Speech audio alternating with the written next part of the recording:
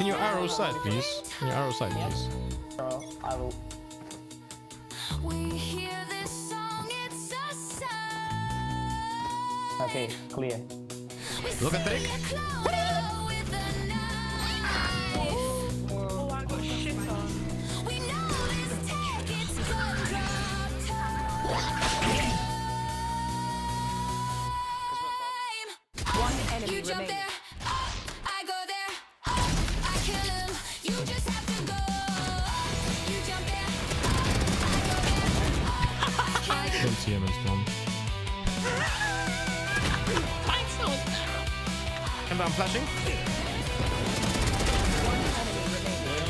Spike down A. I'm going in. Fuck me.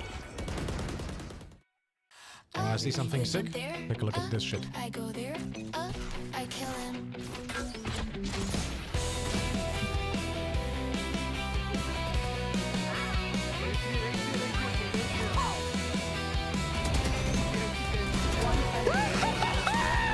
Fortnite, baby. Valorant can be the easiest game of them all. If you would just listen to all of the calls, but instead you have to be a star. One enemy remaining. Now you One enemy remaining. You jump there, I go there, I kill him. You just have to go.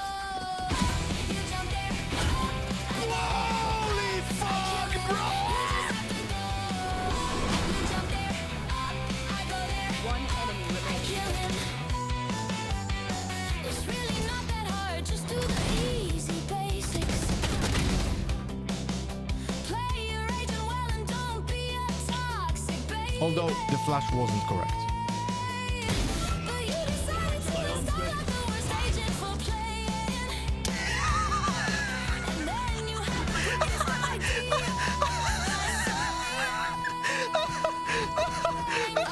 You jump there, I go there, I kill him. You just have to go. You jump there, I go there, I kill him. One enemy You remaining. jump there, I go there, I kill him. What just happened? What just happened? What just happened? Thank you. Every day Can you arrow side, please? Can you arrow side, please? I will. we hear this song, it's a sign. Okay, clear. Look at trick. With a knife. Oh, I got shit on. We know this tech, it's gumdrop time. One enemy You jump remaining. there, I go there, I kill him. You just have to go. You jump there, I go there, I kill him. Don't see him in spawn. And I'm flashing. One enemy remaining. Spike down A. I'm going in. Fuck me. I see something sick. Take a look at this shit. I go there, I kill him.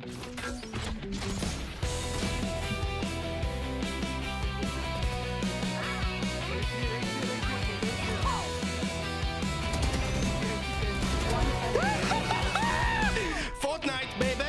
Valorant can be the easiest game of them all.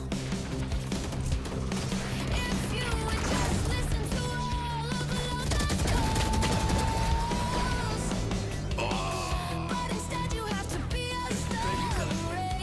One enemy remaining. Now you One enemy remaining. You jump there, I go there, I kill him. You just have to go. You jump there, Holy fuck, bro! you Yo, yo, yo. Good morning, everyone. Hello. Hello, guys. How you doing? Hello, Date White. Hello, Anwar. welcome in the morning, my friends. Today we're gonna be playing Slay the Spire 2. So we're gonna be chilling, playing a card game, turn-based. We can talk a lot, and then when my friend will gonna wake up, we're gonna be casting some Riftbound games, which is gonna be an experiment. We'll see how that goes. Hello, Corby boss. How you doing? One more thing. One moment. One more thing that I wanted to change.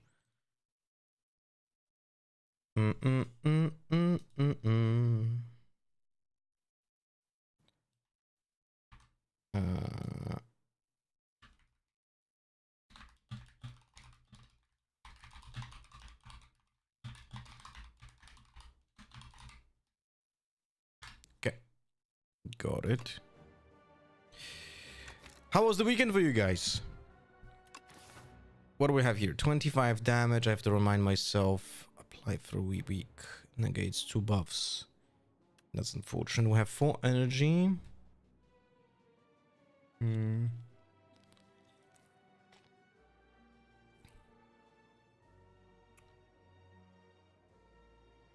Alright, every 4 turns draw 2 additional cards.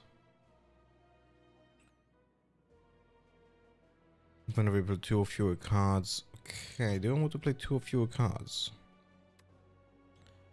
Let me think about it. Maybe we can do it this way. I'm just gonna do stone armor, juggling.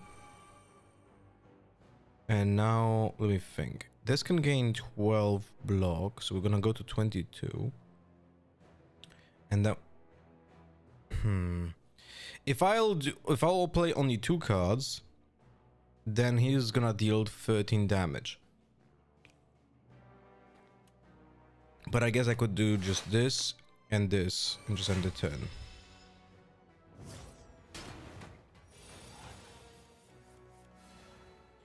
Alright, now he's gonna debuff us. So, in this case, we're gonna go for Secret Technique. We're gonna get Metamorphosis. Play Metamorphosis. Get a lot of cheap cards. Oh, that's nice. We can go Primal Force, change those 3 attacks into giant rocks, and just throw the rocks. And we have a power that throws an attack at the end of the turn as well. Myzok! I was in a math class when the teacher asked me what comes after 69. Apparently, I do is not the correct answer. That feels good. Almost 6 years in the making. I would like to thank the chat. I would like to thank the lottery, and you are wonderful audience. Myzok, thank you so much for the 69 months. Welcome back, buddy. Thank you for the continuous support. How's life? How's the day? That's so funny, man.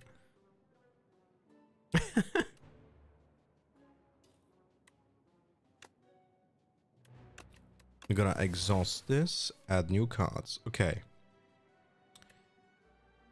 Let's add the rage because it doesn't change anything. We can't really debuff him right now. Will this actually... We applied 2 debuffs. Will it destroy those debuffs? Let's see. What? Okay, it worked on 2. Okay, that's not bad then. Hello, Big Mike LA. How you doing, buddy? Hello, Shatari. 40 damage. All right. Here, week 30. All right, now we'll have to start thinking. Is it worth actually only playing 2 cards now?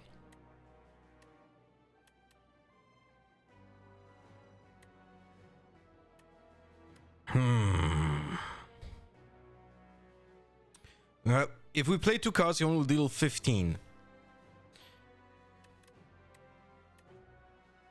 So we could do Cruelty.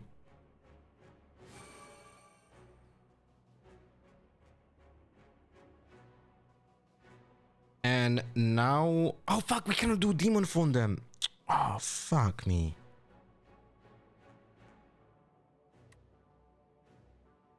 Ah, shit. Alright, let's do Rampage. And end turn. Oh, fuck. Oh, no!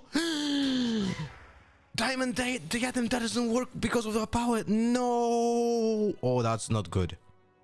Oh, that's not good. Oh, that's not good. So it counts as a played card. That is really not good.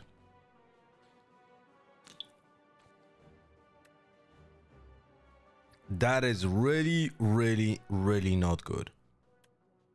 Let's go for pillage first. Aha, great.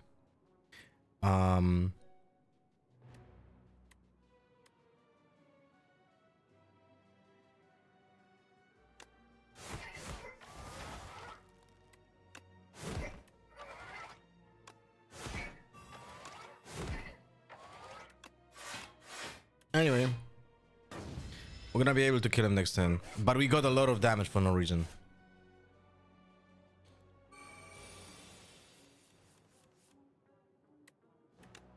With the giant rock.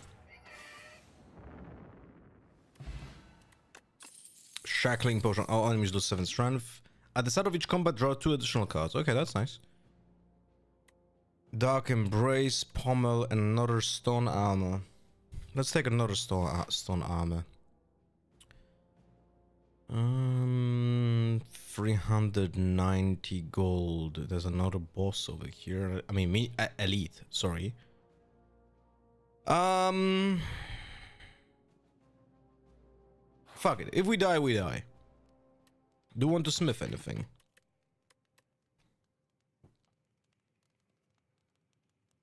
Let me check. We could smith the stone armor. Let's go for this. I like the stun. I don't think this is mathematically correct, but I like the stun armor because it allows me to not block, essentially.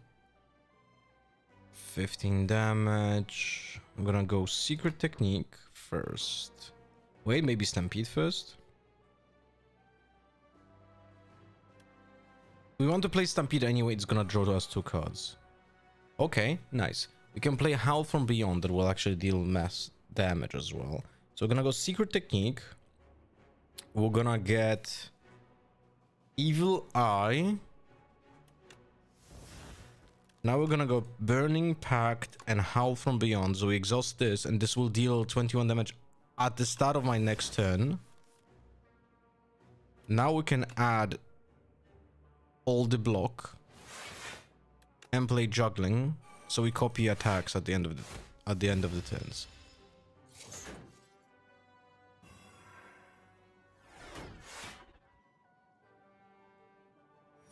While the Spectral Knight is alive, all your cards are ethereal.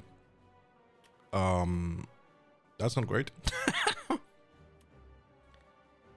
So we have to kill him. So we're gonna go Rage. We have 5 energy. Well, that's fucking sucks. Okay, we're gonna do. Okay, fight me first. Now we're gonna go Pillage. Ah, shit. Not a Pillage. Upcut. We have to play Stone Armor. We need more. So we have to play Pillage again. Another uppercut. Those that get exhausted, we get a lot of damage here. Jesus Christ. Maybe I should have used the potion. 18, that's a lot. Okay, we're using the potion now.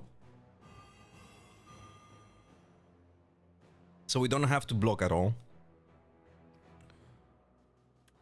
We don't have to block at all.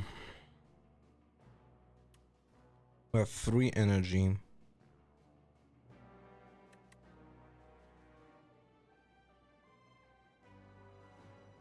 So, that's interesting.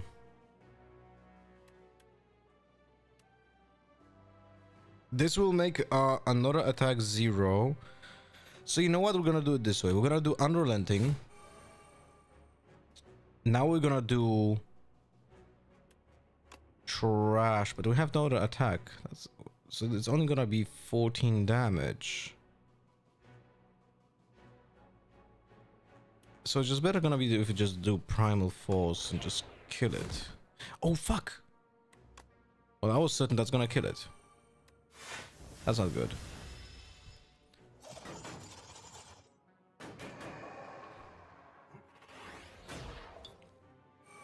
Hello, Inconsistent. How you doing, buddy?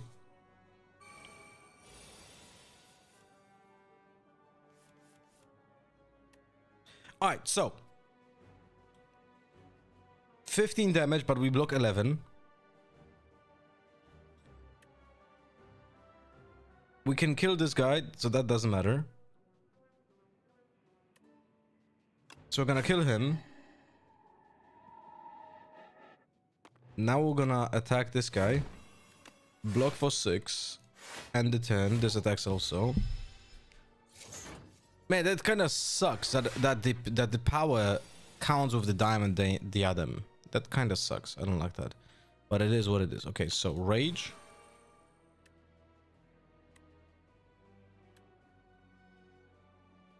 That's a lot of damage. Can we go for that? I think we're dead. I think we're dead.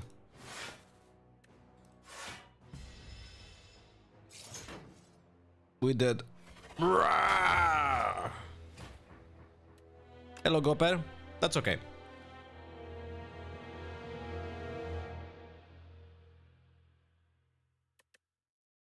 Bum bum bum bum. Hello, Podos Tech. We unlocked something new. New potions. Okay.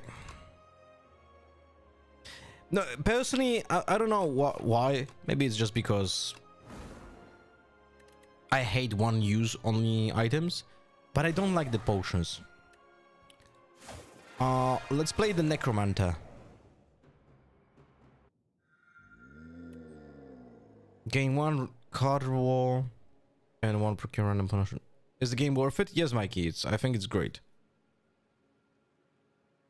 Choose 1 or 2 of colorless cards at the deck. Let's do that. Entropy. At the start of your turn, transform 1 card in your hand. It's a power. Secret weapon. Put an attack from your draw pile into your hand. What are the upgrades over here? It doesn't have exhaust. And this is innate.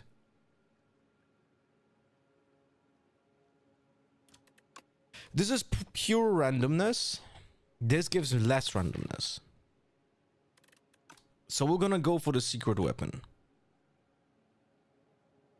What's up, Inconsistent? What time? What are we talking about?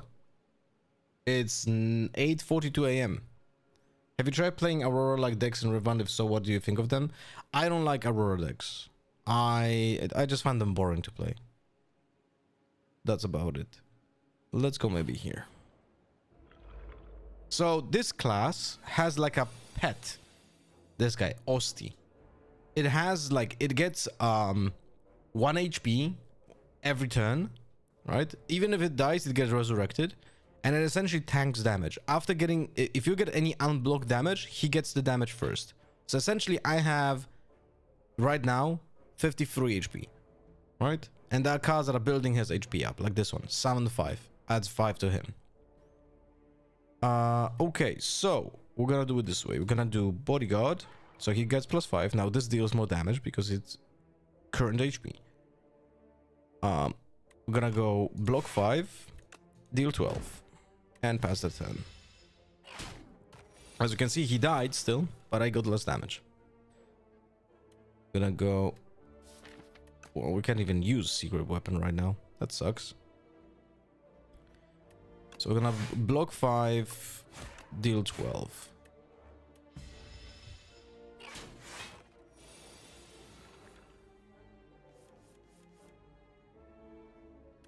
Secret weapon, get unleash. And now we just deal maximum damage and turn.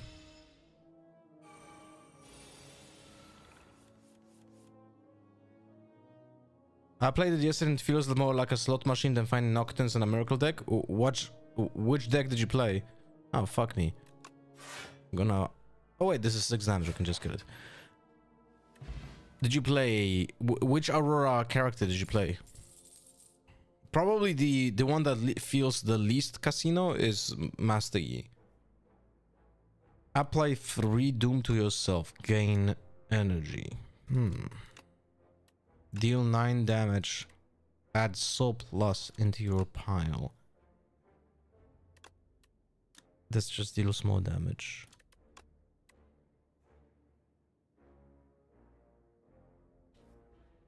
Do I want to?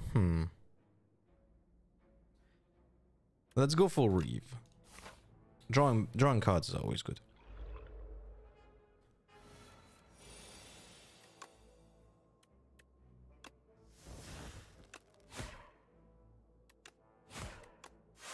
Okay. Second place, MF Bologna. I mean, it is pretty casino, yeah. That's one of the reasons why I don't like it. And what the upside of Bodyguard, sorry, of the Osti, is that when you block, the block is only for this turn. But when you summon this guy, you essentially get more HP for this battle, right? Because now we just have more for the future turns, right? Which is great. Deal 14 damage. Block. Summon. So yeah, I'm not getting any damage over here, which is fantastic. Reeve, attack, finish. First attack each turn deals 50% more damage. What is the upgrade of this? 75%? Ah, interesting. This is interesting because will cost less in a game. Sorry, in a fight, whenever someone dies, but this also counts your own Osti. Right? So it can go to 0, for example. Let's add the lethality. Let's see how that works. Remove a card from the deck, lose 11 HP, heal 19 HP. Let's remove a card. We're gonna remove the strike. We got a little bit of damage.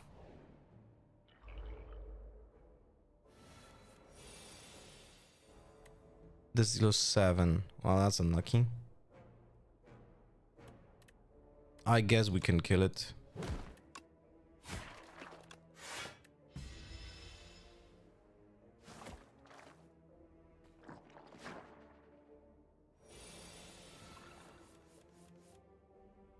Lethality. Alright, let's play it. Let's go secret weapon. This deals now 13. Look, we're 1 away, bro. That is so unlucky.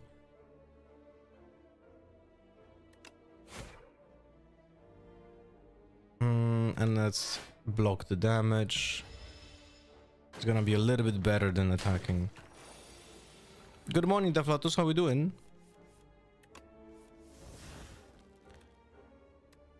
We're gonna Reeve. Unleash. Strike this guy. Pass.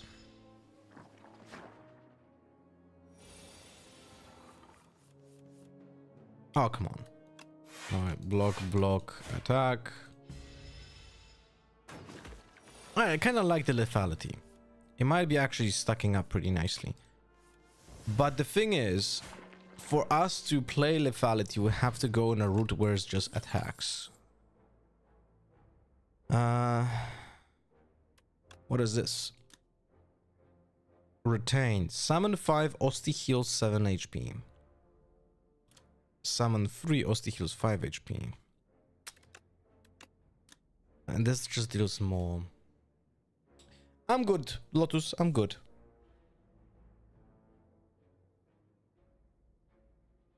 I spent time with the family during the weekend, didn't do much else. So was a nice time off. I'll play Doom equal to the damage dealt, but I don't think we're gonna go for I don't think we're gonna go for Doom build this time. At least it doesn't look like it, so we're gonna skip this card.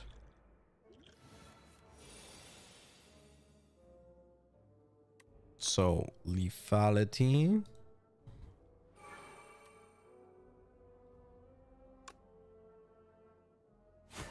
$13 damage.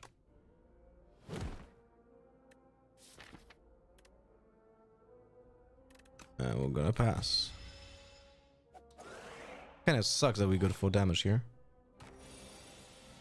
But it is what it is. Now we're gonna go bodyguard, defend, and attack, and pass. This Pokemon game looks different. Yeah, a little bit. Alright, soul first. So we can kill this guy. Sweet. Now we have 2 energy, he deals 11. We're gonna block it so we don't get damage.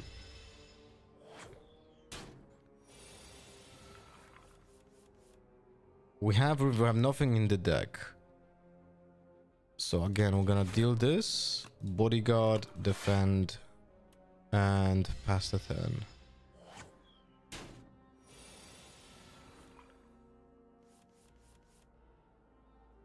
Alright, now we're gonna go Reeve. Draw. Do we need to draw anything? No, this is all good. So we're gonna go... And then the 0 mana spell that brings us attack doesn't really come in handy yet. Fuck, we can't kill it. Oh wait, no, we can. I forgot. I'm forgetting about the lethality that we have.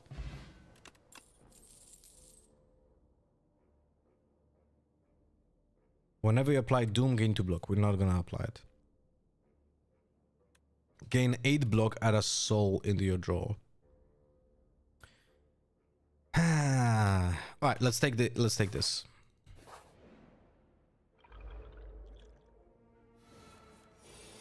So lethality, bodyguard first, and then unleash deals more damage. Pass the turn.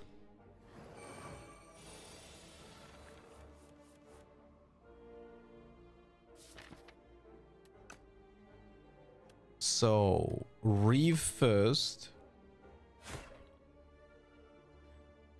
And then we're gonna block, pass the turn.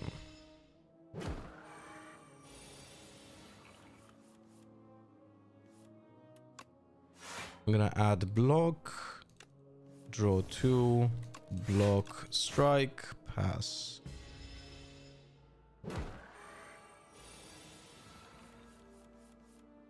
We already have unleash, deals 22. We need any attack. Actually, this deals more damage first, and then we do this. Here we go. Okay, that's nice. We don't have a complicated deck for now, but I kind of like what we can do. Deal 8 damage, add ethereal to a card in your hand. What? Why would I want to do that? Is it just me or card animations lagging? Don't think so.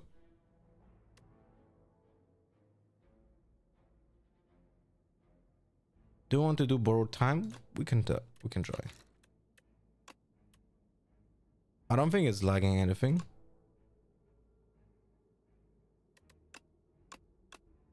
Can do no limit on the FPS.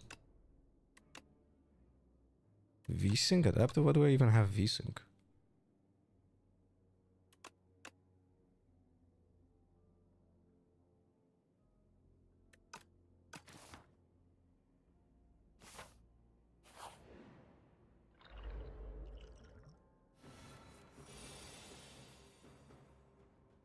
It's like they drop FPS. Don't think so? Oh, I should have played those first.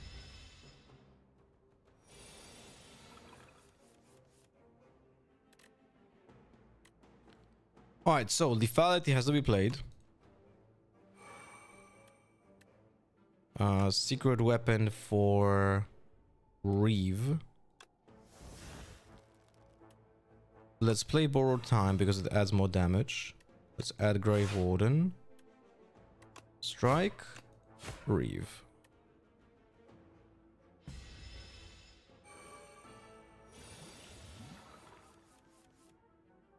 Okay. Your next card is played an extra time. Gain 5 strength. Can we kill him this time? I'm actually... Wait. Okay, this doesn't matter. So let's go soul. Let's go soul again. Now we play borrowed time.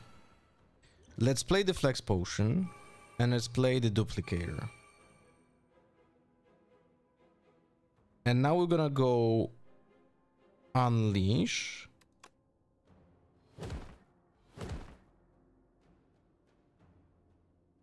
Reeve. Fuck. 17. We're not killing him. I fucked up. Yeah. I fucked up. I thought I would be able to kill him. Dude, he dealt so much damage.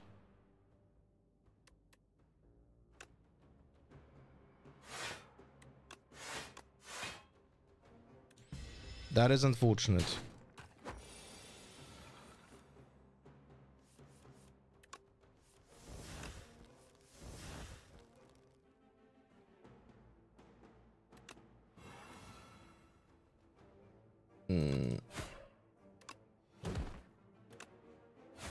Okay.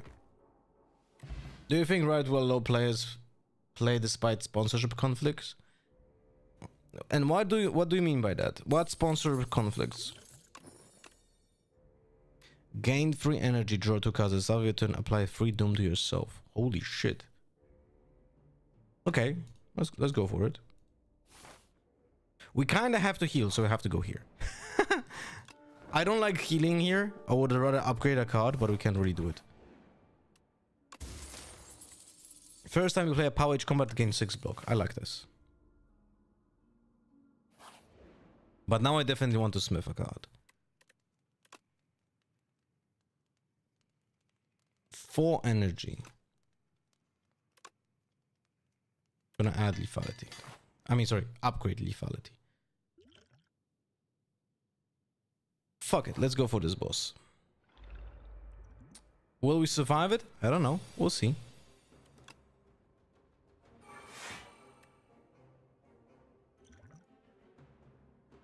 We're gonna go for Grave Warden and deal 15 damage.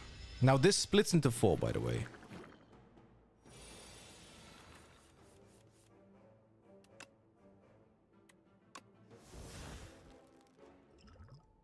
Hmm. 16 damage.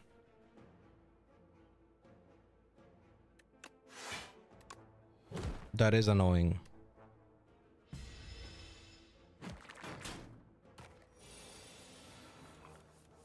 How many wins so far? I've won with every class and did 2 ascension on this.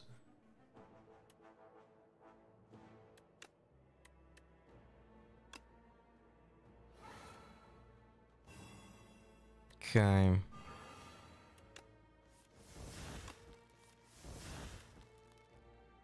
Unleash deals 12. There's bodyguard. Let's go for bodyguard. So these deals now 21. Let's reave this.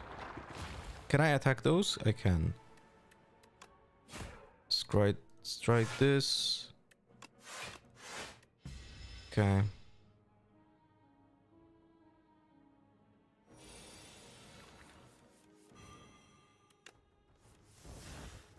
Oh, fuck me.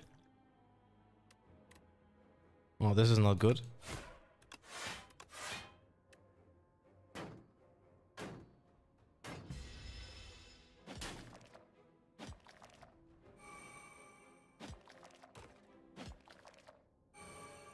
And how many hours of play? I don't think it counts because I left my laptop open, so my hours of play are like... Actually, no. I thought it was gonna be way higher. It shows 10 hours, but it's definitely lower because I left my PC, my laptop open with it.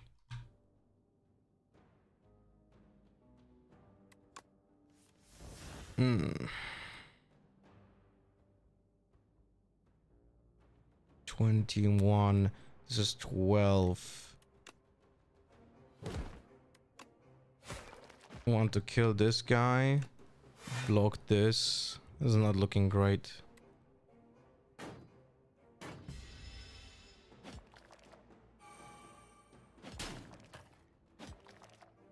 Anyone who feels that Regent is the worst balanced class, it feels so much harder making that works and actually progressing. I only played it once. What the fuck? How many infections did I get? What the fuck?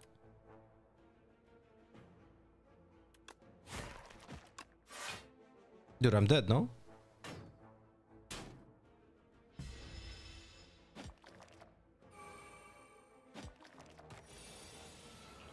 I am definitely dead. I would have to kill both now. I have one strike. Okay, fuck it. Blech. We killed ourselves with the Doom.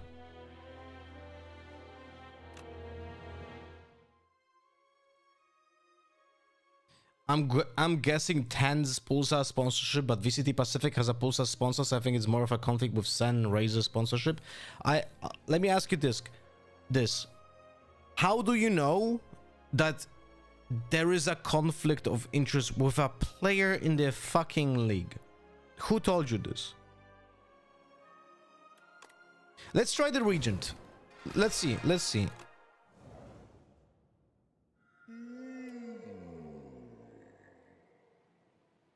Lose all gold. Choose one of 2 packs of cards to add in your deck. No, we're gonna go for random relic. Oh, nice. Dexterity 1. Let's try the Regent and let's see how it goes. Let's go maybe here.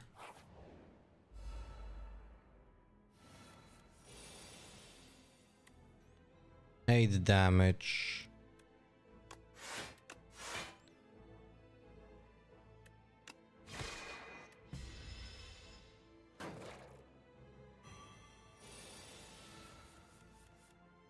Falling Star.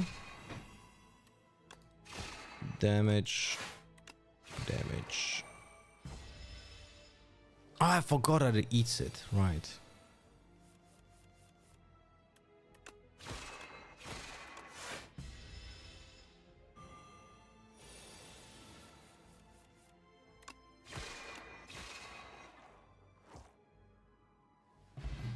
An article says they're pretty reliable. What article?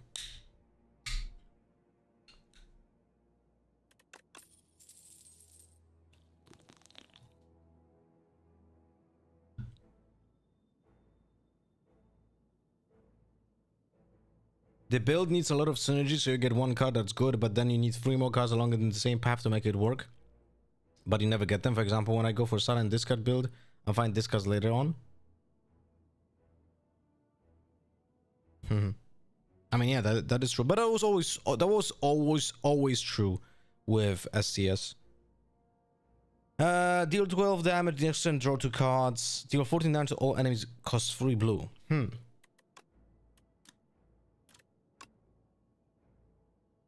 But I like this.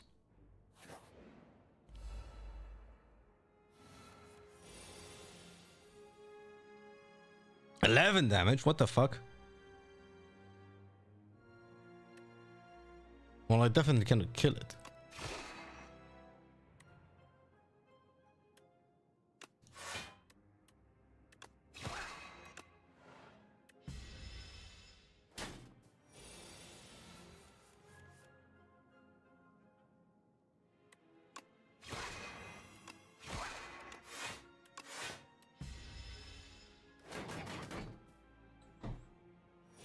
Look, dragons, I will tell you this. Please stop believing everything that you read on the internet, okay?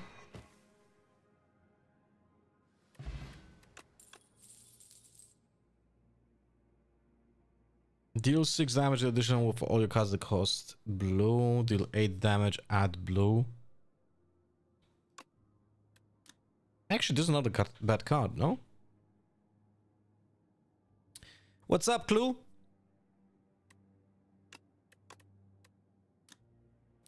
Deal 9, forge 7. Let's add the Soul Strike. Never had it in my deck ever with it. Hello, Shatarim. At the end of combat, gain 1 max HP. You lose 14. Fuck it, let's see it.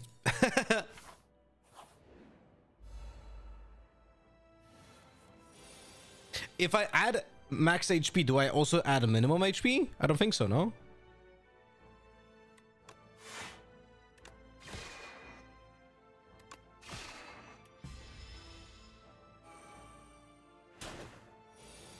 Let's check if that's the case.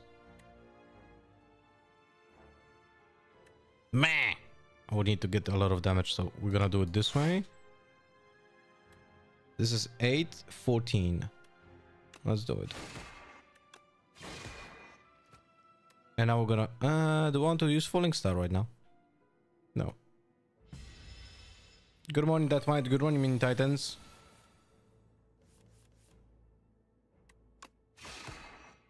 Oh, fuck, I didn't block first. I'm an idiot. I just got damaged for no reason. Okay, let's check. We have 76, 54, 76. Wait, did I already get it? Deal 3 damage to all enemies for each blue gained this turn. That's hard to do. Deal 7 damage to all enemies. All enemies lose 1 strength this turn.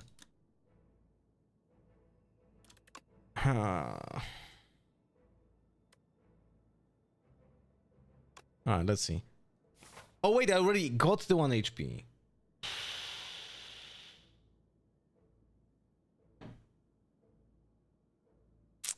Okay.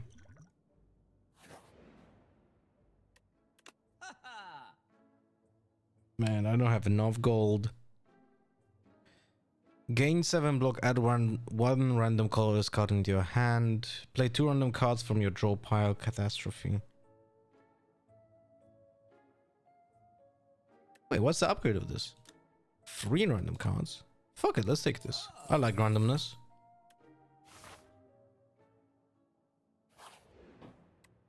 Smith. We're gonna smith the catastrophe. Why not?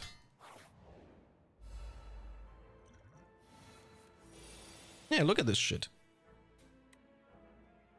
Just play it. Nice. And now blue cards don't cost us blue cards. Holy shit. Oh, that's so good. Oh, I should have played this first. Oh, this is so good. Holy shit, the catastrophe in Regent is actually nuts, no? Are there 3 acts in this game? Yeah, I think so. Okay, so it heals us by 1. Fantastic. Transform any number of cards in your hand into minion sacrifice. Exhaust. Gain 9 block. Exhaust. Gain 12.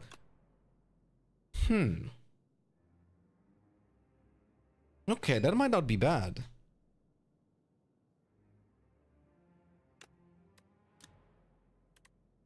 Your next attack deals additional damage.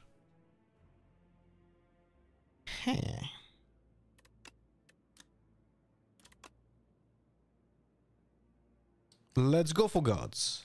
And let's see. Let's go for the boss now.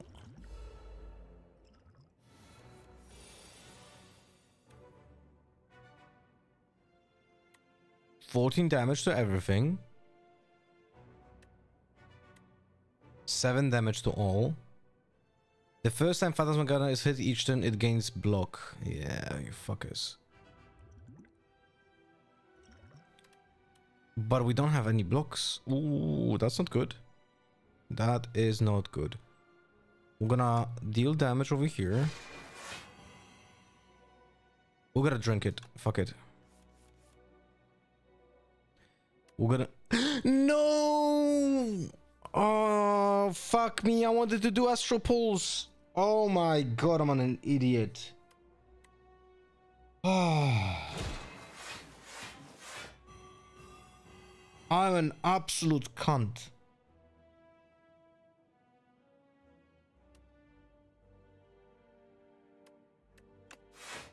I'm an absolute idiot. Holy shit. This might actually cost us big time.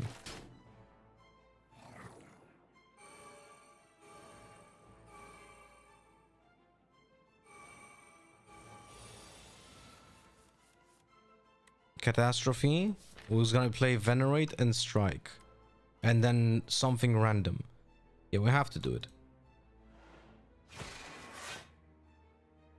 What? It doesn't.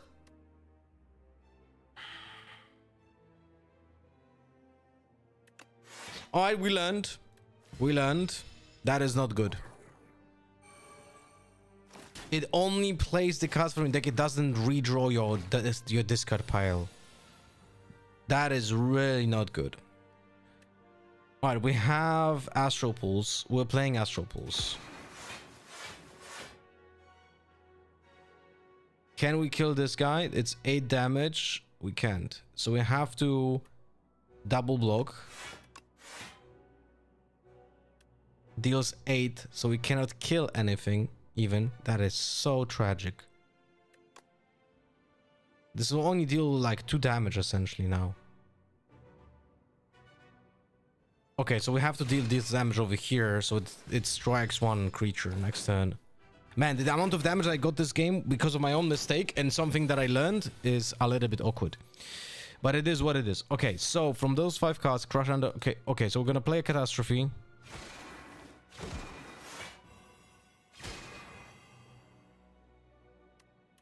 And strike now. That was a little bit expensive fight, but we learned a little bit. Every time you play 10 attacks, gain energy. Reflect, cost 3 blue. Whenever you spend a blue, gain 2 block. Fuck me, that's not bad.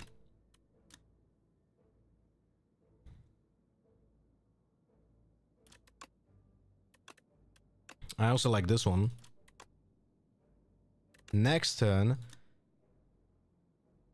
We're gonna go for Child of the Stars. Alright. Whenever you enter a rest site, start the next combat with additional 2 energy. Okay. Do we want to upgrade something?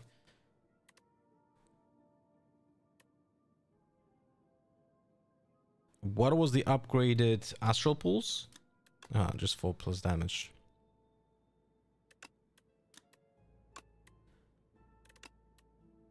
Solar Strike upgraded would be nice. Okay, we might actually upgrade the Solar Strike. I think adding the blue will be nice. Upon pickup, go 300 gold. Nice. That's before the mentioned. That's nice RNG. Regular enemy combats are no longer encountered in question marks. For every 5 cards in your deck, heal 3 whenever you enter a rest site. Start elite combat with 2 strength. I mean, the feather is nice. That's like healing 9 by default when entering or more. Fuck, this is a okay. This is a good artifact. We're taking it. Next in game block equal to your current block.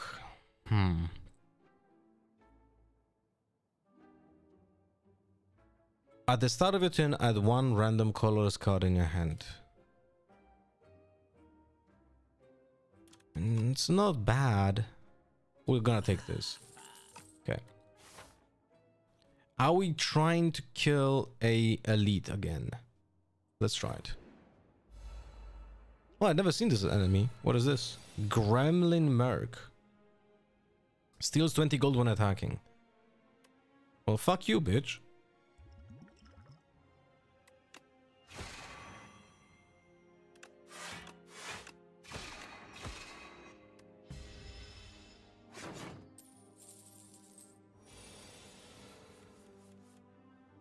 Catastrophe will play pretty nice. Solar Strike, 9 Crush Under. Let's go for the Catastrophe. Do we want to transform? We can transform Child of the Stars and the Defend.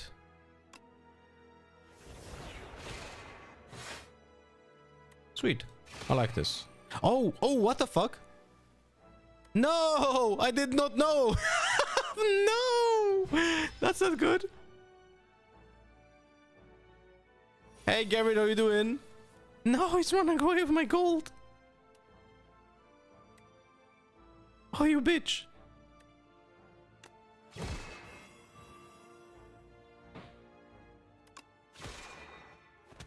Oh, this guy was... He's gonna run away with my gold. That's unlucky. Fucker. Another astral pulse.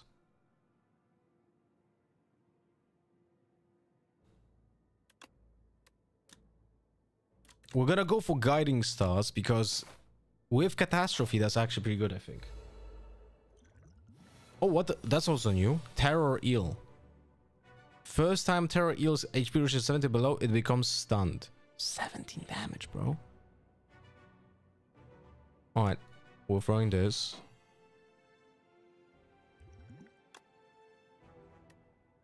Gain 13 block, retain your hand distance. Gain 4 block, draw 1 card. 17 damage. Huh, okay, so I will play 12. Okay, we're gonna go for finesse. Great stuff. Alright, so we're playing this. We're gonna block. And now we're gonna attack twice. 3 times, actually.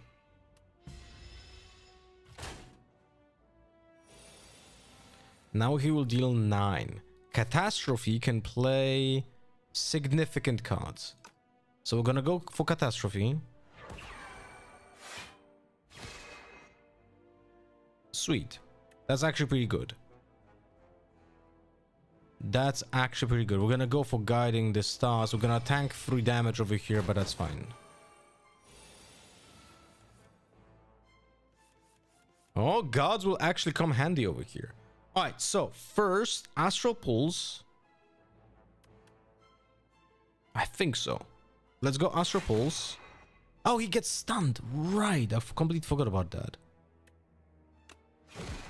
So we actually just can deal damage to him and not care.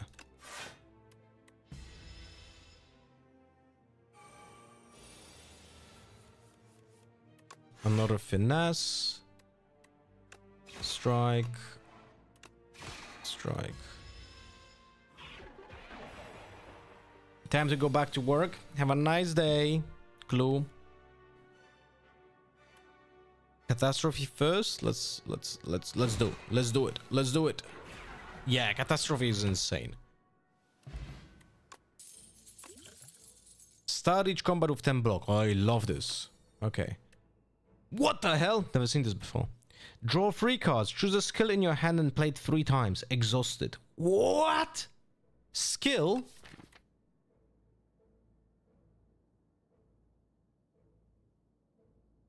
That would be Catastrophe, for example. But that would require having like 12 cards in the deck. But that's sick.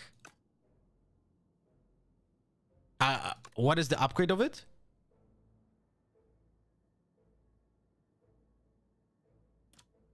Fuck it, we'll take it. I probably will never play it. Alright. Is there anything meaningful right now? Garrett! Holy shit! I forgot to change, fucking get my Sharpie. Well, check. One moment. Garrett, I need to check if my Sharpie works.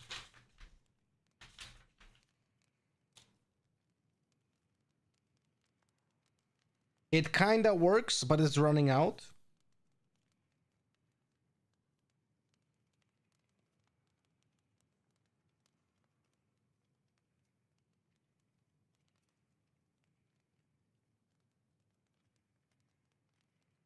One moment.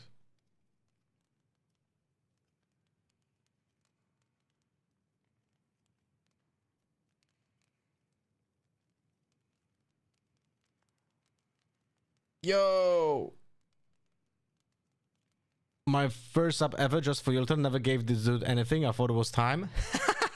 Look, for your first sub ever, this is a letter that I got from you, and it has $4.74 inside. Thank you so much. Thank you for the letter, Garrett.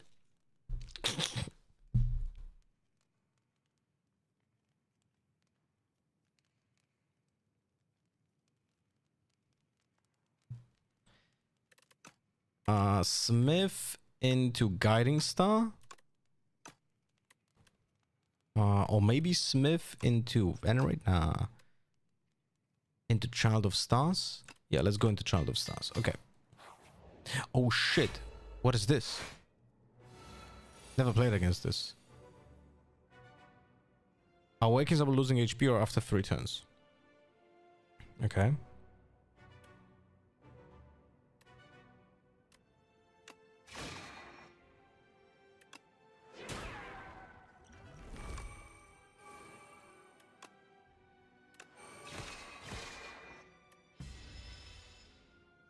Let's see. Catastrophe. Oh, there's a high chance we're gonna get decision from the catastrophe. Let's go. See? That's sweet. 19 damage. We can just play defend. Which is not bad, I would say. Right? Let's go.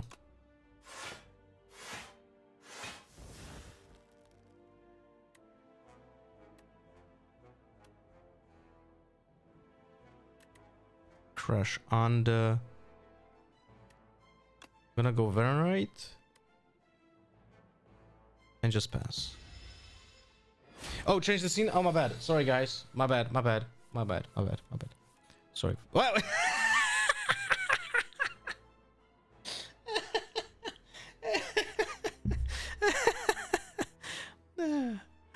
Oh, whew.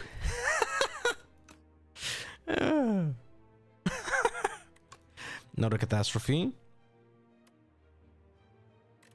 Let's go for this and this.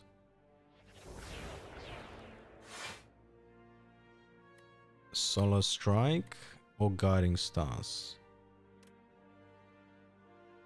18. So we get plus 10.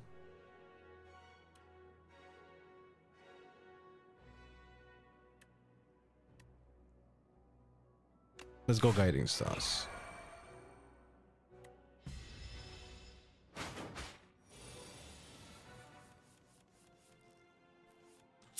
Astral Pulse. 12 damage to us. We're gonna go this. Block. Astral Pulse. I actually should have attacked one more time. I forgot. I'm forgetting that I'm getting the block after using blue. That's on me. One card in the deck. Oh, for fuck's sake. Oh, that is the worst possible thing to happen. So I cannot use Catastrophe here.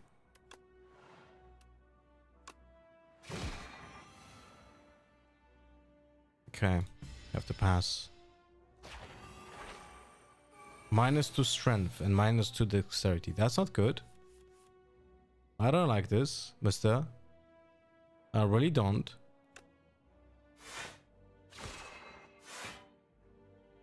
I really don't like what's happening over here.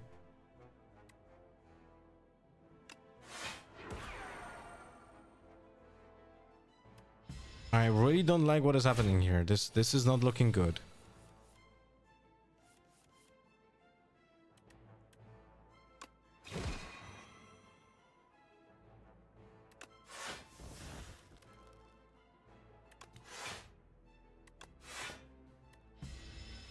Fuck. How do we... oh my god. This is really not looking good.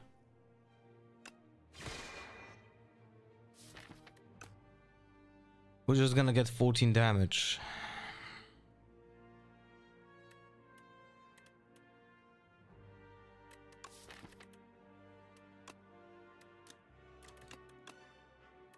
Fuck.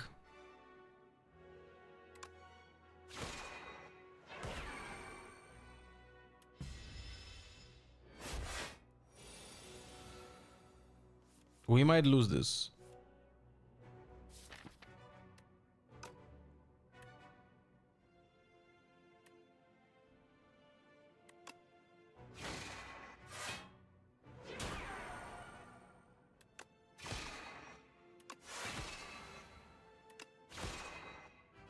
The fuck. 23 damage? Are you fucking with me?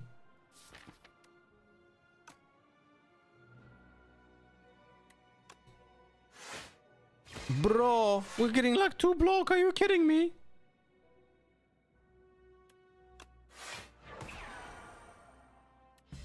We're so dead. -4 strength. Are you? What the fuck? Yeah. We got fucked. We got fucked. Jesus Christ.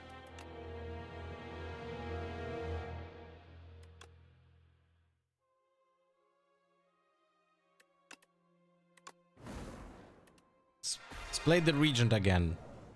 But that was challenging as fuck. Deal 10 damage. Put 2 random cards for a discard piled into your hand. Exhaust. Receive greed. Gain 333 gold. No, let's go lead paperweight.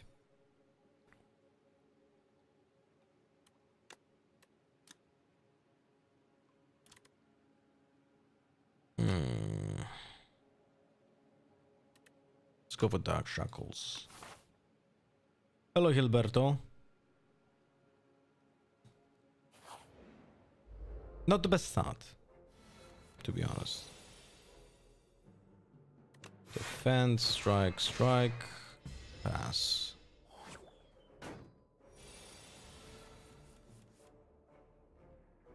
Strike. Ah, I should have used this first. Yeah. Should have used it first.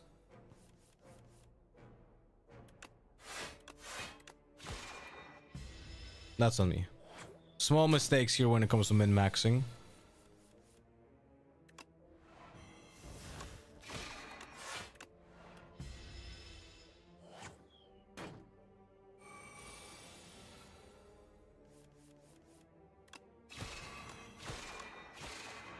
Okay. 13 gold, weak potion, and devastate. 30 to 40 damage, but costs 4 blue. Let's go for the crush under. It's gonna help us with the early game when it comes to like small minions. Oh, like this one. But of course we don't get it, so unlucky. It's 7 damage, so there's a high chance we're gonna draw the AoE next turn.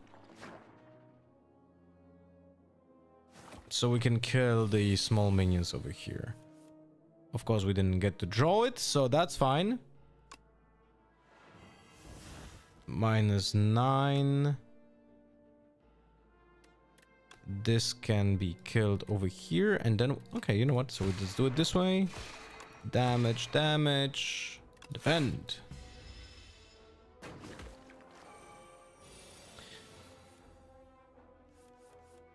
Crush under, strike, strike.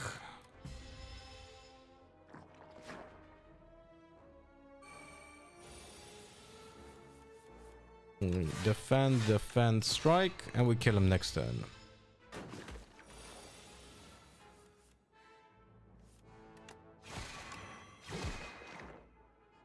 Zoom. 17 gold. At the start of your turn, forge 4. I like this. I like this. It gives us a win condition. Let's go. That's something that we were lacking in the previous run. We didn't have a win condition the longer the game went. And that is a problem. That is a problem. We don't have a single block. That's fantastic. You fuckers. We just got 9 damage for no reason. This is not Riftbound? No, it's not, Alex. We're gonna be casting Riftbound with Rift Lab once they wake up.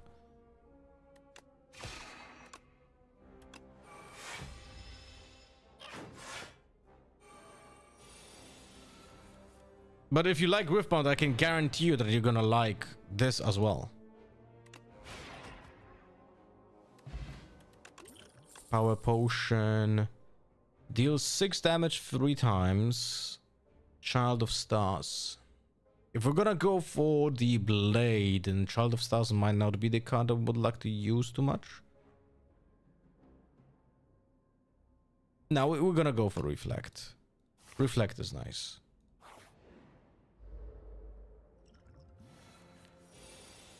He deals 7.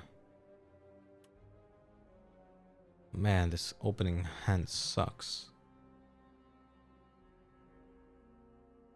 Are you going to Lil? Yes. Yes, I am. I am going to Lil. What about you? This game has a completed state, right? What do you mean by that? Is it an early access or do you mean like gameplay wise? Or what exactly is the question?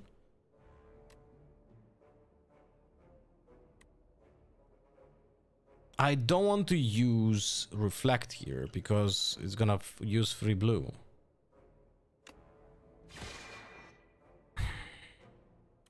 So we're gonna do this so we don't get damage over here.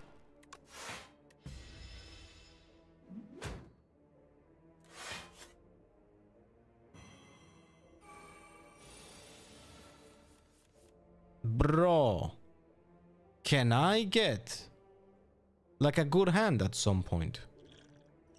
That's crazy.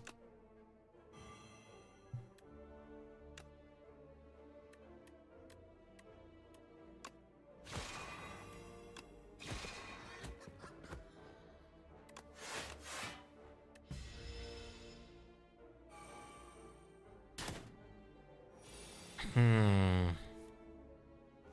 10 damage. And we have rail. So this is -1 as well. So it's gonna go, let's go like this. Furnace. And block the damage. It's only 3 though. But we should be able to kill this guy next turn.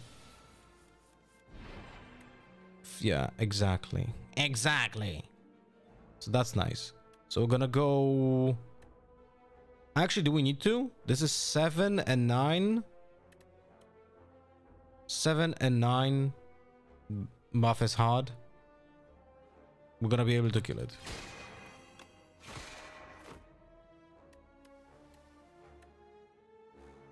Actually, we can just deal 14 here as well.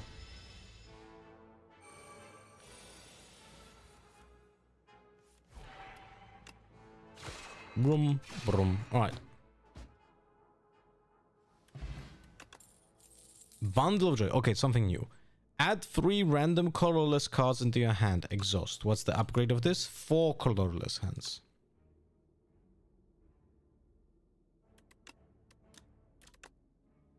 I don't know. We'll never used it before, so we're gonna add it and we'll see how it goes. Obtain Sword of Stone. I remember I had this once already in my game and I did it even. I think it was adding like 2 strength.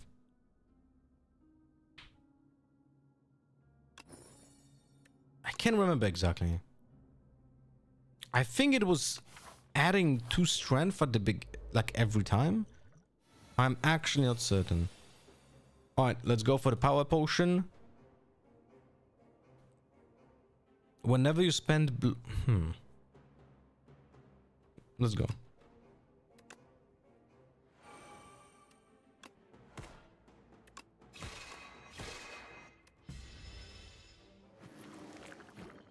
Fucking infection.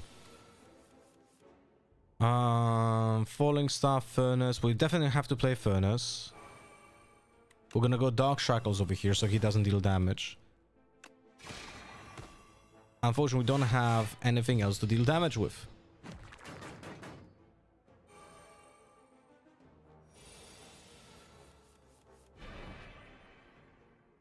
$14 Crash Under as well. Or we're gonna go Bundle of Joy. Bundle of Joy. All of them are 0 mana always? If your hand is empty, draw 2 cards. Are you kidding me? What? Okay, those cards are shit.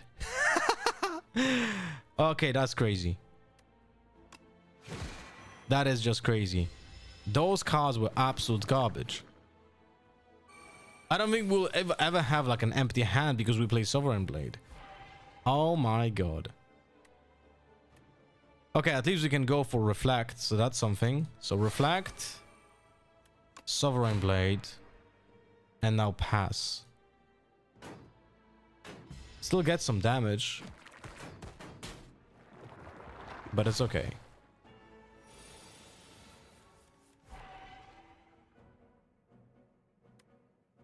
We don't have an empty hand. This is so annoying.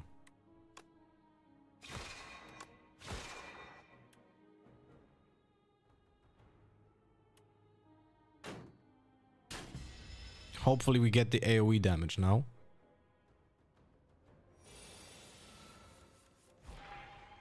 No, we definitely do not. Holy shit. 12 damage. We gain 10.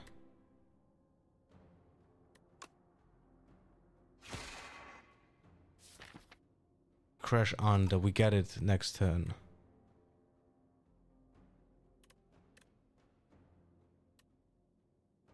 Bra.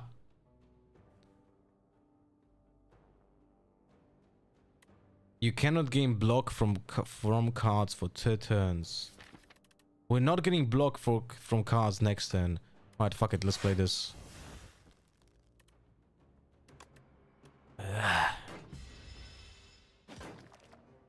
It's not looking good, guys.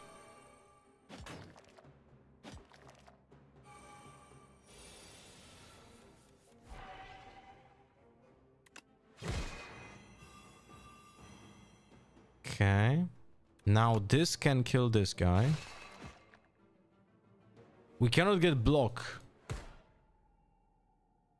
Why are we getting damage here? Whenever you spend or gain... Ah, gain as well. Oh, that's much better than I thought it was. Oh, that is much better than I thought it was. Oh, shit. Okay. That is actually pretty sweet then.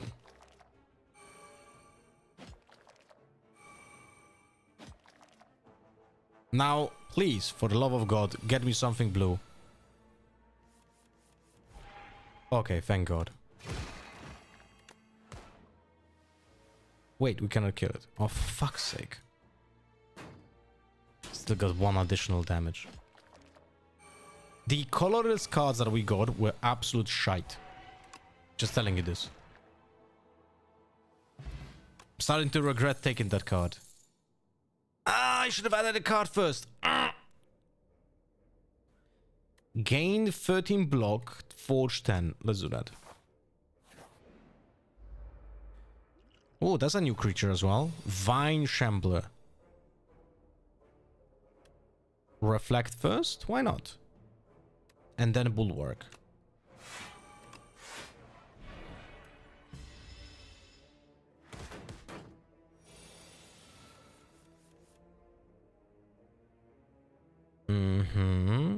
So we're gonna go Furnace. Defend, pass. Oh, what is this? Oh. Attacks cost an additional energy this turn. Oh, okay. Interesting. Dark Shackles. We don't want to get damage. We're gonna go for the Bundle of Joy. Let's see if there are better cards. There are better cards. Draw 3 cards. Exhaust. So we're gonna keep it then. And let's defend for 5. And let's just pass. What does Forge give? So Forge, how it works is when you Forge, you get this Sovereign Blade. It's a card that you retain in your hand until you use it. Then it goes to the discard pile. But essentially it becomes a more powerful attack each time you Forge. So it's like a win condition that you get over time. Joe! Thank you so much for the 113 months. Welcome back, buddy. How's life? Hope you had a fantastic weekend. Did you do anything crazy? Alright, so this deals 28. We could deal 39 damage, not enough to kill him. He deals 12. We could block 10. Okay, so we're gonna block 10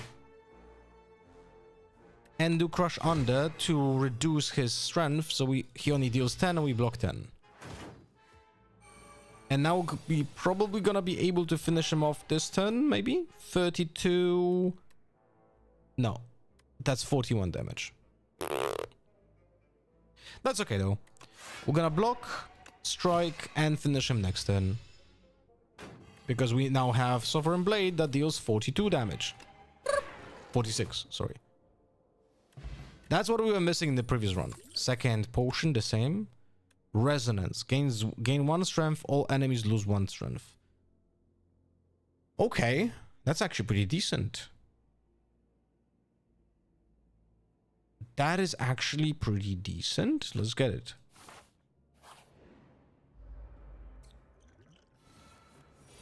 I'm off to smack some gays in badminton. I hope you have a great day. Is it true that you guys only play in like, you know, like gays community, or are the non-gays playing as well? So skills are passive.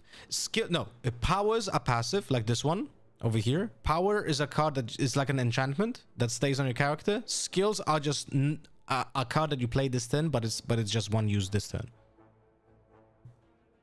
So we're gonna go Furnace, Venerate. Oh, fuck it, we have to deal some damage here. We're gonna add this as well for the next turn. This social group is specifically for men that suck dick. That's kind of hilarious though. I love it. Really do.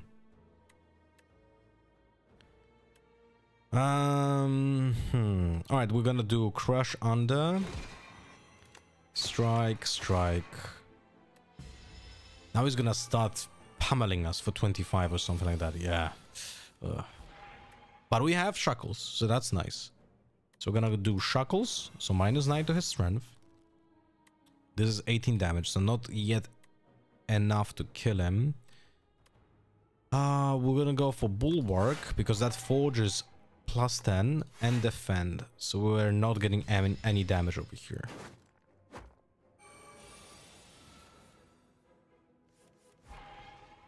Okay. We can Bulwark again. Okay, well, let's go Bulwark again.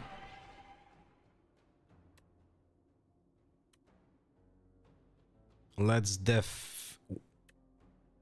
Fuck, I could have killed him. No, I could have not. Never mind. Alright, let's just tank a little bit of damage. And we hopefully can kill him next turn. How do you heal? At rest sites. Or with artifacts and potions and cards sometimes. But healing is not easy in this game. Alright, can we kill him this time? We could kill him if we're gonna play the potion. Do I want to sacrifice the potion over here? Whenever you play a card, this enemy receives 10% more damage. So let's say we're playing this. He gets 7. He's 61. And then we deal 10% more damage. That's 50. It's not gonna be enough. So we have to... I don't want to take more damage. So we're gonna have to use this. And now we're gonna go Crush Under into Sovereign Blade. And that's gonna kill him. Normal enemies drop an additional card reward. Oh, okay. Forge 3. Sovereign Blade deals double damage this turn. Yes. That is another additional win condition.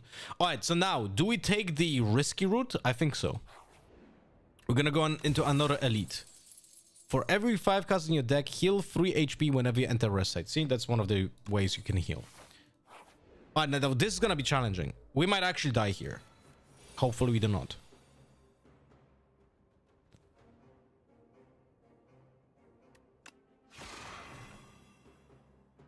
Yeah, this is not looking good.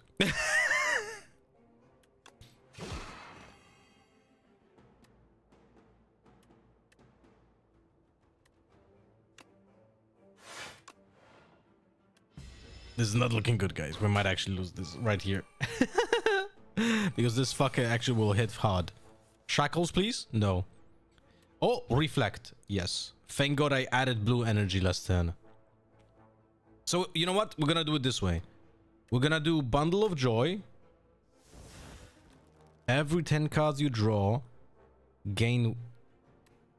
Deal 7 damage, gain block equal to damage dealt. Add 1 of them cards. Okay. If you have no attacks in your hand, draw 2 cards. We have attacks in hand. Fuck me. We only have 1, actually.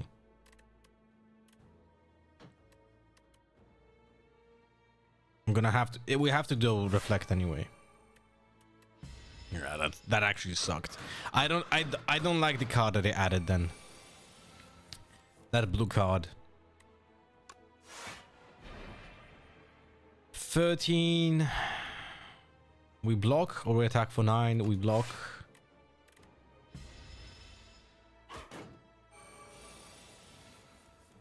Oh, hey, here we go. That's nice. So he will deal 0 damage this turn. We go Furnace. Fisticuffs. And Strike.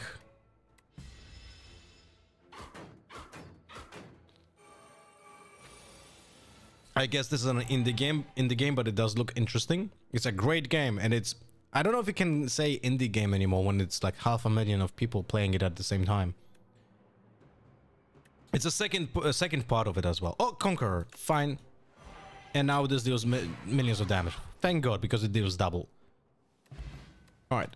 Game piece. Whenever you play a power, draw 1 card. Okay. Okay. If you play 5 or more cards in a turn, draw 1 card at the start of your next turn. Deal 10 damage, draw 1 card. Put 1 card in your hand on top of your draw pile.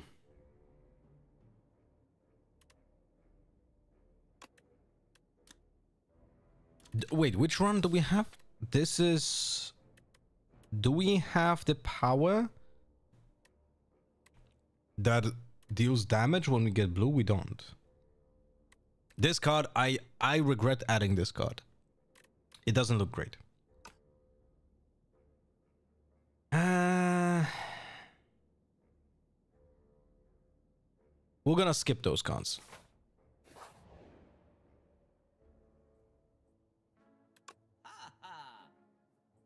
If you end your turn with no cards in your hand, deal 20 damage to all enemies. That is not us. Start each combat with 10 block. Every 10 of attack you play deals double damage. Both of those are very good for my deck.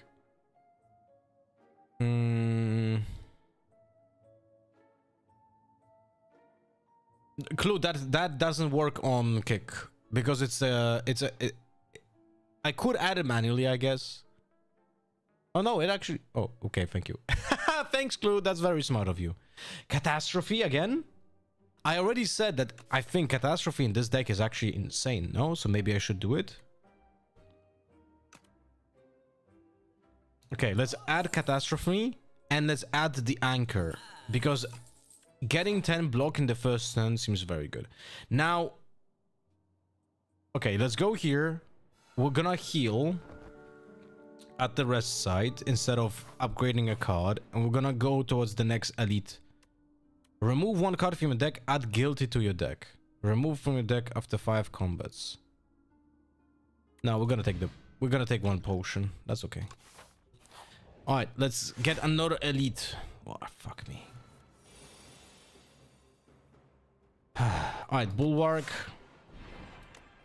Deal 6 damage, pass.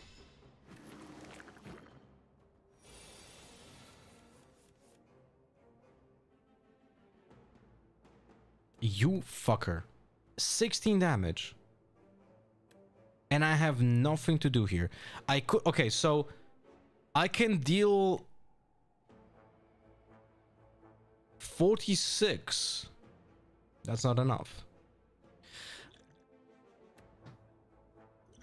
5 strength. Wait, well, let me count. I just don't want to take any damage.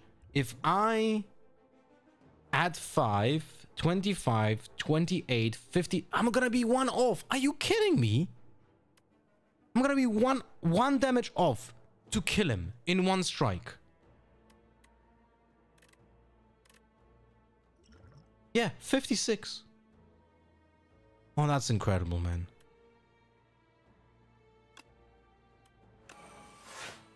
No, I forgot I made a card drawing card. Fuck. Should have done that instead. Oh, I'm a moron. Oh.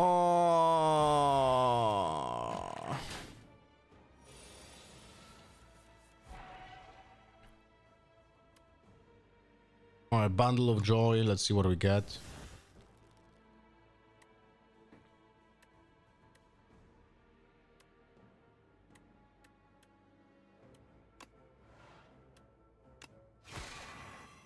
It's really annoying, not gonna lie.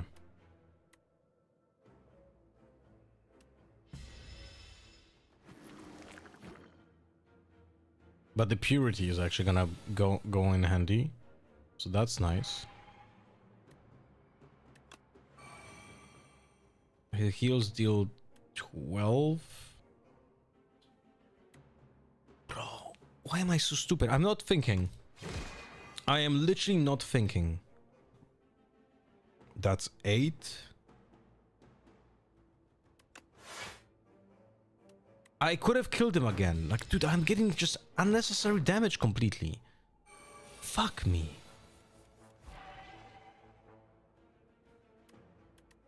So we kill him now. Now we can do impatience. So we're gonna draw cards. Now we're gonna go purity, so we destroy the infections.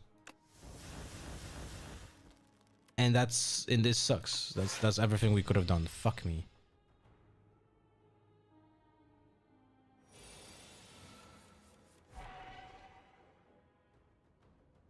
Yeah, this is not looking good. Alright. We get 2 damage this turn. Another portion of infections.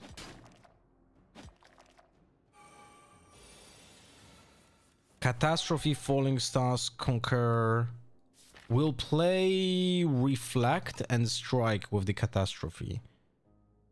That's okay. So let's do Catastrophe. Let's do Falling Stars on this. Strike on this. And pass.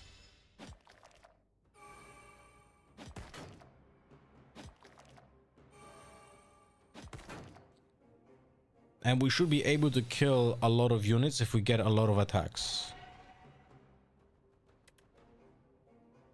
That's not great. It could have been worse. Let's say it like that.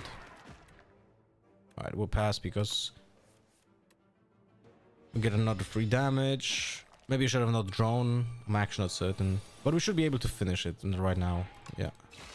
Alright, so that was a lot of damage that we got for no reason. We're starting the combat now with 3 phones. And whenever you play a card this turn, gain 1 strength this turn. Nah. Deal 7 damage, Forge 5. Guiding Star. Yeah, we're gonna take Guiding Star because Catastrophe is actually great for it. Do we want to smith a card over here? Let me think. Bundle of Joy upgraded gets 4 cards. Let's view upgrades only. So maybe Catastrophe? Yes. We're gonna smith Catastrophe because that is actually a lot of value. And let's see if we're gonna deliver the boss. Bulwark this turn. Okay, let's do the free attack. Guiding Star. Well, I wonder if it actually makes the blue also cost 0. It does. Okay, that's nice. So we're gonna go Guiding Star, Bulwark, and normal strike.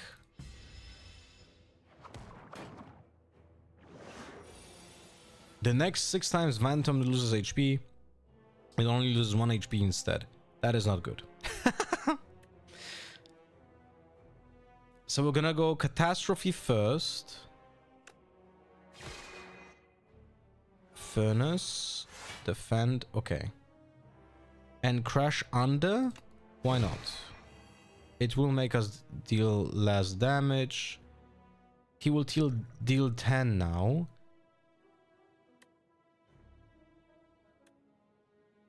Okay, fuck it. Let's do this. Now we're gonna tank. We're gonna keep the Dark Shackles for a stronger attack.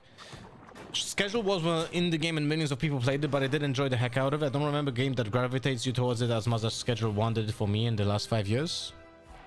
That's nice. Alright, Dark Shackles will make it easier for us to survive this turn. Bundle of Joy, let's see. Deal 12 damage, retain your card in this hand. Fisticuff. This sucks. I'll be honest with you.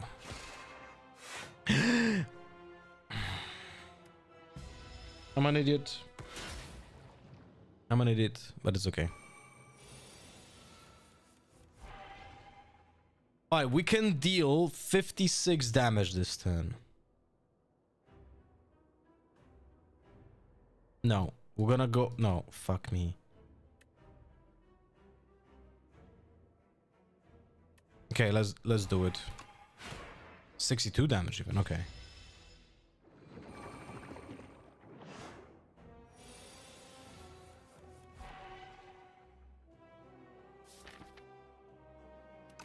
Alright, we're gonna do Catastrophe. We have Guiding Stars, Defend, and Reflect. Very nice. So now we don't have to worry. There's a lot of RNG in our build. I'll tell you that. There's a lot of RNG in our build.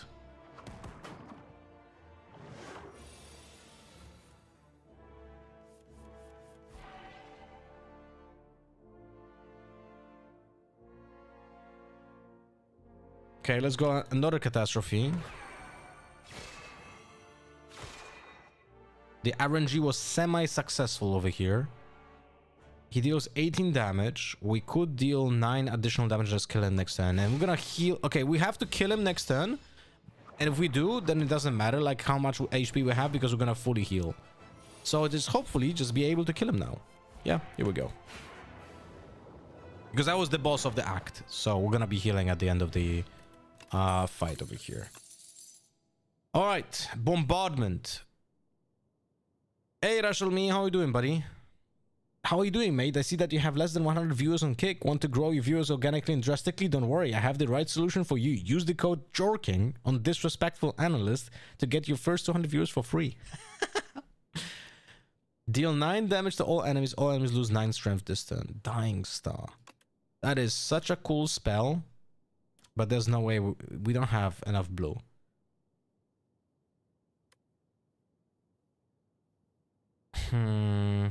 Deal 18 damage at the start of your turn. Place from the exhaust pile. That is very cool. That is very cool.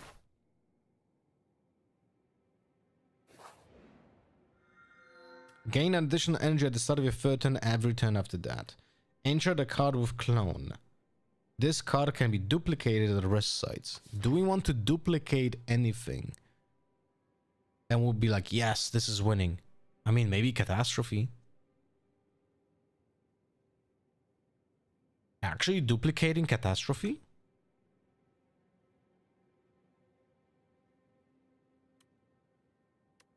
That might not be bad.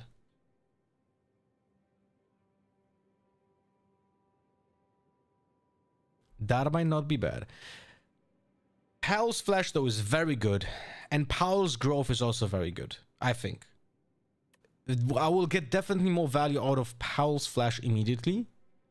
But I will probably get more value and more RNG build if I will be able to, like, clone the Catastrophe. But I can clone the Catastrophe only at rest sites. So I will be able to do it this act 3 times if I do the specific paths. Alright, you know what? We'll get the Powell's Flash. I fear I might not survive if I go for that greedy play. Let's go here.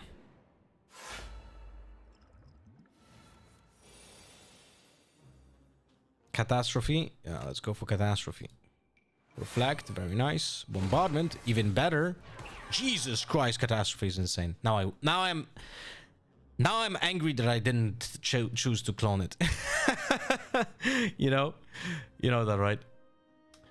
That's unlucky. But it was a greedy play. I still think this is better, but yeah.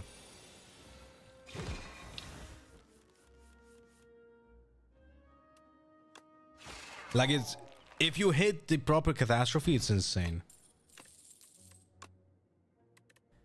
Astral Pulse, deal 18 yeah, we'll take it. We'll take it because it's upgraded and we can still play for 0 from hand. Sorry, from deck if it hits Catastrophe. Deal 8 damage 3 times. Gain 7 block. Gain 8 damage. Deal 8 damage. 8. Gain 2 blue. Put this card on top of your drop. Yeah. Clone like Jim Carrey or Megan Fox. I know the Jim Carrey joke. But why Megan Fox? What happened to her?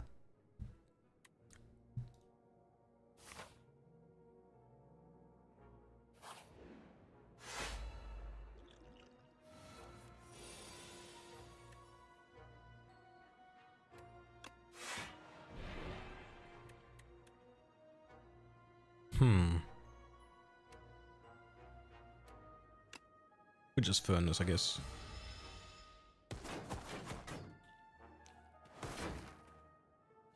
Megan now compared to 2.5 men, Megan is night and day. Yeah, but she's like probably older by 25 years, no?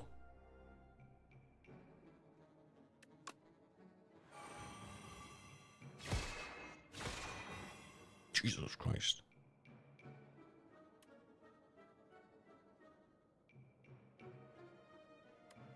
Who deals more damage? This guy.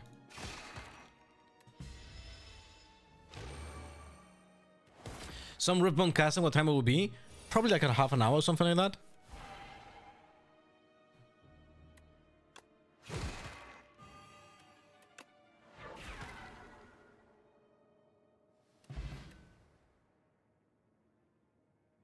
Some people accuse her of cloning herself after new photo. It's like people think Substance is a documentary movie. Oh, enemy loses 9 HP at the end of each of its turns.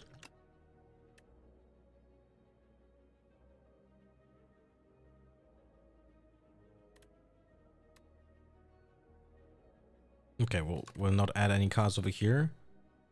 We'll add the added Solid Strike, I guess. She did Surges like 20 years ago. You know what? I'll be honest with you. When it comes to Hollywood, who fucking didn't? Upon pickup, enchant and attack with momentum 5. The fuck is momentum? Increase this card's attack damage by 5 this combat when played. At the start of a combat, add 4 plating. Oh, that's good.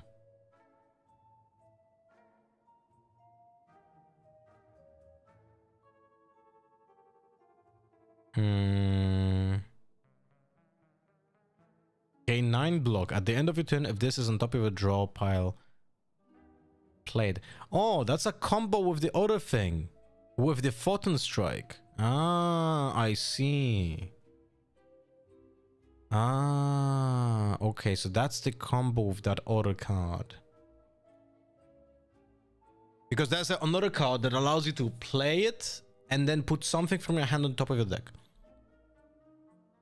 Interesting. Okay, we're gonna add this. Plating 4 is nice. That's gonna be it. And now we're gonna go over here.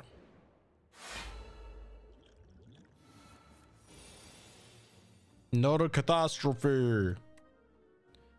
Let's go, catastrophe. Ah, fuck me. Oh, that's not the best.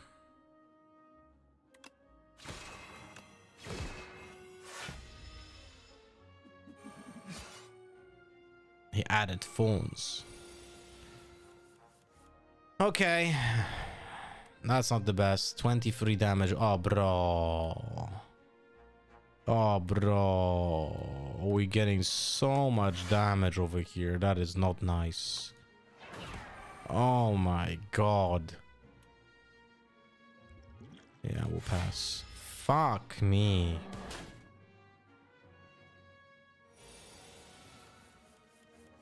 That is really not good. Okay, shackles.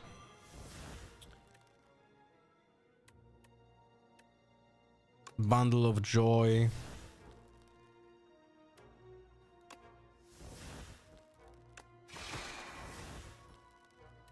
Draw 2 cards. Okay. Put a card on top of your draw pile. Resonance, I guess. Maybe bombardment. We cannot play this turn anyway.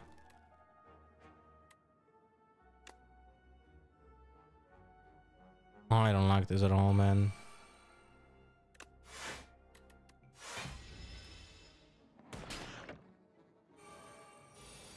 Okay, now we have to deal damage.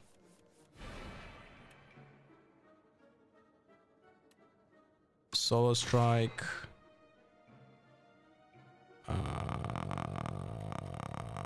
Astral Pulse. We'll kill him next turn. Hopefully.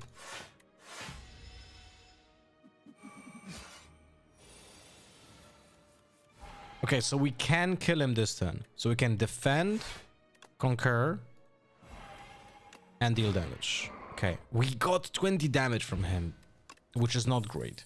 Another reflect? Yes, please. The Smith. Forge 30. Holy shit.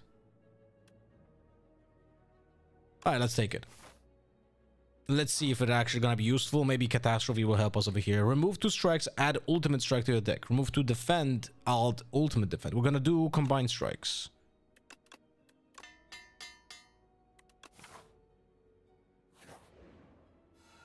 Smith.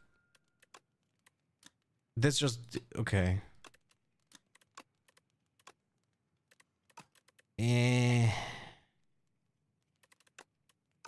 Fuck me.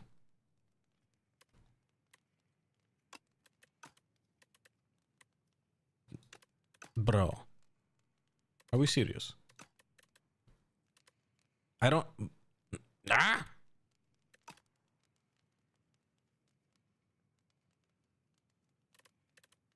I guess we're gonna upgrade Bundle of Joy. If we're gonna risk it by playing Bundle of Joy, I guess we might go for all for it, you know? Do we do it now? This deals 18 damage to everything. Bro, I have 0... okay. Drink. 28 damage to all.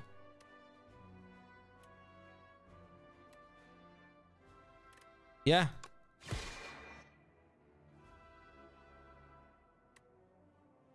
We're gonna do Bundle of Joy.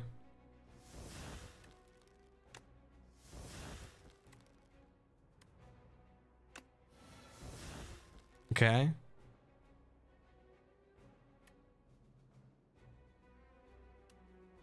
Gonna go for a prolong as well.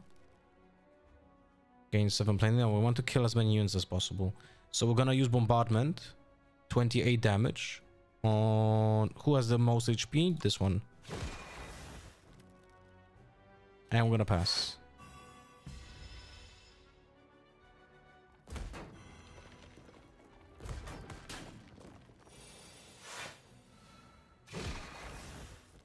Okay, easy peasy. Catastrophe, let's go. Oh fuck, we actually didn't kill it. Okay, thank god. Thank god, it could have been ended badly because the other two would revive otherwise. Power Potion, Jutsu Bracelet. Regular enemy combats are no longer encountered in question marks. Okay. Guards deal 24 damage. Whenever you draw this card, reduce its cost by 1. Why not? Yeah, let's go for it. We're actually kind of drawing a lot of cards. Whenever you enter a question mark, heal 4. Oh, that's great because we don't have combats here. Fantastic. So we're just gonna be healing. Obtain a random doll relic. Choose one of 2. Let's get... hello, Speedy. A random one. At the start of your turn, deal damage equal to the turn number... wait, what? At the start of your turn, deal damage equal to the turn number to all enemies. Ah, okay.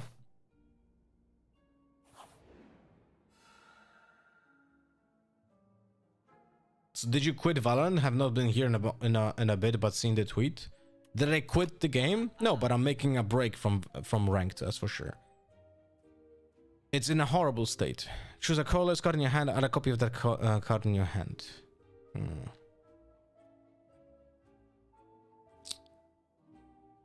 Deal 25 damage out of 3 random 0 cards in your hand. We can't buy it anyway, but yeah. Let's add the child. Okay. At the start of your second turn, gain 14 block. This is very good. Okay, well let's attack elites. Let's attack elites then. We're gonna go for Catastrophe.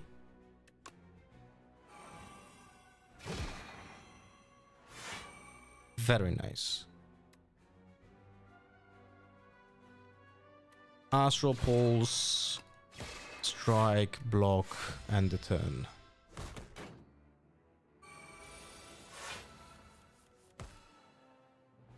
Now we're gonna go Solar Kick. Or just Kingly Kick. Kingly Kick is better in this case. We're gonna block almost everything anyway. So we're gonna use Dark Shackles. You know what? Fuck it. Why not? We're gonna try to kill him as soon as possible, so we want to not get any damage over here. Child of the Stars. Well, this is actually sick. Fuck me. We're actually gonna get damage here. Oh, yeah, quite a lot. Fuck me. Actually, okay, that's a little bit less. Thank God. Oh, we got lucky as fuck. Why did we draw cards? I don't even know.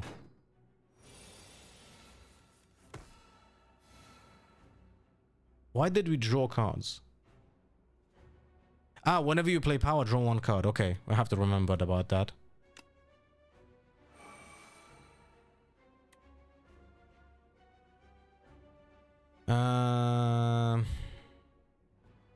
Let's go Bundle of Joy.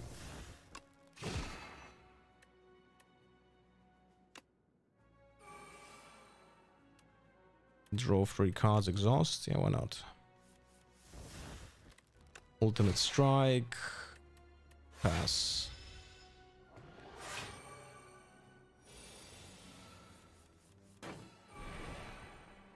$22 damage. He has 32. How much damage can I overall deal? Bolas deals 11.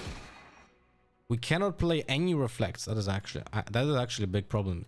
We have all of those 3 blues that we cannot play. That is something that we have to fix. Oh, fuck me. Well, I can kill him, but overall that's something that we have to fix in this deck. We have to generate more blue. Fencing manual. At the start of each combat, forge 10. Holy shit! Okay, that's fantastic. Whenever you spend or gain blue, deal 3 damage to all enemies.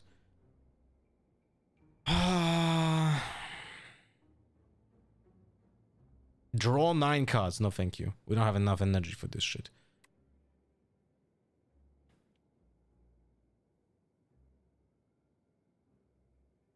Fuck it. Let's add the black hole. Let's see.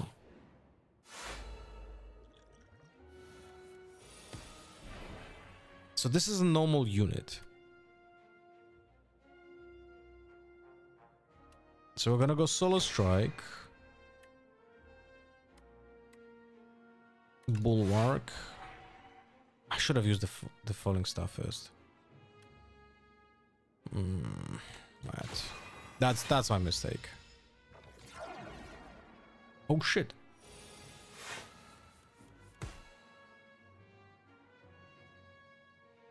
$33. I can kill this guy. Black hole. And the turn. Oh! What the? Okay, it just revives every time. Not great.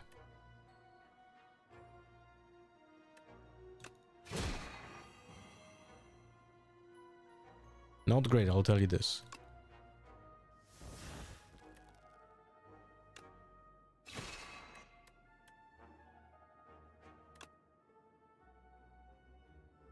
Dealing with a random enemy panic button. We're just gonna pass.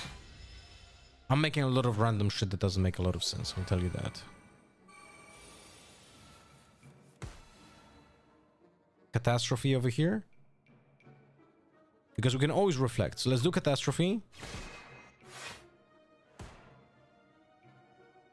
5. Smith? No. Let's just do Reflect.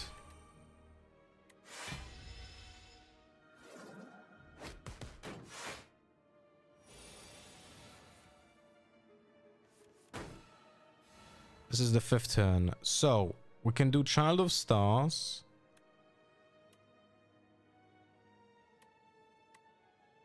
Actually, yes, because we're gonna draw a card. Not the best. 9 and 9, 18. Yeah, let's do this. Let's add Astral Pulse. Let's do Concur. We want to finish next turn. Hopefully we can deal like enough damage to kill the Obscura. No, we don't have it. Whenever you shuffle your draw, choose a card from it, put it into your hand. Our hand right now sucks really badly. That is really bad. Okay, we have to play the potion, otherwise we're fucked. Gain 8 plating. Whenever you play a Sovereign Blink, gain 6 block. At the start of your turn, no. Okay, we're gonna get this. We can draw a card because of it. Alright, so we're gonna be... Okay, that's not bad. That is not bad because of the fact that we're gonna be able to kill this and essentially not get that much damage. Now we cannot play anything else apart from this because all it's blue. Like, we have to generate more blue. I don't know how can we generate more blue, but we have to.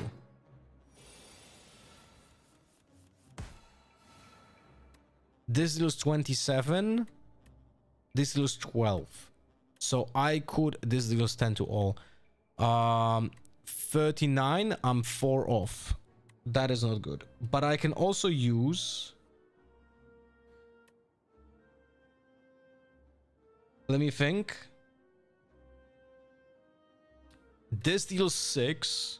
And I can reflect. No, I have 2. Fuck. Alright, we have to do this. Alright. We're just gonna do it this way. This deals this. And we're gonna play Venerate and Solar Strike. And we'll kill him next turn. I made this fight so long for no fucking reason. It's actually kind of hilarious. Not gonna lie. But hey, I didn't lose damage. So that's something. Bro, no. I don't need... Skip.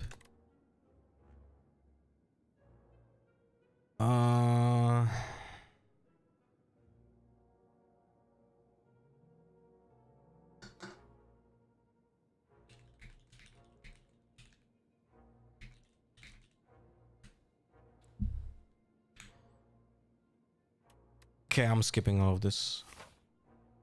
Just gonna go to the boss. We're gonna smith here because we're fully healed. So we're gonna smith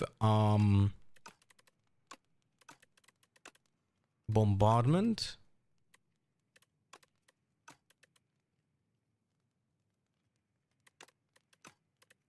We're gonna smith Child of the Stars.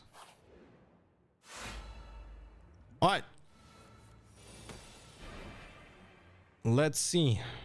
This guy has a very interesting debuff that you guys are gonna see. So we're gonna use the potion on him so he gets 9 damage every turn. He doesn't deal damage to us right now. So our hand actually kind of sucks against this. Fuck me. So we're just gonna deal damage here. Do this and pass. So he tries to eat us. And he gives us a spell that makes us go away from him.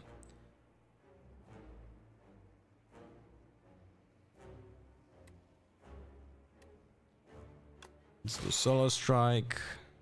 Venerate. So we get potentially more blue for the future and pass.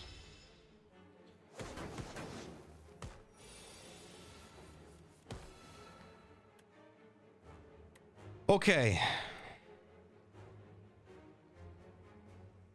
So we're gonna go Child of Stars, Black Hole, Reflect. Yes, very nice. I would like to love to play the Catastrophe, but we can't right now. So we're just gonna do Guiding Stars, and we're gonna pass. What's up, Trigger?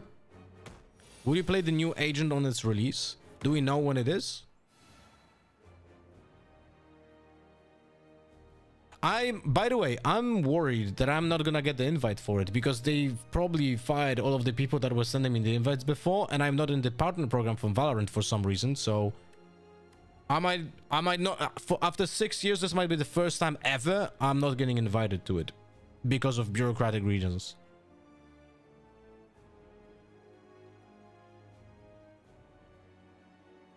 In 2 turns, you will be eaten and die. Yeah, I kinda need to get the frantic escape, please. Next turn, we have to play it. So bombardment and defend, and that's it.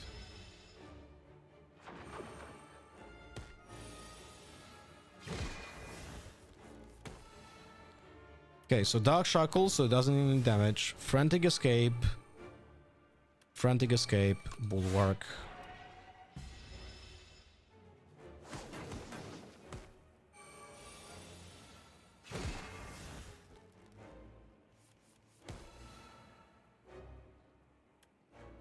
Crush under.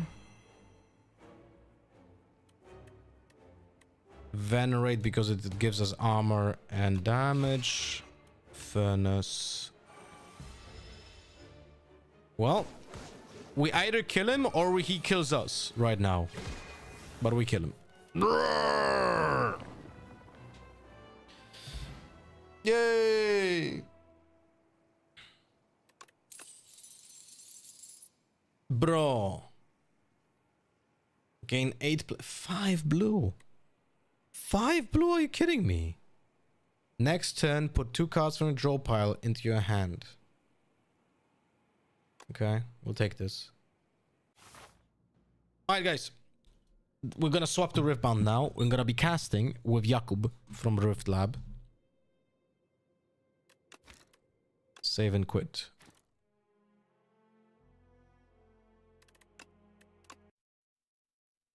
Let's see how that goes. First time ever we're gonna try casting Riftbound. Expectations gonna be low for me. So give me a second, my friends. Okay.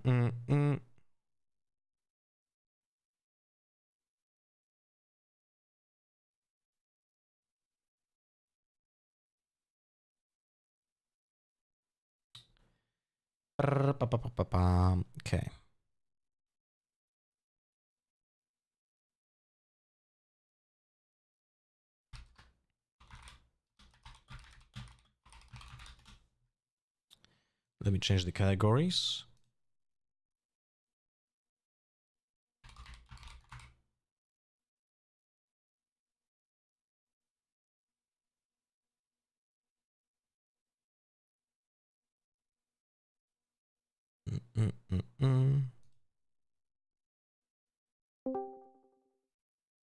Hello. 1 2 1 2 1 2. Oh, I forgot I have to press. Well, here you are. It's super easy. I'll literally just give you a link, and then you'll be able to see the game and everything, be able Okay. to draw on the screen, and that is literally it. Okay. And the only thing I'll need to do is just start the recording, and that's it. But I'll basically give you a cue, the intro will play, I'll do a quick intro, and then we can start from there, which is nice. Okay, let's see. Do you take my audio from the Discord? Yes. Okay. It sounds really good. I'll link you this, and if you open that up, you should be able to see the gameplay. Yeah, I do see it. Now the question is, give me a second. How do I show this on my screen so it doesn't look bad? One moment. So this should hopefully be a 1080p feed. However, I could give you a nicer one. Hold up, let me give you one. Phoenix School. I'm gonna change the categories one moment.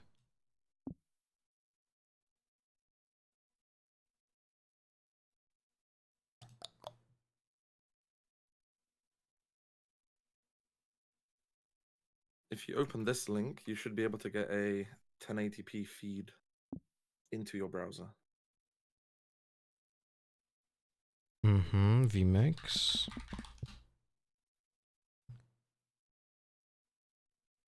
Yeah. Okay. There's one issue though, Yes. because You I'm don't need using to put the camera in there or anything. no. I'm using a double PC setup, and Oh. I'm capturing the screen. Uh-huh. So the thing is that I'm not gonna be able to do the telestrator unless. Okay. Let me figure out something out. So The the telestrator feed should hopefully be like I think it's very fine. So similar what to... you can go Yeah. to my stream and see what I'm Yeah, let me have a look. about to do. So what I'm about to Alright. do is I'm gonna do it this way. I'm I gonna think if you put your camera on the crop right it. where the black bit is, I think it could look pretty good. But I don't think that's nice. Isn't it better for me to just crop it, like You could, like yeah. this, and just adjust it, of course, but like Yeah, crop it 100%. out. Yeah, 100%. It looks very clear as well. I'm looking at the stream. And I'm gonna move my camera on the bottom over here, Yeah, perfect. like like this. Oh yeah, and if it ever sometimes goes blue, that's because it's just it happens for like half a second, but that doesn't actually happen on the final output. Okay. There should be no sound, or there's sound on this video. So on the vmix call, there is sound. On the telestrator link, there is no sound. Do we need the sound? I don't think so, no? No, it's just background music. Okay, yeah, then we don't need it. Okay, so I'm gonna close Yeah. the vmix call. I'm just gonna use the telestrator one. Yeah. Easy. And 1 second, I'm gonna adjust the the capture card.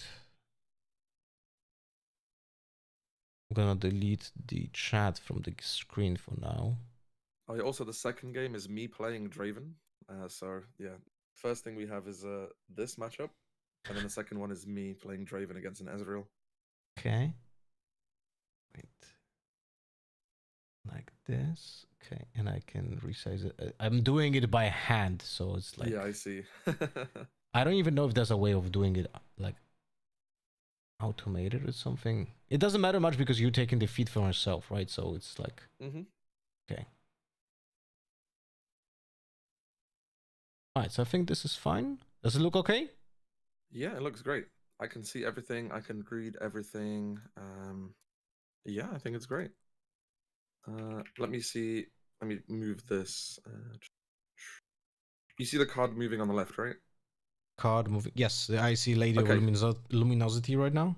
Okay, perfect. Cool. So the flow will be you can draw and use any of those tools. I would recommend mainly using the squiggly line, as in the normal draw tool. Yep. Because that one looks the best. Uh-huh. And then there's a delete button on the bottom right, so to delete basically your drawings. Yep. And for the beginning of the video, all I'm going to do is I'm going to just go to when it starts. I'm going to play the intro, and then I'll do an introduction, say hello, say this is a skirmish, where it is, and then say that I'm joined with you, and then I'll pass it over to you, and then you can say hello, and then from there we'll just see how it goes. Sure. Yeah. Well, Nice and simple. let's use this as practice. I'm sorry, voice crack.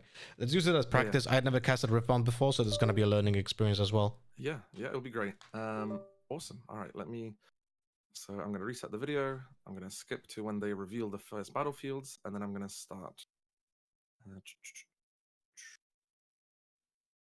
Where is it? Okay, it's here. And when did they start playing? All right. So I'll first show you what it's going to look like when we start. So I'll press a button that does this. It will play the intro. It's about 5 seconds long. And then from the intro, we'll wipe to the game. And then here, we'll start talking. Okay. Yeah, so that's how it's going to go. Oh, wait, one more second. I'm gonna add a press to mute on Discord. Sure. In case I would like to say something to the chat and not pop up on the stream. Yeah, no worries. 1 second, where is it? Wait, they don't have press to mute? They only have toggle, I think. Are you kidding me? Yeah, it's only like a toggle mute, I believe. Yeah. That's horrible. They have the opposite.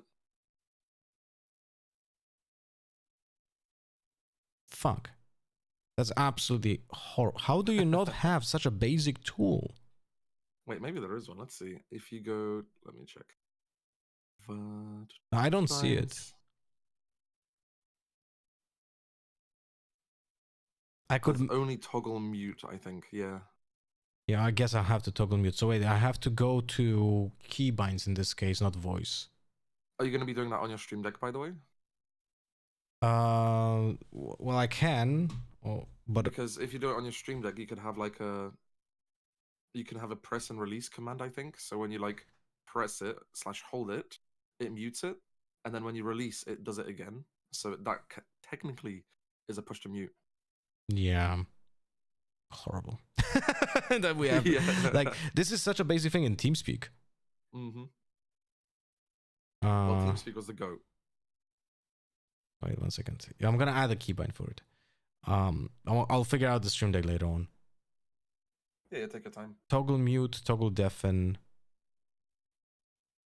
It's crazy stuff. Control Shift M. I mean, that's the keybind, I guess. Wait, can I not edit it? What the fuck? I'm also really sad because when I played my Nocturne game, sorry, my Yeah? Driven game, I forgot to pay a recycle for my Nocturne, and I feel really shit about it. Oh, cheating. Unlucky. Hell yeah. Add keybind. Action. Push to talk, push to talk, push to... Oh, I have it. Push to mute. There is one. Oh, sick. You have to just add it as a custom keybind. It's not in the options. That's so weird. Okay, I'm gonna add it on just M. Hopefully that works. Wait, let me check. Okay. I Let's don't see. need it right now. I'm talking right now. I'm gonna press the M to mute myself and see if you actually. Yep, I cannot hear you anymore. Okay. Okay. Great. Then I can speak to the chat if Nice. necessary. All right. Nice. Perfect. Let me reset to when they actually start. Boom. I am also, as you know, learning as well, casting. So Yeah. I'll all do good. my best. We'll see how it goes. All right. Boom. Let me do this. Cool. I'll get it started if you're ready. Yep. Cool. All right.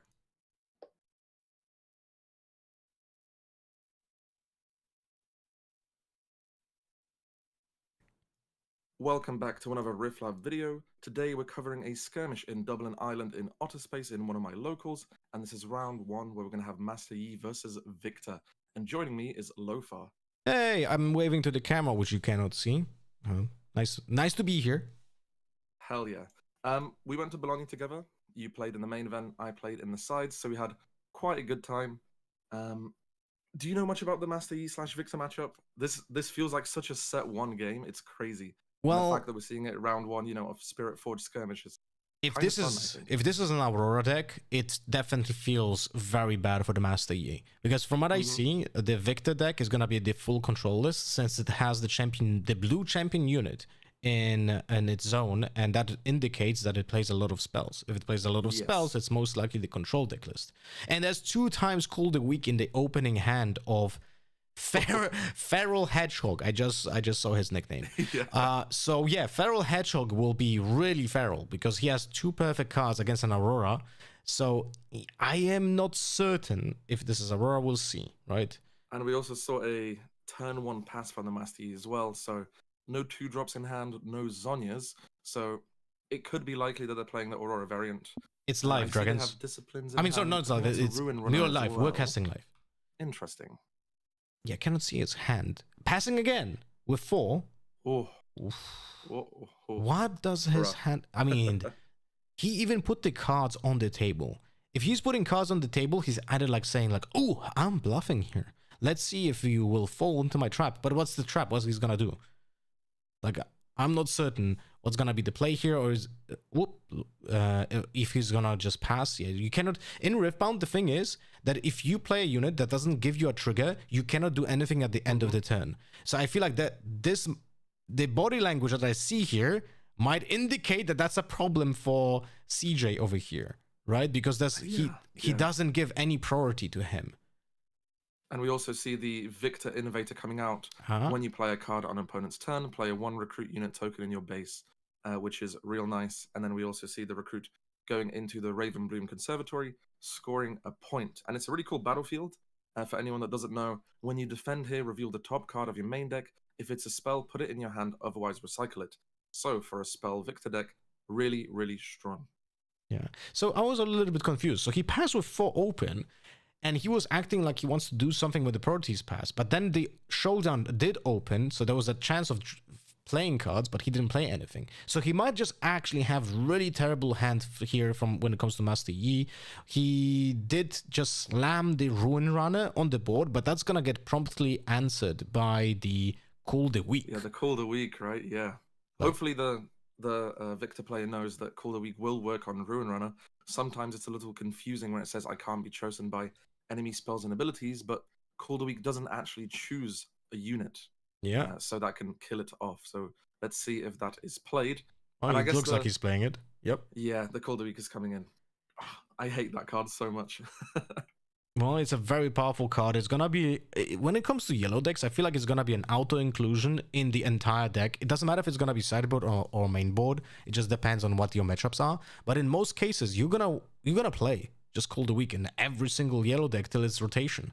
The card is just incredibly powerful and single-handedly makes your matchups against decks that play like a VIP strategy much more beatable. All right, let's take a look at the Master Yi. 8 runes, right? Yeah, Master Yi has 8 runes. He can play the Master Yi for 7 energy and 1 orange recycle, but then he has 1 rune up, so that could be an on guard potentially. But it's still going to be rough because, like you said, we see the other Call the Weak in Feral Hedgehog's hand. So just a hard situation, I think. The thing is, like, you have to find a way of how do I win this game for the Master Yi, and just slamming a big creature here from from a champion unit zone probably doesn't do that. Like, okay, I'm gonna be able to go into a battlefield, get 1 point, but then I'm left on that battlefield for a removal spell. Like, how do I get points over time in this matchup? And the spoiler is, it's not easy. Yeah. Another Call the Weak. Yeah, there has to be another Call the Weak. Like, there's no way you can get better value. And going in as well to Viamor's lair, because he only has 1 unit, he cannot really go back from there. So he would kind of be forced to go in with the Master Yi. I kind of see the Master Yi player going to take over the Ravenblue Conservatory. And yeah, here we see another Call the Weak. And then the Master Yi would potentially go into Viamor's lair because he can always gank over. But yeah, no more units on the board. The other Call the Weak hit. 5-0. Oh, tough situation. I really would love to see what he had in his hand for the second turn when he had 4 mana open, 4 energy open. Oh. Okay, let's see what they draw now. Maybe you can see something if he puts it in It's front like of the camera. 8 cards. 2 on guards, a Thwonk, a Discipline, 2 charms, and a Punch first. Yeah, that's not a good hand. Yeah. Oh, I was playing some Master Yi yesterday testing an Aurora list, and I had a similar hand where I had 2 Disciplines, but I had 2 Zonyas, so then my Master Yi kind of became unkillable for a little bit, but it was still very, very hard, and I had to pass for like the first 3 turns. And we see the Master Yi coming out, Master Yi honed, when you play me, I enter ready. So he enters ready and has ganking, which is pretty cool. Yeah, but then he gets face blocked. Oh. Well, do we have a Defy? No, there's Engard. Okay. What am I missing something? I think he might just want to. Let me have a think. What is the on guard for? Well, it adds power. Sorry, it adds might, but it doesn't really affect. I'm not certain what he's doing here. Huh. It is a reaction, so it can be used in response to the phase breaker, but he's still gonna be stunned. What am I missing here when it comes to an obvious interaction that I don't see? Like, he's not doing this to drawing cards. Yeah, there's no interaction here like that. Okay, yeah, he was just clarifying about the stun mechanic. Oh, okay. So essentially, that didn't do anything. So yeah, pretty much. Yeah, the Angard was. I was certain that he's gonna do it for like some maybe some inexperience from CJ over here, Maybe Yeah. he's like, I feel like because of the body language that we have seen also in the in the second turn, when he passed with the 4 energy and was trying to like act like, can I do something at the Yeah. end of your turn, might indicate that he might be a little bit newer to Riftbound. So maybe that's the thing. And he also is playing in a matchup that is really tough to win for him. Like, Yeah, really, 7-0 really tough. already. Crazy. And now with Feral Hedgehog just having to lock down one of the battlefields at the beginning of the turn, I'm certain what he has in his hand. Okay, so there's... So there's a we hidden saw blade. drag Okay. under. There's a hidden blade, and there's a drag under. And drag under is kill a unit at a battlefield, which is action speed. So Yeah. unless there is a not so fast or a defy, that's going to be rough. And I guess you need both. Oh, and a singularity coming in. I'm to not just sure if I kill like the Massey. singularity, to be honest. Yeah, I'm not a fan of the singularity. I would rather go for the hidden blade and drag under, having it in my an action speed. The thing is, so we know that Master Yi tries to hold his locations, hold his battlefields with mighty units. That means that he's gonna have a lot of buffs in his deck. They're gonna be disciplines, they're gonna be in guards. So damage-based removal is less effective unless you're certain you can go through that damage. And disciplines and guards are reaction, so they can be used in response, right? Punch first doesn't help that, right? Because punch first is an action, Yes. so Yeah, it action doesn't help speed. out against singularity. But here we essentially see singularity being countered by a 2 or 1 energy spell, while instead we could have just gone for, just keep it in our hands and open energy on our turn and just essentially do whatever we need here to hold the battlefield.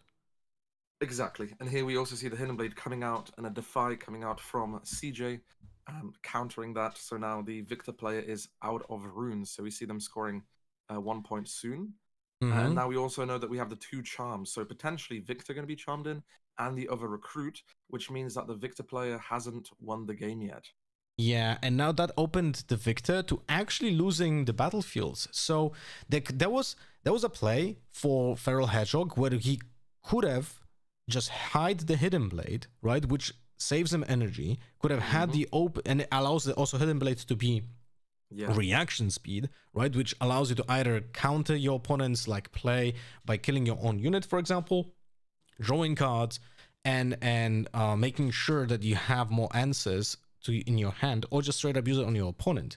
So there were options for Feral Hedgehog to be a little bit more effective in his turn and set up a better scenario to win the game, while here there's actually a very, very small opportunity for the Master Yi to actually come back into the game. I'm not saying it's gonna be a high chance, but that was the opening that CJ kind of needed, where his opponent was a little bit less efficient of setting up his own win condition. Well, I do see 3 drag unders in the victor's hand. Yeah. Are they going to be used? I would use them for sure. Well, you kind of That's have what to. Like, yeah. like, what else are you gonna do? Yeah, exactly. Is there going to be another defy maybe? Defy, not so fast. There's so many Yeah. options. That I looks think like it a might not so be fast. Yeah. Nuts. Oh, wait, what? Oh, he's trying to draw for a counterspell, I guess. But I guess he didn't get to draw it. So yeah. No, and it dies. Oh. So, unfortunately, the victor player cannot win from conquering just 1 battlefield. You have to score 2 on the same turn, or hold 1. So that means the victor player gets to just draw an extra card, and we see 2 Bellows Breaths in hand, a Falling Comet, and another 2 Drag Unders, which once again is very rough for the Master Yi. Yep. If there is no Zonias or anything, might be difficult. And I think here is going to be a scoop potentially.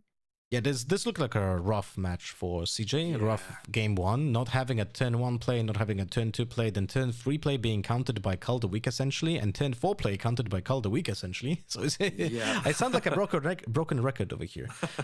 Yeah, and we did see the scoop, so we're going to head over into game 2 next. We're going to wait for them to put on the new battlefields. That was a very rough game. That's why I hate playing against Victor as well. I used to play a lot of Aurora. I used to play a lot of like decks that play a lot of units. And because everyone in my local played Victor, I literally just decided to stop playing them. It was so unfun. I just got Call the Week 9 times in one Nexus night, and I said, Never again. Then I just started playing Kai'Sa. That was my experience as well. Like in the early meta game of Origins, we definitely had a lot of victors in our local community. Even though the deck wasn't that great at the beginning, people just liked playing it for some reason. Yeah. I mean, it's fun sometimes, but yeah, I don't know. It's just rough. Just so rough to play against. And especially just the 2 Cooler weeks at the start is just insane. And yeah, literally CJ couldn't have done anything the whole game. Like you said, every single turn he had got countered, just couldn't do anything. He would put a Ruin Runner out, can't be targeted by spells abilities, Cooler week. Did it again, Cooler week. Master Yi out there, drag under. Just rough, so rough. And we see the 2 Battlefoods have been placed. Let's have a look after they shuffle their decks and reveal what they are. So, just want to talk a little bit about the deck from the Master Yi. It looks like it's a mid-range Master Yi, definitely not Aurora, because the amount of ramp that we have seen, which is 0, indicates that for sure. People can play different variations, of course. So maybe there was some unlucky draws that just made it not very clear that it is an Aurora deck. But I would probably say it's not, because also Rune Runner in the main indicates a little bit different angle of attack. It's not a creature that you would like to see from an Aurora typically. So in this case, that's actually a little bit better of a matchup for Master Yi against the Victor, because that's potentially, you can have sideboard cards that will help you, or even mainboard cards that will help you against removal based decks. Like for example, there's the Desert's Call, that is a 2 energy spell that creates a 2-drop, but then can be repeated to create 2 creatures. Like all of those are very needed against decks that can play Cool the Weak, because it's a flexible card that not only can be played on turn 1, but also crucially can salve your creatures from the Call the Weaks, and that's the main culprit here, right? So we'll see how the Master Yi is such a can do. powerful card. Such a powerful card, especially if the Master Yi does play Obelisk. Going second with Obelisk, you can literally have 2 units on the board at the same time, like you said, with a repeat cost. So turn 1 play, 2 2-drops basically. Call the Weak at that point kind of becomes useless a little bit. And considering that the Victor player probably has a recruit on the board since they went first, that means they would have to kill their recruit. Even though it's like a marginal loss, still has to lose it. And let's see what battlefields that we reveal. So we have Ravenblue's Conservatory as well. Bloom versus Valmor, so it's literally just the same thing but flipped. Yeah, did they just exchange the card or something? They were like, oh, I don't have this one. Can we trade? Yeah. Does Call the Week go first here? Oh no, not the Call the Week again. I hate it. Yeah, well, yo, bro, CJ, can you show us the cards, please? Wait, okay, so there's a Herder, which is an amazing card. When it comes to green color, I feel like Herder could be banned in the future, maybe. It's really incredibly powerful in any single green deck. So no play again. Saw no 2-drop, yeah. Does he play any? I mean, he definitely plays Poros, right? Poros perfect for Master Yi, so he's just not drawing them. Now, with the face we saw, I think he does play them. He just felt like really disappointed that he actually didn't get the hit, I think. Wait, what's that? Is that the token for the recruit? Oh, okay. Yeah. So there's like a small token. So if like a million recruits end up being on the board, then it doesn't take up all the space. I like using a die on just a recruit, and it's also like, how do you tap it? How do you exhaust it? It kind of looks almost the same. Put it sideways, I guess. All right, so what do we have here? Drag under. We have also Wages of Pain that I can see. Yeah, Wages of Pain. There was also the hidden card that draws you 2 cards that I can't remember the name of right now. Tome of Insight, I think, or is it Tome of Knowledge? When we're gonna see it, we're gonna play it. Wait, I'm gonna open my card gallery. Yeah, I'm trying to find exactly what the name of that card is. I did forget as well. Is it Tome? No. It has a little bit of a different name. Wait 1 second. Ooh. It's Console the Past. Yes, Console the Past. We were just describing the image, I guess. Yep. So Console the Past is a hidden card that you can just, bluff your Hidden Blades, for example, with, and then use it to draw cards, which is something that actually changes the dynamic of the game quite a lot, because people will be like trying to avoid getting hidden bladed, or will even try to use a removal to trigger the hidden blade on his own opponent unit, because typically that victor will react with it, right? But then it turns out always just drawing cards, and you feel like an idiot, you know, like when you were trying not to attack into it. Yeah, and we also saw blood money being played. Kill a unit at a battlefield with 2 or less. If it was an enemy unit, play gold gear token exhausted. If it was a friendly unit, you may play 2 gold tokens exhausted in your base. So he killed his own recruit after conquering, killed them to make 2 gold tokens, which is going to be really nice for that recycle cost. I'm not sure if I like the way that Feral Hedgehog set up this turn. He allowed CJ to draw a card from the Herder, and he had an answer to the Herder in form of Calderweek. That Calderweek could have been used instead of that blood money, right? Which then essentially give you card advantage and result in the death of your unit anyway. So he chose the value of, I'm trying to ramp up faster by using the gold in the future turn. So he's setting up his gold. Now the question is that gonna be a good play, right? Because you still have to kill the Herder for that Calderweek to have value. So if you want to do that, you probably have to play Wages of Pain in the next turn. But if you play Wages of Pain, then you're going to have 3 energy up, right? So do you keep that Calderweek for that play combined with Wages to kill a Ruin Runner potentially? And that is most likely the thing that Feral Hedgehog is setting up to. So he's going to be able to answer, still have an answer for the Ruin Runner if it drops on turn 3. And here we see the card that you called out earlier as well, Desert's Call coming in. Is it going to be repeated? Yes. So yes, definitely. There's going to be 2 Sand Soldier unit tokens that are going to be played. And now that Calderweek is way weaker, like you cannot really use it effectively now because it's just going to kill a 2 might unit, right? So even though Feral Hedgehog had potentially a setup against a Ruin Runner, now he finds himself in a position where his hand and the previous turn play was not the best and allowed his opponent to get a lot of potential value. Yeah, now you can the Herder next turn can just move back, or when they're defending, they can. Well, he definitely needs to kill the it. top card of the bed. Yeah, so he's gonna try. Is there gonna be a Defy potentially? Defy, Discipline, and Guard. There's so many things that can actually affect this. Looks like a Defy. Yeah. Yeah, it'll be a Defy. So now what do you do? Because you definitely need to kill it. If you don't kill the Herder, Master is gonna be running away with the game. Yeah, so much value. We see another Blood Money in the hand. We see a Drag Under, which cannot be played anymore because they only have 4 energy available. There is a Singularity. There's a Bellows Breath. I don't think you can kill it this turn. I don't think there's an option right now. Well, unless you... could Bellows Breath, and that would be so expensive. And also you could still lose to a singular On Guard or another Defy. So... that would, like, if that would happen, if you would go for the very risky Bellows Breath into trading with one of your recruits, I feel like if that gets counted, you kind of lose on the spot. Yeah, and here we see him using a gold token in order to hide a card, which is going to be Consult the Past, so he can get some extra card draw on his next turn, potentially. Maybe even scaring the Master Yi play that it could be a Hidden Blade as well, which is always, not fun to attack into. Fortunately for Master Yi, he has the tokens, the Sand Soldiers, which are perfect. Yeah, but I'll be honest with you, I'm not a fan of those tokens. Like, it's so hard to understand what's happening on the battlefield. Yeah, of course.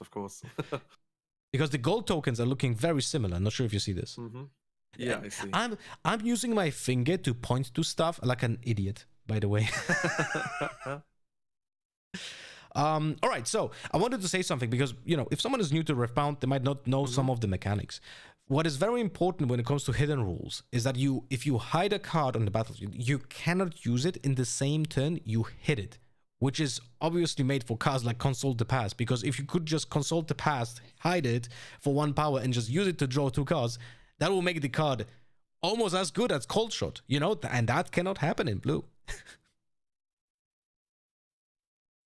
And what is happening here right now? Well, there's the token attacking into your token. So Sand Soldier into Recruit. We have I just missed blood. Yeah, the token is kind of invisible, has camouflage. Yeah. Blood Money will try to kill the Sand Soldier, but any buff will not allow that to happen. We actually Ooh, defined defy. that. So in response, we're gonna have consulted the past, and then it's traded. How many casts? Having a Sand Soldier is just so good as well on a battlefield because it goes from 2 to 4 might when Yeah. defending, and players also forget about the Master E +2, especially a Victor that doesn't really attack much rather than just killing everything with spells. So, oh, and a Ruin Ruin Runner Runner, is being yeah. played as well. And then you can go back to base with the herder. Yeah, this game is almost done. Like, and that's all of it. All of it is happening because we allowed that herder to live. Like, I'm not exaggerating this, because right now you're gonna have a problem with the fact that even if you're gonna find answers to the creatures that are on the board, you're gonna lose the long term because you have to now singularity in this turn. If you don't use a singularity to kill that herder, you're never getting rid of it, you know. So you have to have an answer for the herder right now, because there's no mana, there's no energy open for CJ. He would not be able to do anything about the singularity, but there's no answer to it, right? So now with every turn, we're gonna just see the herder just going between battlefields, most likely the conservatory, which is gonna be guarded by the Ruin Runner. And we have to remember then the +2 doesn't work for Master Yi, but all of that doesn't really matter when you play against a Victor, which is a control deck with just all the removal and plays for Decree, right? So it's like, it doesn't matter how much might you have. You're gonna just matter for like, Yeah, actually doesn't matter. That's it. So the Ruin Runner is so good here. yeah, Because there's so many units, like you said before. The Cold Week's basically practically useless now. Oh, and we see the Victor coming out.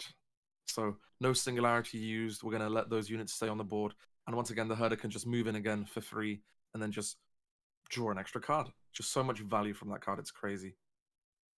the one card that Feral Hedgehog needs to draw as soon as possible is gonna be the Imperial Decree. But the problem is that there's not much card draw left in his hand. There's nothing, if I'm not mistaken. Well, he could use Hidden Blade on his own unit. You definitely want to hide it. Yeah, and I would not mind using it now on its own unit rather than the herder. Like, the priorities will shift, because I was talking so much about how important it is to kill the herder. Now it doesn't really matter that much, because he already drew so many cards that killing it will, like, it will not affect what is already in the hand. And what the only win condition right now that I can see for the Victor would be a mass removal spell. But you're not having it in your hand. So you have to do something about that, right? So you need to draw those answers as soon as possible. So that Hidden Blade needs to be killing your own units here. Yeah, and we see the Hidden Blade being activated now to actually kill that enemy unit. Poor. Yeah, so... An extra 2 cards for the Yi. Oh, but now we're without any energy, so that yeah, see, like, this is the issue. Like, we gave the opponent just 3 cards now for nothing and a point, right? Like, he would have gotten that point anyway, so we could have used the Hidden Blade to just kill our own unit, potentially set up a trade with the recruit if we get the Decree on the Ruin Runner, and then kill the battlefield with a with like Bellow's Breath, for example. So there were some chances of getting back into this game, but right now this is gonna be really incredibly tough for Feral. And also the Raven Bloom being triggered with the Raven Bloom Conservatory being triggered with the charm as well, because the Victor was attacking it. Therefore, the Master E player could look at the top card. It was a Dead Bloom, so it was recycled, so it went to the bottom of the deck. But once again, that's a really cool combo as all of that battlefield, and the fact that it's there twice because the Victor player played it last game is quite nice for the E player, who also plays a lot of spells like on guards, like the charms and such. There's the power. Late to the party. The 2-drop. But he's here. It's all that matters. He's lonely in the base, just chilling there. Well, and essentially, cool to the Poro, draw more. Yeah, exactly. Essentially does the same job as the tokens, but it also draws cards right now. Yeah, so I don't see an out. Yeah? Sorry, what did you say? I don't see an out from this. Okay. Player. Yeah, the Imperial Decree, that's it. That's the thing that you needed to have. So wait, so we're just using it to what? Repeat it? It was repeated, no? It had to be. So it was just repeated to kill the Poro. So now we open up the way for Cold Week, I guess. So we're gonna try to use the removal for Herder and then Cold Week the Ruin Runner.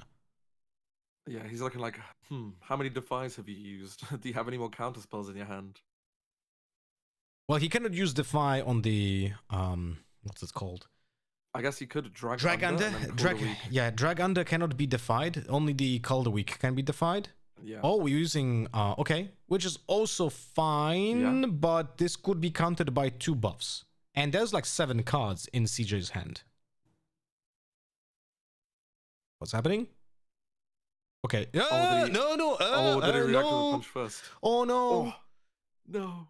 But that's not allowed, chat. That is not allowed. You cannot do that because that is not a Look, if this was a reaction spell, I think That would be insane. That would be the most busted card of all time. that would have been absolutely giga broken. So, chat, don't do this, please. This is not allowed, okay? But I'll be honest with you, everyone who started playing Riftbound at some point made this mistake. I'm not saying with this card in particular. He knew he made this mistake, so he's going back on it. Okay, good. He Right, fair. remembered. And also, let me tell you this. This is this person's first time playing on the actual stream, and he actually watches the videos as well. Mhm. And when I played, I also misplayed once where I just didn't pay for a cost, which you'll see next game. It actually is pretty stressful when you're playing on camera. Even though I commentate stuff and I'm always on camera as well, when I was playing, I felt that added pressure, which was pretty crazy. So sometimes mistakes happen, sometimes stuff happens, but as you can see, the player rectified their mistake. So the unit did in fact die. All right. That's nice that he realized that. So when that at least tells you that the intention of the player was not to cheat, but it was just an honest mistake. It was like, The fight. Yeah. And we go into the next game, I guess. Right? Are we? Well, not yet. If we get to draw a decree, there's still a chance. But Master Yi now is so far ahead in this game, it's actually crazy. Yeah. He gets to 6 point with the Ruin Runner, then is able to still play his Master Yi from his champion zone. Yeah, and also the unit enters ready, so you can just go to 6 from holding, then walk into Valmor's lair. The Victor is fully tapped out, so you go to 7, and then the Victor has to deal with 2 units on the board and just get rid of them. And one of them just cannot be hit by spells, so the Ruin Runner just kind of would hold unless you can physically kill him or get another Cold Week. But we've seen we saw 2 Cold Weeks already, right? Yeah, we saw 2. We didn't see the decree yet. He has 1 recruit in the base, so if he top decks, I don't know how many energy does he have. 6, 8. 2, 3, 4, 5, 6, 7, 8, 9, 10. 10 energy total. So if he gets decree here, no, that's a Stupefy. Well, he can use the Stupefy to draw. So let's see. I think that's what's going to happen. Stupefy on Master Yi gets to 5. Yeah, the hand is not good. Yeah. Stunning. Oh, That's Singularity. Did I see it correctly? Singularity also not good. Yeah, I that don't think there's a only way to kills kill the Ruin one. Runner. Yeah, he needed the decree. He needed to decree and also have a removal to squeeze into those 10 energies to make sure to kill both units. So now we use Drag Under for 5. This, by the way, this card is never used for 3 energy in this deck because there's no way, right? So we get... Unless you Raven Bloom... oh, no, you can't from Raven Bloom because you only just take it to your deck. You can't just straight up play it from you cannot play it. Yeah, you're right. You're very right. Okay, so we're playing third game. But this game, I can definitely tell you that it was allowed to be run away. Sorry for the drilling. Someone is making renovations, I guess. My bad. Oh, no worries. I'm aware of the neighbor drilling all the time. Okay. So they are meant to finish this month. Hopefully soonish. Oh, they were doing it for ages. Bro, don't get me started. It's been a long time. Don't get me started even on it. But yeah. I was thinking even of like 101. installing an NVIDIA like broadcast app or something to just remove the background noise. I will probably do it. Bad, honestly. Yeah, but it's still like it adds artifacts to the voice. But I'm thinking of actually using the Elgato software for that now because they added it for the new Elgato Wave. Update is so good. The new the new Link software is insane. So good.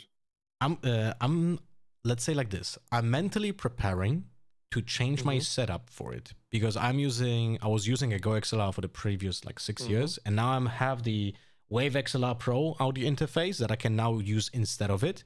So I have to take like a one-off day and change everything in my setup, but then this will be for years. So looking forward to using the you new. use two PCs, right? Yes, I'm using two PCs. That's why I'm waiting for the Elgato Wave XLR Elgato Pro. has the software, like specific software, so you can take the audio between two PCs as well. You know that, right? Yeah, but you don't need to do it anyway. True. Because of the new Elgato Wave XLR Pro, you're gonna be able to just do it with cables instead. And I'm a fan of cables instead of like Yeah, shout out cables. softwares. Yeah. So I was really looking forward to this hardware, and now it's gonna be available now. But let's jump into the game. Third game decided between CJ and Feral. So what do we have here? Forge of the Fluffed and also Targon's Peak for the Victor player. So those battlefields, Forge of the Fluffed. While you control this battlefield, friendly legends have tap, attach an equipment you control to a unit you control, and then for the Victor player Targon's Peak, when you conquer here, ready 2 runes at the end of this turn. So that's an interesting choice because we didn't see any equipment from Master Yi yet. I think a Trinity Force might be one that we just haven't seen drawn And out. Guardian Angel, maybe? Yes, yeah, Guardian Angel, Trinity Force, which is really nice. And because the Yi does a passive effect, it's just, yeah, nice to have your legend actually do something. And then we also see the turn 2 play of Desert's Call, like you said before, just a guaranteed 2-drop, basically. Yeah, it's just nice to have a card against Cold Week. And that's actually Cold Week just drawn. Okay, so we have Recruit that can get you into Targon's Peak and untap 2 energy for the upcoming turn. And by the way, this trigger also changed. You can just activate it like at the end of the turn, even if you concurred, like, you know, before and you didn't say it. So there are some nice quality of life changes when it comes to like how triggers work when it comes to battlefields. So we start with the Recruit. We go into, I would assume, Peak, right? actually, the thing is, sometimes you might choose to go to the other battlefield because you want your opponent to attack into the battlefield that is not Targon's Peak, right? Yeah, but now the Victor can't play Recruits. What Oh do no, you does it add? Friendly Legends have? Does it change it? No, it doesn't. No, replace it just doesn't adds on, right? replace. It adds Yeah, another okay. Yeah, line of makes sense, text. makes sense. Yeah, and see, in this case, the Master Yi will not benefit from Targon's Peak because he just wants to kill the Recruit that is on the other battlefield. Yeah. And the thing is, maybe Feral Hedgehog didn't even have anything to play, so untapping 1 energy would have not mattered, right? Yeah, of course. Okay, so there's the Trinity Force, as you said, and now he's gonna be using the Forge of the Fluffed for free to actually get the Trinity Force equipped. So maybe that did actually, you know, backfire. And now because of that, you also lost your Recruit because maybe the plan was to go to Forge of the Fluffed instantly anyway. Such good value of that battlefield, and the fact that we didn't see a Trinity Force drawn at all for the last 2 games, and now being drawn for the specific battlefield that you actually want to use it is awesome. And I see 5 and 1 coming out, so that's going to be a drag under. And there's no answer possible because the only card that would affect drag under here would be Not so fast, fast. Yeah. Did you ever play? There is a Trinity Force in base, at least. Yeah, that's true. You cannot remove the equipment like that. Thank God, by the way. If equipment would go to graveyard when it was equipped, that would make it absolutely unplayable. But what about the spinning eggs? Oh, you know, it has other upside. But that was the thing in World of Warcraft TCG. That was one of the things that I really dislike about that card game because all the equipment, all the weapons that you use there, that would just, you know, you lost your unit, goes to graveyard. It made it so hard to use the equipment back then. Yeah. All right, well, we do have Master Yi goes into the battlefield and again gets the equip for Trinity Force for free. So it sets up another small win condition or like a clock for CJ here because essentially he is threatening 2 points every turn now with the holding of the Forge of the Fluffed. So the victor needs to find an answer to deny those 2 points, which should not be that cool the week. Yeah. It should not be that hard, right? Yeah, definitely not. But the board isn't kind of big on the victor either. I guess he's going to go into Targon's Peak potentially, get a point there. Hello, Imodium. There we go. So he gets a point. Oh, shit. I didn't mute. Against the Cold I didn't mute myself. I'm so sorry. I was. No, it's okay. Don't I worry. pressed the wrong button. My bad. You have to beep that out, I guess. Nah, it's okay. All fine. I We're can all speak to the chilling chat, here. but I have to mute myself. I pressed the wrong button. I hate playing against Victor so much. I genuinely despise playing against any Victors. Whenever I'm in a local, I watch the Victors play after my round, and I hope they lose every time. I'm just like a certified Victor hater.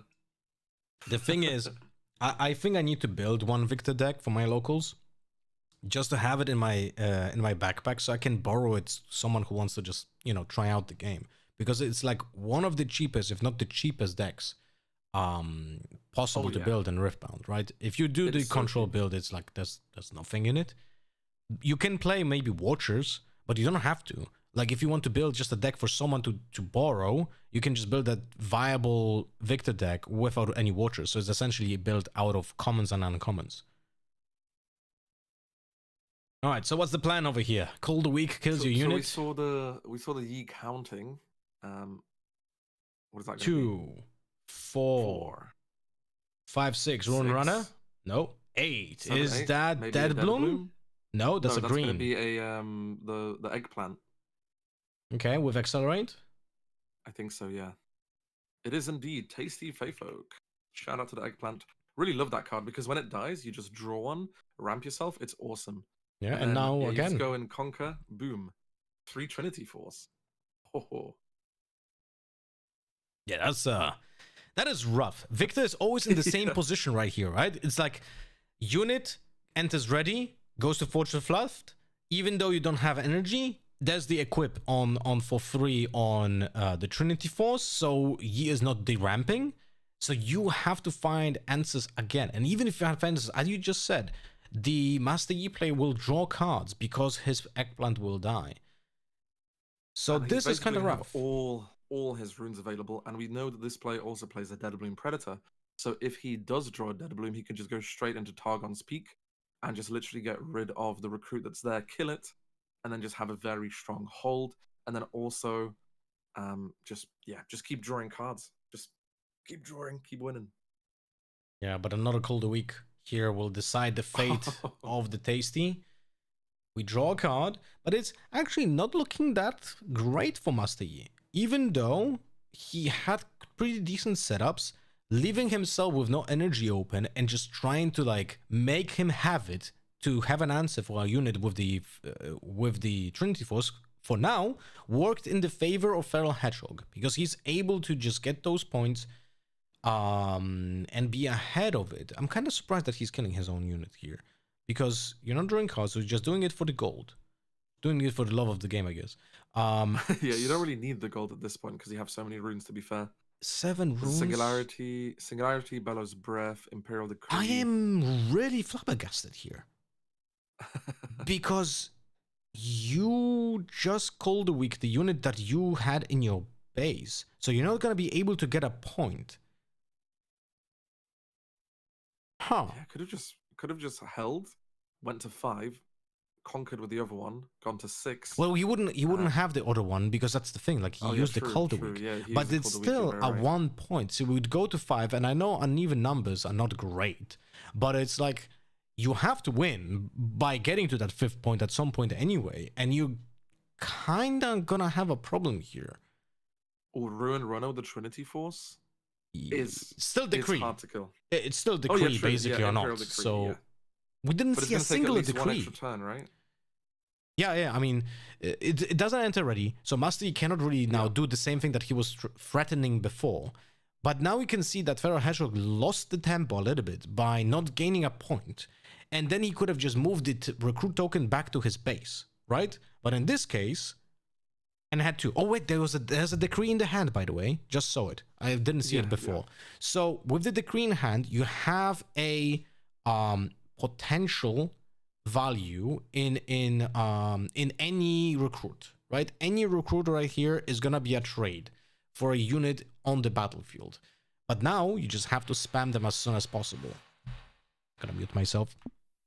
And we see the Victor as well coming out. Once again, when you play a card on the opponent's turn, this is so annoying, man. Unit token the drilling, I mean, the drilling. Have it a bit, earlier on, because now it's pretty late. The Master Yi is just getting into the state of his own flow. The Ruin Runner with the Trinity Force, probably going to go into Forge of the Flush potentially, or maybe a Targon's Peak. I think in this case, I would go to Targon's Peak because you don't need to pay the cost for the Trinity Force anymore, since it's already equipped. Yeah, it doesn't really matter that much. Oh. And now that Guardian Angel Now will it does. actually change a lot. The Imperial Decree basically just killing it. It's just going to go back to base. Mhm. Rough. Very rough. It will cost him the potential hold, which is an additional point. So that is something, but you're gonna have to find more answers. So Where's he going to go? do we have... Targon's. There's potentially some salvage in the deck. You could also play Rocket Barrage. I don't think a single Victor I've seen play Rocket Barrages in this deck, but there is salvage most likely. And salvage on Guardian Angel into Decree would be an option. Now, unfortunately, we lose our Victor to the Charm, but do we have any reaction spells that we want to play before that? No, but we can still use anything in the open showdown. Sorry, not open showdown, but in the combat showdown over here, Yes, we can still use some spells. We are not using anything. We could have just killed our own unit. Could have just Wages of War on the Victor to create a token. I am surprised. The situation's not looking good. I'll be honest. So many runes open, so many cards in the hand of the Master Yi as well. Oh. I'm a little bit surprised we didn't use anything, because those Wages of Pain, they are kind of useless. Like, we cannot target the Ruin Runner, right? So we need to have anything else. Yeah, I see 2 Falling Comets in the hand of the Victor player. What else do we see there? There's a lot of cards that don't do anything about Ruin Runner, and that's the problem. Yeah, I guess he has to Imperial Decree this turn. If he I doesn't, see then his counting. yeah. If he wouldn't allow, if he wouldn't play Decree, then this Master Yi goes to 6 points and threatens lethal for the next turn. Okay, we see it. And there's no way of countering this, right? Because Imperial of Decree course. doesn't target anything. Yeah, 100%. So now the Victor is going to go in with the Recruit, and they're just literally going to trade. However, because of the Guardian Angel, he's just going to get to go back to base and just revive himself, essentially. Guardian Angel's such a good card, and so good for the player to draw it the turn before, in order for that to happen. Yeah, but now let's think a little bit back. If Feral Hedgehog wouldn't have used the Wages of Pain, the blood money on his own recruit, Yes. he would be ahead on points still. Yep. He would have one more recruit, and Yep. he would be also allowed to get additional point from Forge of Fluff if he would have also had that additional recruit, and then an additional recruit from using Wages of Pain on his own Victor leader. So there were like potentially 3 more recruits, or 2, depending on how you look at it, to be made or be sustained in the board state right now. And that is a problem that we see is now, escalating, because we only have 1 recruit. So we cannot get ahead on points. We're losing the board state. And the one mechanic that we had to make a comeback was used. So we have to be lucky to draw another Imperial Decree to have a chance at killing the Ruin Runner. But then we are not getting ahead on points because we don't have units to get back to the battlefields. So that decision making that was being done before is costing us potentially the entire game, because we're not setting up ourselves for a win. We're setting up ourselves for not to lose the game, essentially. Yeah, I don't really see any way of the Victor coming out of this. Because, the Ruin Runner Trinity Force combo, so strong. That Guardian Angel was literally game-saving. I don't think they're going to draw another Imperial Decree. They can't target it with anything else. They're counting cards right now. How many is that? Is that 6? So that's Singularity for the Herder, I guess? Yeah, potentially. Yeah, Singularity. 2 blues being recycled. It's basically to not allow the Master Yi to just win. Thank you for the game follows, next Cats turn. Rule, Title Shark, and Magnus, and Ji Hyun, So by instead the of way. going to 8 with the Conquer, it would go straight up to 7. And we see an on guard coming in. So the Herder is now at a 5. And then another on guard going up to 7, which means that it will be on 1 HP. Yeah. So you need the Stupefy in your hand. Well, you cannot target it twice. Singularity only can target each unit once, so it cannot deal 12 to 1. Think about it this way. If this could deal 12 damage to one unit, it would be a little bit That's better crazy. than the Luke's signature spell from Proving Yeah. Grounds. Yeah. That's a lot of damage. But 2 on guards coming in clutch, and the fact there were so many runes up and so much card draw just happening, because realistically, what did the Yi play the whole game? It was just a unit, it got killed. A unit, it got killed. A unit, it got killed. Okay, Bellows Breath to finish, but... It's not going to be a discipline. Oh, discipline! Oh, all the answers were in the hand the whole time. And with the discipline, you get to draw an extra card. Oh. We 5 could have runes up, repeated the though. Bellows Breath, maybe. Yeah. rough. Actually, no, it 5 doesn't up. change anything. No, disregard what I'm saying. The +2 would have just... Yeah, healed them up, that right? doesn't matter. Doesn't matter. Yeah. I think this might be game. Unless, what is there in hand? I know there's another Bellows Breath. Is it going to be used? Is there? I think so. No, I think that was 2 comets. Oh, no, never mind. Wait, is there? There might be. Let's have a look. I know there is also a Face Breaker. Okay, so we pass. So now Go we up get to another 7 from point, holding. yeah. Yeah, this is rough. Now you have to save your order battlefield, but you're losing to a hold of the Rune Runner. And you have 1 recruit in the base. So that recruit in the base needs to be combined with the decree.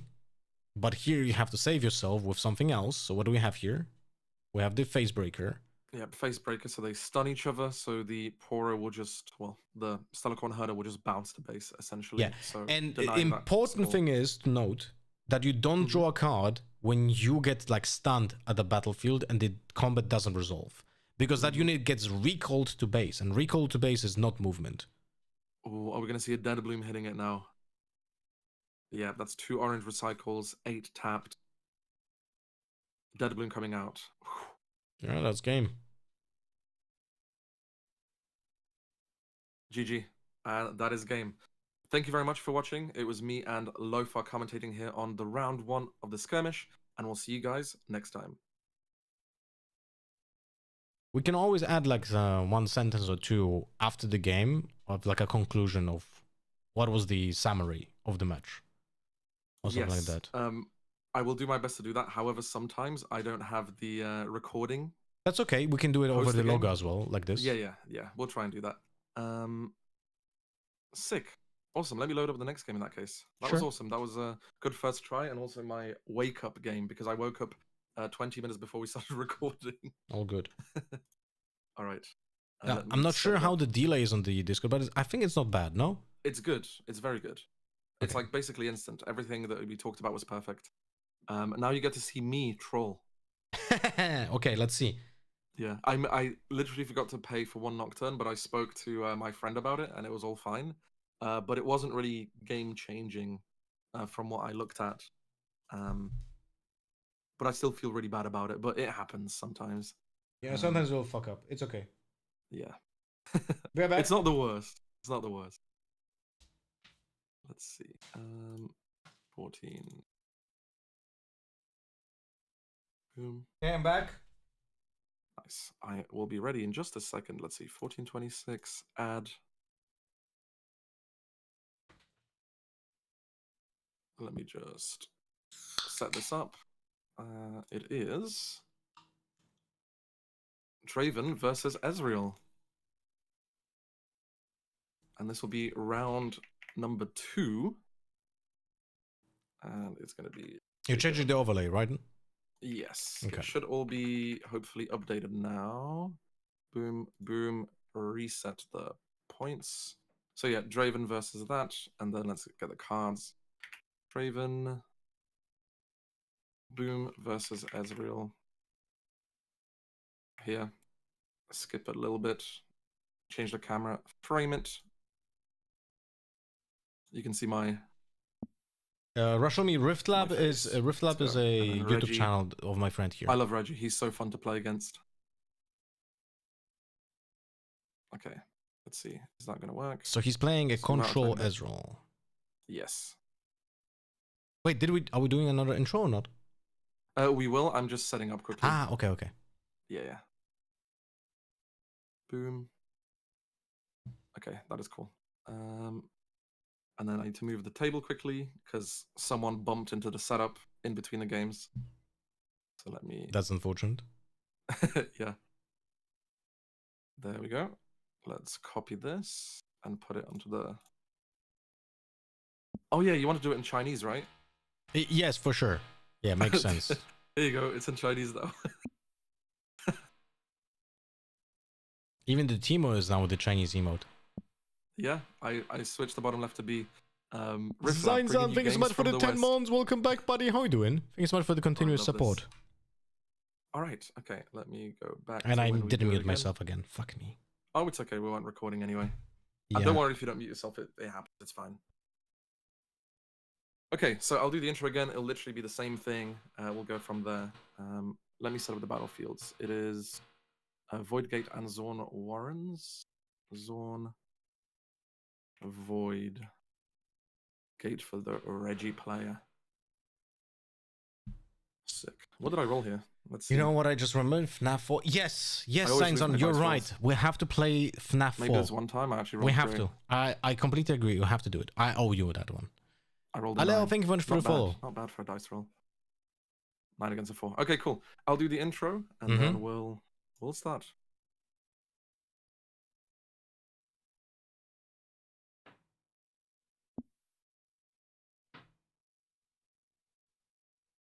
Welcome back to another skirmish video coming from Rifflab. I'm Jacob, joined by Lofa, and we're going to see myself, Jacob, playing on Draven versus Reggie, who's going to be playing Ezreal. Should be a fun matchup, and what up, Lofa? Hey, I'm waving again. We don't have Hell yeah. cameras, but I'm waving, so you can trust me. You can act like he's waving. Yeah, he is. I promise you he is. Okay. So it's gonna be an interesting matchup, by the way, because I would say Prodigal Explorer is slightly favored into Miracle Draven, but at the same time, it really depends on how exactly the decks are being built, and also if the players are experienced in those matchups.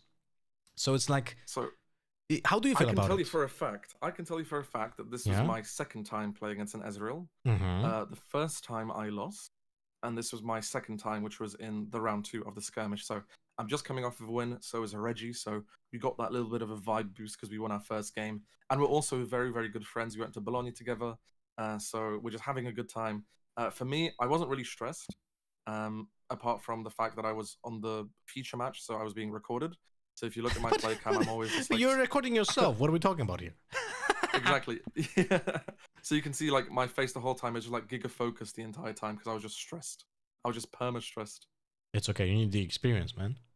Exactly.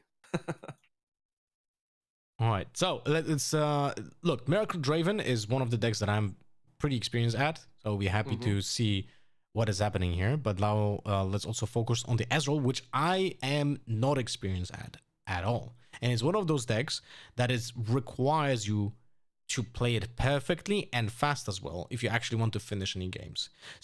So with the Ezreal going to the battlefield, by the way, I'm kind of surprised because that's one of those creatures that you want to keep in your base because it enables your entire deck so much. So it is a little bit surprising. There has to be something that will rescue him in case he will be attacked. And I'm certain, Jakub, that you're going to attack into that Ezreal with your Draven over here. So in this situation, I would be kind of scared of Wages of Pain. I saw that he discarded one upon playing the Ezreal, but potentially there was another one, especially on the Void Gate because it would deal extra damage and just instantly kill my Draven. Yeah, but you then I would can kind of buff. You have can to buff. recycle, right? Yeah. So would you not do it then? Because it is setting up you for a success potentially if you get rid of that Ezreal because it's such an MVP for the entire deck. I don't actually remember what happened here. Well, we'll see. Because there can be like a Stupefy, there can be the... I mean, Wages of Pain can be played because it's 3 energy, right? And he has only 2 open. So yes. that's not even a consideration. He would have to hide the card, right? So killing this unit would be imperative for you to do. At this point, by the way, I played Cold Shot here where I paid 1 and then I'm like, oh, I wanted to repeat it. So I just put the other rune down. And this is where I made a big mistake, where I revealed a Nocturne from my Cold Shot, and I forgot to pay its recycle cost. I just went in my head a little bit. So Because you paid full- 2 for the Yes. recycle of the cold shot. Okay. yes, so I just confused myself and I screwed up. So fully on me, but spoke about it afterwards, and we're chill. I don't think it had in terms of the rune amount. It screwed my opponent over too much, but my apologies in advance. It was just a mistake. All right. Well, you did get to zone warrants. You did draw many cards because you discarded also the scrap heap. This Yeah. Ezreal, though, being allowed to live is something that could backfire towards that Raven, because that is typically should not be allowed to be happening. And the Ravenbloom student can go up now to 1 million attack based on what we Yeah, see in the quite a lot. hand. The problem is though that in your base, how much might did you play? So 8. Noxus is 4 12, and 4, that's 17. 8. Yeah, quite a lot. A lot of might. All right, we have seals into seal. Wait, did he play the seal this turn? Did he recycle? What happened here? He floated one. He has 1 dice there. Okay, so okay, he okay. floated one. Ah, okay. Sorry, didn't see the pink Yeah. die. Okay. Yeah, he put the 1 dice there to say that he floated 1 energy to. Hello, to hello. AC. We were both so stressed Long time playing against passes. each I other. followed you back in the Hearthstone days. Well, But it you was a started lot of following fun. now. And yeah, we see the Ravenbloom going into the Draven. With the cold Welcome shot. back I to the didn't wanna- community. I didn't want to do the +2 on the Draven. Mm-hmm. Because I just wanted them to, waste their cards, and I didn't really feel bad about dying with the Draven, I guess, because I had so many units in my base, Yeah, I see. and I just didn't want to recycle more because I only had 3, So we see the cold shot repeated coming in as well from the Ezreal player. So the Ravenbloom is only on 3 right now. Remember that the student doesn't count repeats when it comes to its Yes. power, right? When it comes to its might. It seems like it's a build from Alan because it does have Vexus in the main, at least here we Yes. saw it. But you can see the power of the Ezreal Prodigy that is now in the base and is just fueling all those repeat cards. And let's say if that unit would have not been allowed to be there in this position, now suddenly the student is not that effective because you're not going to be able to have so many cards in your hand because the cold shot would have been more expensive as well. So you would have to recycle more. So Yeah, 100%. And also with my inexperience as well playing against this matchup, since it was my second time, I also didn't, think of how much value that Ezreal gives. And also one thing I did as a miracle player that was a big mistake in most of my games is I would play an Ezreal turn 2 if I had it, just unnecessarily ramping myself when I didn't need to. And I wouldn't ever grab most of my battering rams from my cold shots because I just didn't have the opportunity to essentially see a way to play it. But since then, my turn 2 play has always pretty much been a Draven. So I kind of learned from some of my mistakes, and I'm just improving as I go, I guess. yeah, if you don't play the Draven on turn 2, you typically have hard time fitting it into other turns. And that's one of the biggest problems. That's why it's not even about the fact that it just fits perfectly into the round and it's a powerful unit. You just don't have the time typically to play it otherwise. And that's why you want to play it on that turn 2. And it's also think about it this way.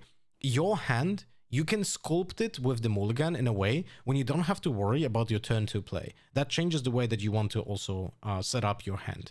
And yeah, and we see as well coming in to basically the battlefield, get the win in combat over the Ravenbloom student, winning to draw a card, and then discarding one, drawing one, so discarding the fizz there.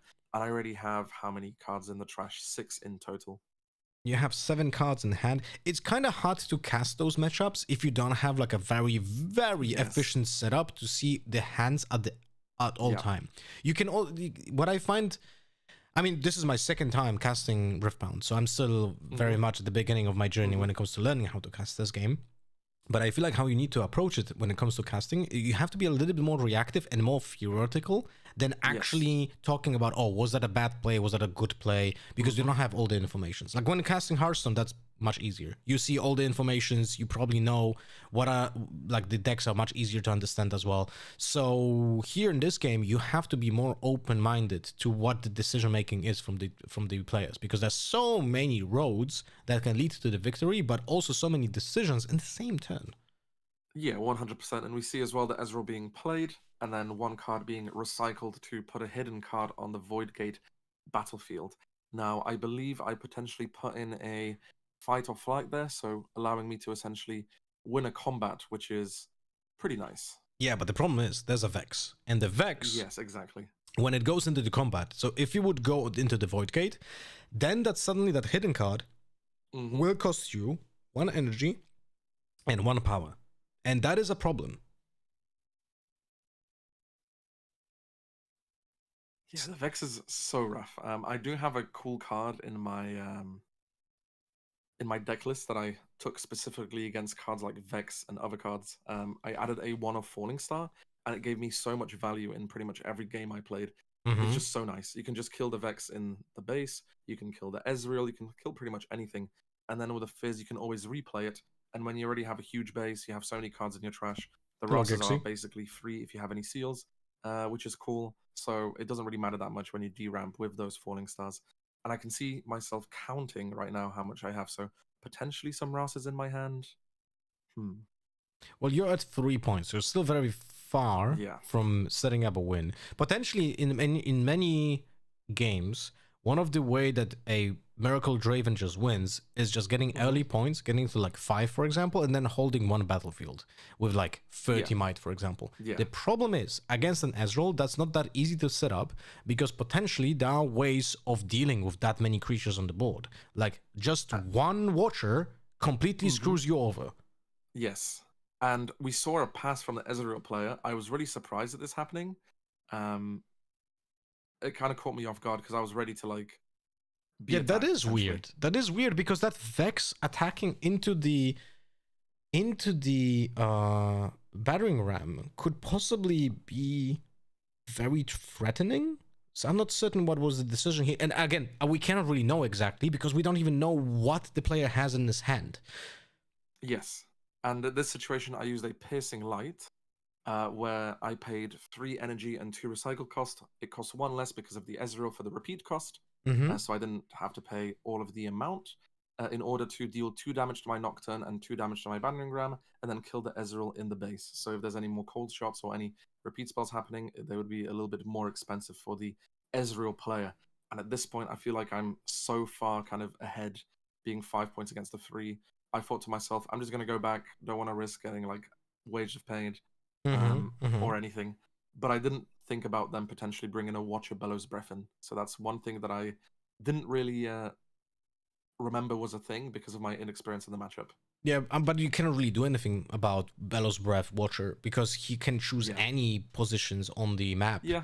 So you're gonna get wrecked anyway, you know? And the problem is, like, if you keep the units on the battlefield, they will just get attacked by the Watcher. If you keep the units in the base, Bellows Breath is gonna choose the battlefield twice, sorry, the base twice, and just deal potentially with like multiple 4 creatures, for example, right? Because you're gonna be able to do 3 and 3, and you can divide it any way you want it. What I wanted to say is, this is gonna just clean up as much as possible. So I'm just gonna ignore it for a second. But I wanted to say something else, because this deck is actually playing Retreat instead of another copy of Ezreal. So that's probably why the Void Gate was being attacked by the Ezreal in the second turn, right? Because he had 2 open. So most likely that Retreat could have been in the hand at that point. But if he would have played that when you attacked the Ezreal, for example, on that Void Gate, he would have to retreat it in that turn and essentially be forced to replay it, which would put him back on 1 turn when it comes to potentially, playing any other cards. Now let's go back to Fight or Flight. Now this has to be paid with energy and power, but it's not, Jakub. I don't think I did. Yeah. That is one of the things that Vex is great at. Any card that you want to play during that combat has to be paid in addition to your normal cost with 1 power and 1 energy. Even if the card is 3, like from a hidden card, you need to pay that. So essentially, think about it this way. Vex counters most of the spells because you cannot afford to play that in many positions, right? Hidden cards are the easiest to count. But yeah, Vex is an incredibly powerful card. Yeah, I got Hello, absolutely Brazen. destroyed in my base as well. Literally everything taken out. Nerd with the watching Watcher other and the nerds Bellows netting out back might again. be a bit too much for me. This is the I first know time I got you surprised by you're that so combo, alpha, like I said, from Brazen. inexperience playing it. Mm-hmm. And also, yeah, with the Vex as well, not remembering the cost basically to play extra. Sometimes it becomes a little confusing, and also I am not the greatest player, but learning from mistakes. It's a complicated Moving game, I'll on tell you and that. going from there. Yeah, There's it's so very many. complicated, especially Miracle when you have to think about so many things, and also try not to play the game slowly, because you only have 1 hour, right? Yeah, but I'll be honest with you, like, this is a completely, like, this is not even me casting. But in case of this Vex, I would say that the player who's playing Vex should be paying more attention to it, because I would not be surprised if many people just didn't know the ruling that the cards played from hidden also need to be played with the additional cost. Yeah, So, of course. and as I said, Riftbound is incredibly complex and Yeah, incredibly because like hiding the card is not playing, but Yeah. revealing the card and reacting is playing it. exactly. So there's many small things, many small interactions that you need to be aware of that many people just don't think about when playing, or just don't remember, or just don't even straight up know. You know? Yeah, it is a very, very confusing game, I would say so as well. What is happening I exactly? do Those think casting it's with good in co-casting? Yes, terms I'm of casting with it's Jakub from simple to Rift Lab that was with understand, me so in new Bologna. players can get into it, but if you play in a competitive event, it is so Did unbelievably Ezreal player not use his complicated, it prayer to gets cast Bellows difficult then before at any that point. possible reaction? But like I said, for newer players, they can pick it up and play. There's no reaction that would problem. affect anything, no? But once it gets to the more like difficult, crazy rulings, it's really think. hard. Especially like reaction spells that can be played at any time. They can't be played at any time. Mhm. So that also sometimes is rough. And like we saw before, in like one of the other rounds, a player tried to use action speed, punch first to react to something, but it wasn't a reaction. Yeah, As an example, that during the happens so first often, like you month, said. during the first month of Riftbound, that was happening every game. Essentially, every game that I've seen, someone was doing that mistake. Yes. And we see both battlefields being conquered. So we have And to benefit from Vex the cost coming in reduction, to the Void Gate, getting the 4th point, and the Thousand-Tailed Watcher going into Zorn Warrens, getting the I 5th. actually can remember. We see a Morbid Return being discarded in order to draw 1 card, which is the Conquer effect of Zorn Warrens. Yeah, this is Fizz looking being rough replayed. for you, my friend. There's some. How many cards does the Ezreal have? A lot. A lot of cards in hand. Even with this 11 might in your base, There's 2 this rebukes is- as well that the Fizz has. wait, what? Sorry, what do you mean you cannot play the rebuke from Fizz because it would have to be on something that is on the battlefield, right? So. Oh, Unless sorry, I meant as in they have 2 rebukes in their hand, basically. Oh, sorry. So, I yeah. heard Fizz and I was like, what? What? Oh, as in, yeah, they played the Fizz. I'm not sure what they actually replayed. I think there was stack deck. Yeah, it was a stack deck, yeah. But they also have 2 rebukes in their hand, which is very rough for me attacking, you know? Yeah. And he also has 5 up. 1 seal still available, so if I go in, he can just rebuke me, essentially. And but remember I do that if believe- it's Vex, Did he forget to score a point, potentially? Because he should be on 5 for conquering the battlefield below. should be, yeah. Probably forgot. Not certain. But this is looking very rough for you, Jakub, to win this game. Because that Vex battlefield is almost impossible to take, because now any single spell is basically for free. Okay, he goes back to 5. Yeah. Rebuke, just think about it. Rebuke becomes a 1 energy, 1 power cost. That is like, is that the most broken card in the game if it costs 1 power and 1 energy? Because I think it probably will be. It is quite strong, yeah. We're literally 1, and you also have the seals, so it's basically just 1 energy cost at that point. Super nice. So now you have to find a way. You're still ahead of points, but you know that breaking through Void Gate is going to be very tough. So your first objective is going to be the Zone Warrens. You go for a rebuke on the Vex to make sure that you're going to be able to attack and not worry about the spells. And that is a good play. I like that. It sets up also it essentially shows, oh, we're going to be attacking that Void Gate because that's the moment to regain control of it. But now do we set up a way of attacking both? And here I did a Spinning Axe, 2 recycling 1, attach it over to my Rasa to make it a 9 against a 6. So if the rebuke does come out from the Ezreal, I can then just attach the spinning axe again and be able to essentially conquer it again, which seems Yeah. pretty powerful. And we see an arcane shift. Does he play it on the Watcher? Ah, there's the hard Yeah. bargain. Yeah, the hard bargain for free because of the repeat cost coming in from Ezreal. So you can basically repeat hard bargain to make them pay 4 in order to do that. And Wait, then did if he- it does end up happening, What did he pay have? for it? All open energy? Wait, I'm confused. let's see. I thought he was using that free energy to play. Oh, he tapped it. Yeah. he Okay, tapped okay. it. I was very confused for a second. But that's Yeah, essentially yeah. the hard bargain was meant to, absolutely 100% counter the arcane shift. Because if that would not have happened, by the way, well played by you. I like the setup there. But if that arcane shift would have not happened, the possible scenario was blink the Watcher, make -3 on everything. You could replay it as well on the battlefield that Yes. is under attack. So there's like so many ways of what you can do, and also on your own turn, Arcane Shift allows you to replay the Watcher and accelerate at the same time. There are so many Yeah, things you Arcane can do Shift with is it. so strong. It's insane. And But it also deals the 3 damage at the battlefield as well. So literally, even if you replayed a Rasa into like somebody, or Mhm. it just does 3. Just so good. I love it. I love it. So you could hear in this cast that I was like anticipating that you're gonna be having such a hard time going back into this battlefield, but I feel like there were rounds here where the Ezreal didn't set up his turns like efficiently. And again, I cannot be 100% certain about what I'm saying because I'm talking about Fury and I don't know exactly what Yes. you have in your hand and so on, and the opponent as well. But it feels like if you have a Vex on the board and then we play a Raza for 2 energy and a power to set up more power on it, it doesn't really matter that much because the way that we're gonna want to win that battlefield is by just having Vex. So then you open yourself to have more spells and then hold the battlefields from both sides with just 1 unit each, which you will have troubles to go through because you would still have to use the rebuke. You will still have to, Yeah, of course. you'll still be hit by a rebuke of your opponent, but then he has more energy because he didn't play the Raza, right? So there's so many scenarios in this game. It's actually incredible.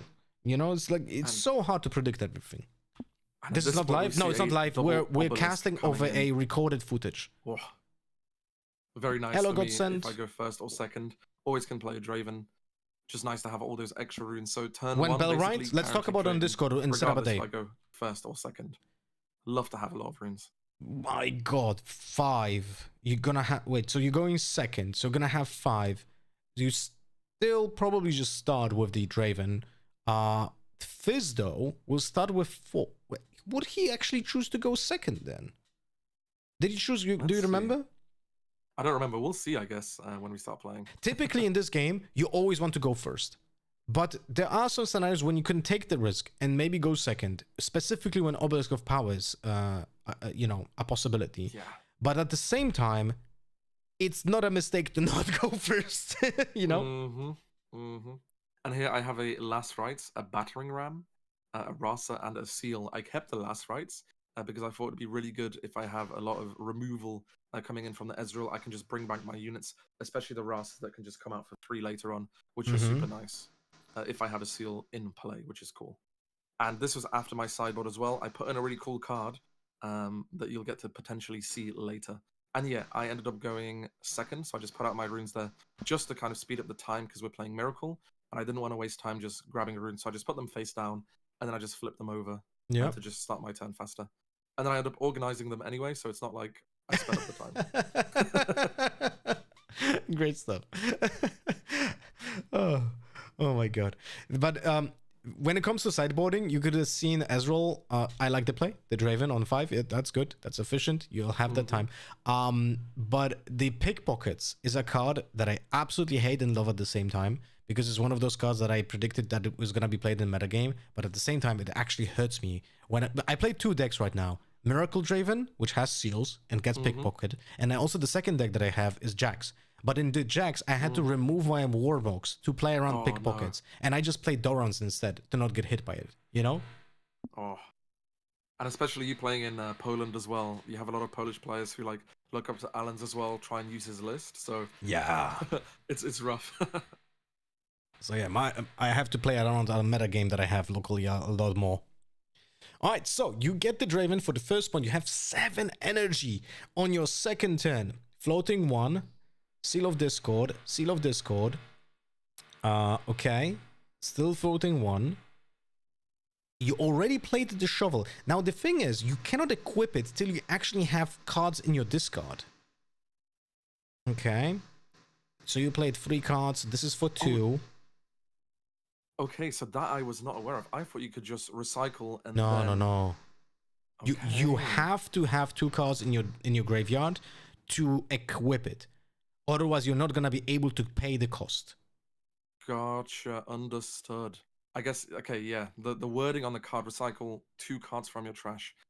It doesn't Okay. say up to. It says Okay, 2. understood. So you understood. have to pay it.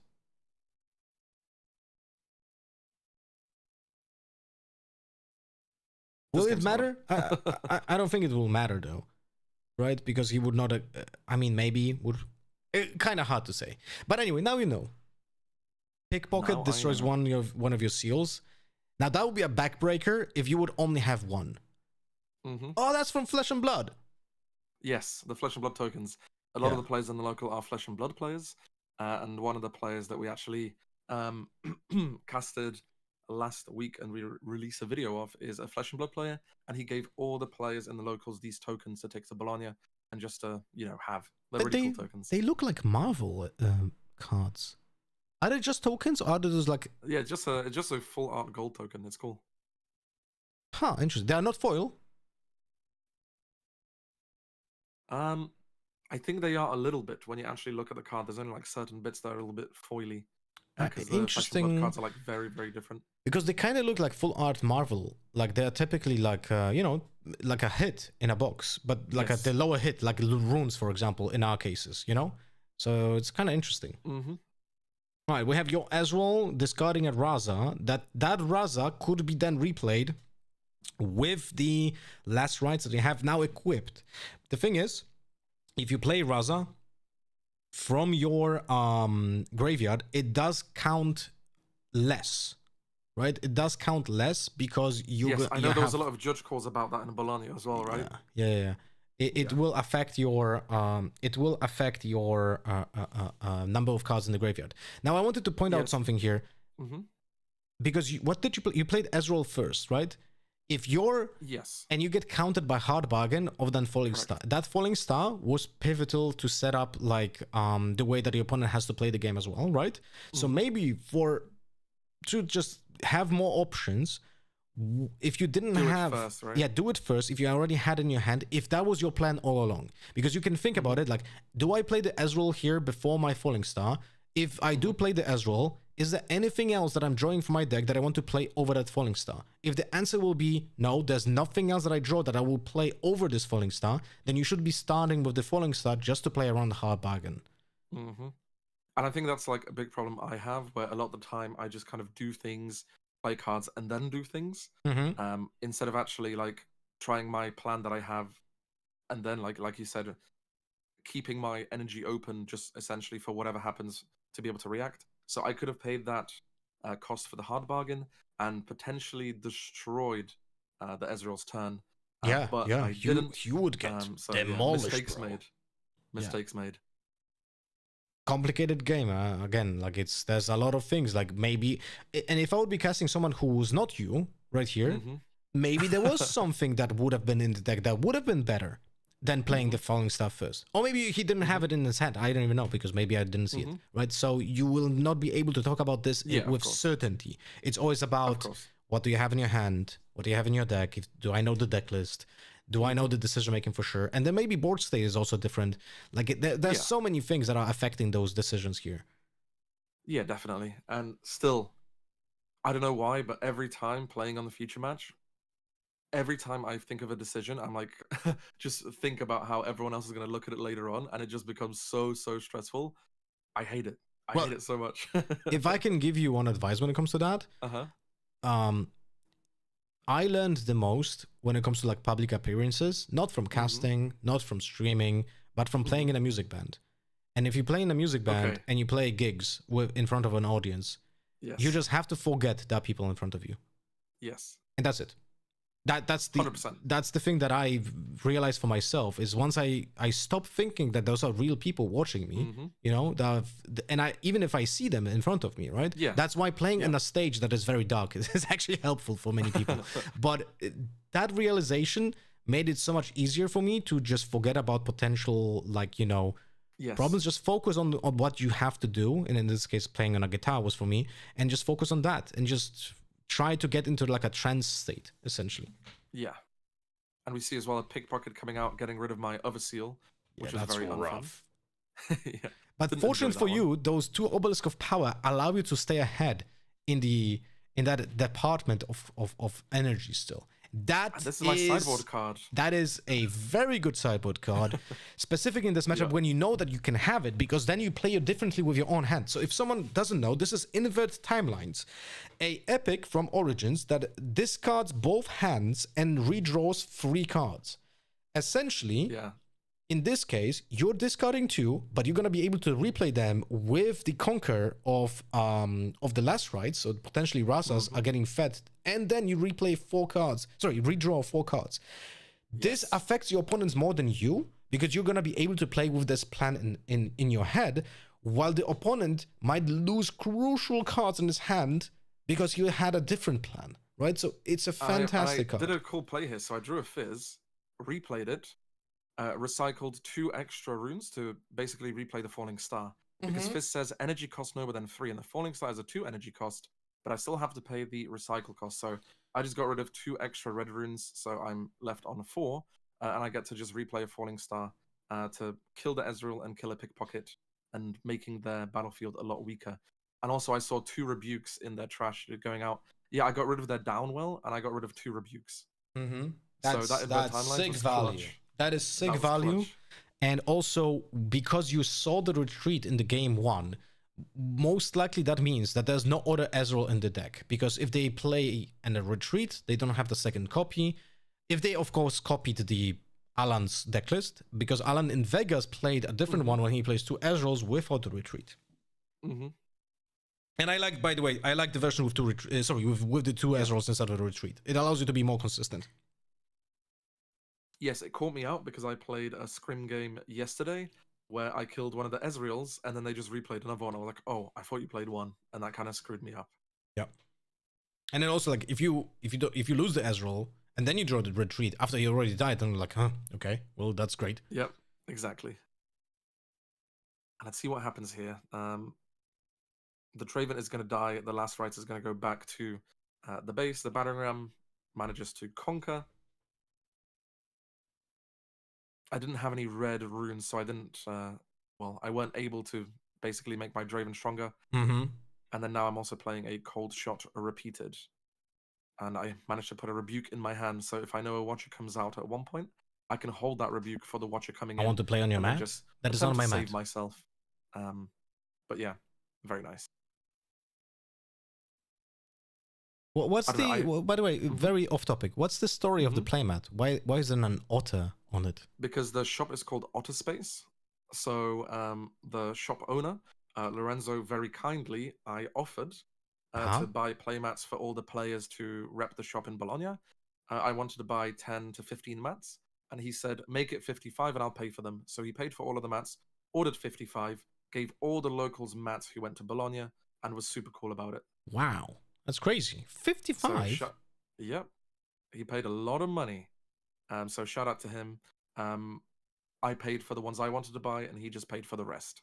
So that's awesome. And we just did that to give back to the community. So all the players essentially got the mats, which is awesome. And very kind. So people in Bologna, the Irish players who went, they repped the Otter Space mat. Shout out to Otter Space then. Shout out to Otter Space. Really, really awesome local. My favorite place. Takes me ages to get there, but it's my favorite, so I always go when I can. How long is the drive? So by public transport, it's like an hour and 40 minutes. By Oh car, my it's about, god! Yeah, by car it's 25 minutes. Okay, that's a big difference. It's basically above Dublin, like basically in the middle of nowhere in like a seaside town, so it's super beautiful. But I can't bike there because biking would be 1 hour through country roads in the dark in the evening. So I would essentially just get eliminated at any point. You would have been caught by an alien and just Yeah. abducted and treated like a cow Yeah. or something, you know? It's like that's Yeah, and it's terrifying. yeah, Riding that's in not the good. dark, it's so scary. That's not good.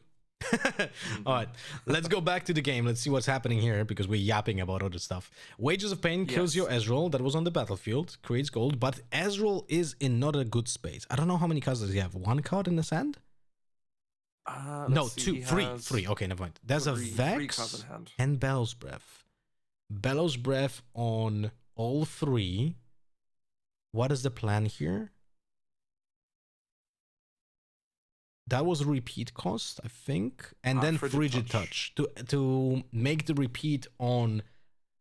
I'm gonna say Raza. Oh, I mean he could go -2 on Ram, -2 on Fizz. Fizz dies, and depending on what else does he have in hand,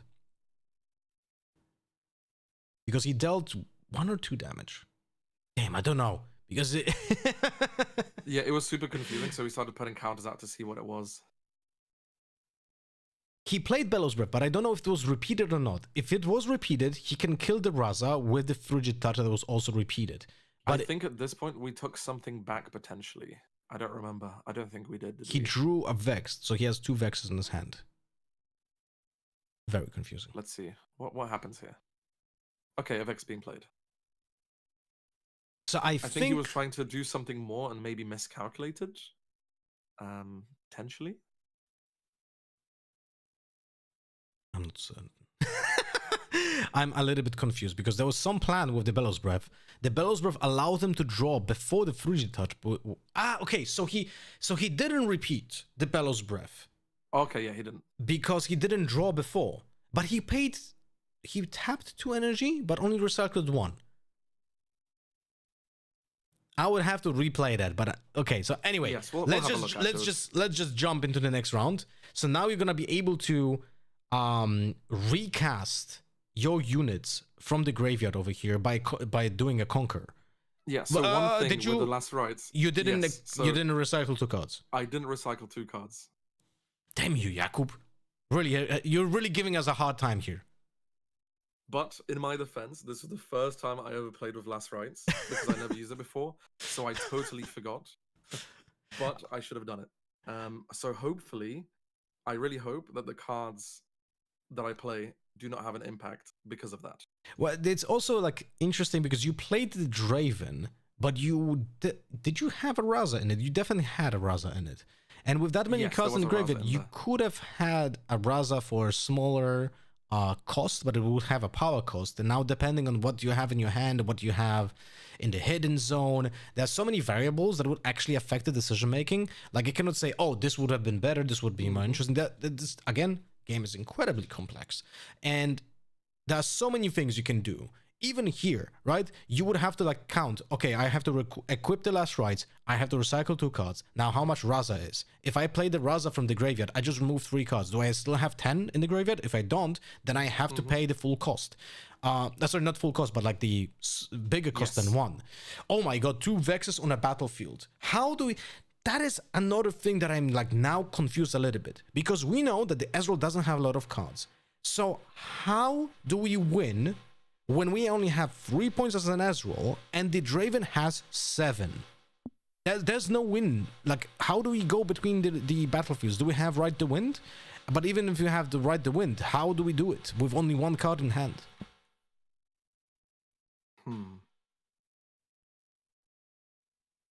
That is an interesting setup that maybe is just to play with a top deck Watcher, for example. You know? Potentially that could be a thing that could help. I think that's what's going to happen. I think at one point... Yeah, I think the Watcher Bellows Breath will probably be the best way to... Maybe Watcher Fizz into the Bellows Breath again. Maybe there's another Fizz that's being played. Maybe a Morbid Return to get something back, potentially. So now essentially as a Draven player, you can just try to like do nothing. You could have not even attack into the location, but you do, and there's no answers. If he has 1 card in hand, then you know it's only 1 spell. So not much can happen. Also, he didn't use the hidden card. So what is the hidden card in this case? I was trying to go in one by one to see if I can trade stuff out.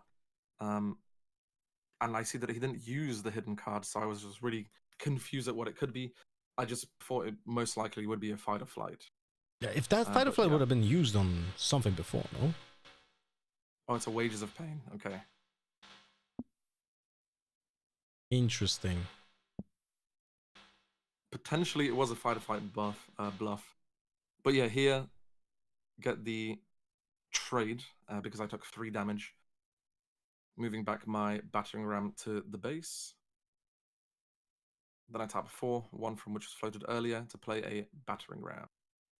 So, random thing that doesn't really matter much, but in theory is not with the rules. When people tap runes to float them and then turn them around, they do not set up typically the runes in the correct order, because what you should be doing is set up a die, right? And then the rune immediately goes on the bottom, because sometimes you will just do them out of order than they actually should be, right? So, but it's very minuscule, doesn't really matter that much. Dude, someone is hammering behind the wall. I'm so sorry. Don't worry, we can't hear it. We can't hear it. Can't hear it at all. Yeah, so this is rough for the Ezreal. Like, losing all the... just looking for a way out, right? Losing 3 units on that battlefield by bluffing the one hidden card did cost him dearly. Fair enough. You actually checked his bluff. Some players, maybe me, maybe me as well, because I suggested doing nothing against that battlefield, would have just let him be there on that battlefield and getting points and having those 2 Vexes in the battlefield. But at the same time, they don't do anything anyway, right? So, it is a peculiar scenario for the Ezreal, because he didn't set up a control on the board at almost any point of the game. So it feels like the amount of might that you were able to dish out very early in the game was something that Reggie was not able to catch up at any point, because he didn't have many scenarios where potentially he had like big board wipes, you know? Yeah.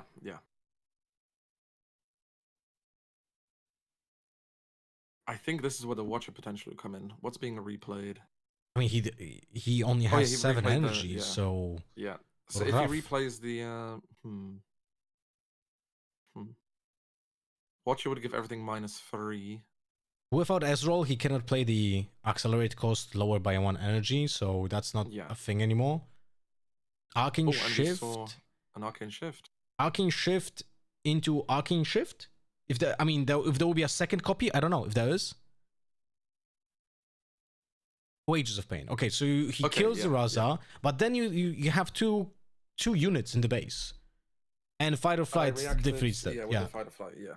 So, but even if there would be no Fight or Flight, right, to go back to the base to deny the damage from Wages of Pain, you still have 2 units in the base, which then Reggie cannot deal with, and deny the double conquer. So that is a very rough spot to be at, unless he had like a Rebuke in hand. Okay, that's retreat, replay again. What does he play? What would it have to be? I don't even know what would it have to be. I think at that point he was just looking at what could possibly be played, but I don't think there was anything that could be. Yeah, that's it. It was a GG there. Yeah, GG. So one good thing from watching like yourself play back, you can always be like so critical, and also the mistakes you make as well. And with the game being so complicated, sometimes like playing a hidden card and then having to pay an extra cost for the Vex, because technically when you react to it, it's like free, right? But then spells costing more from the Vex sometimes gets a little confusing, because are you actually playing the card, hiding it, blah blah blah. So that was like a mistake that was made that can be learned from. And here we are just like showing what we had and what we sideboarded out. So you can see I put an inverted Falling Star and a Last Rites, and I took out a Piercing Light, Nocturne, and a Scrap Heap. So yeah, but yeah, so many things that could be learned from this. Few mistakes that were made by me as an example, few mistakes that were made by the Ezreal, but luckily the mistakes I made weren't the most impactful that would be like giga game changing, so I don't Yeah, I still feel like shit for doing it, but It's Yeah. the most important thing is you're not doing it on purpose. exactly. You know, it's like if you learn And the from good it, thing is, it's okay. Good thing is, both of us made it to the playoffs anyway, in different sides of the bracket. And also, Reggie is very new to the Ezreal deck. I'm also playing Miracle only for about 2 weeks, I would say, properly. Mhm. So I'm trying to get, into the flow. And it's also my first card game, so I'm trying to get into the flow of everything. I still don't know how to make noises in my hand when I shuffle in between rounds. You know how opponents are really annoying by yeah. like tapping their cards. I don't know how to do that yet, okay? I don't know how to do that yet. So You should yeah, probably not I'm do still it. learning. I know it's a Bandai actually banned it, so you can't do it Well, anymore. if you do it on purpose to distract people, then you can't. I hate it. I absolutely hate it. So I just normally just like put my hands down, or I just like look at stuff. But a lot was learned, to be fair, and I'm glad that mistakes were picked up upon. And I don't think the only thing I actually replayed with Last Rites was just one Draven, Mhm. which wasn't a Rasa or anything. So I'm happy that with the mistakes I made, they didn't result in a snowball of other mistakes. Yeah, the probably the hidden thing would have been more Yes, impactful. correct. Although against a different deck, a non-Ezreal deck, equipping the last rides giving +2 might that early on changes a lot of the math when it comes to combat Yeah. and potential removal. In this case, it probably wouldn't have mattered because I mean maybe for Arcane Shift, but other than that, no, actually no, it wouldn't change math for that. Yeah. But yeah, in other decks that could have mattered much more. But yeah, Yeah, of actually, course. I'll check because maybe I'm wrong. Maybe I remember Last Rites wrong. Let me check. And maybe I was just yapping about something that should be not even yapped about. Last Rites. Let me check. Recycle 2 cards from your trash. Equip. Also, I just saw chat ask about my hair routine earlier. I use Yeah. I use Redken shampoo twice, and then I conditioner it, and then while it's conditioned, I have to comb it under the shower because my hair is like so curly. It literally like it dreads and mats if I like don't wash my hair every like 2 days. So I have to like Really? wash it very often. Yeah, yeah. If I That's don't wash it very often, crazy. it gets so clumpy. It's crazy. So I have to like wash it nonstop, and it has to be under like conditioner so I can straighten it out. And when I let it dry, it takes like 30 minutes, and it's just cooked. That is not good. I mean, Yeah. the thing is like the more often you wash your hair, the less of the like natural oils it has, so it becomes more dirty over time, faster. So, but then if you have to do it, then you accelerate that process anyway. So that's why basically the for conditioner me- is so important, right? So if I want to have my hair down, I have to like condition it and like comb it and everything. Otherwise, if I like don't wash my hair for like more than 2 days, I just have to put in like a hair tie and like put it up. But the worst thing is because I have like these expensive like specialist shampoos and conditioners that cost so much money because my sister like was a hairdresser, so she buys them for me. They're so like expensive and also so like big that I can't really just bring them to places with me. So when I went to like Bologna, for example, I was like trying to like find some like hair product that I could buy, and my hair, if I like didn't do it every day, would just look like absolute shit. That's rough. We can cast one more game, by the way. Okay, sick. Let me quickly just free up some storage on my PC quickly. Okay. What is the next game? Let me quickly load it and tell you what it is. It could be pretty fun. I still feel bad about making those mistakes, but on a Don't good feel hand, bad about it. Don't feel me bad and about it. Reggie are very, very good friends, and we always play a lot, which is awesome. The upside is that you would probably not have even realized you made those mistakes if you didn't record them. Yeah, exactly. And it's good learning experience. Okay, so 14, 15. But the 16, comments might be 17, rough. 3. Oh yeah, the comments will always be rough. Yeah, comments are always rough. But hey, the more comments, the more what's it called? The more engagement. Yeah, exactly. Okay, so this is 14. 1, 2, 3, 4, 5, 6.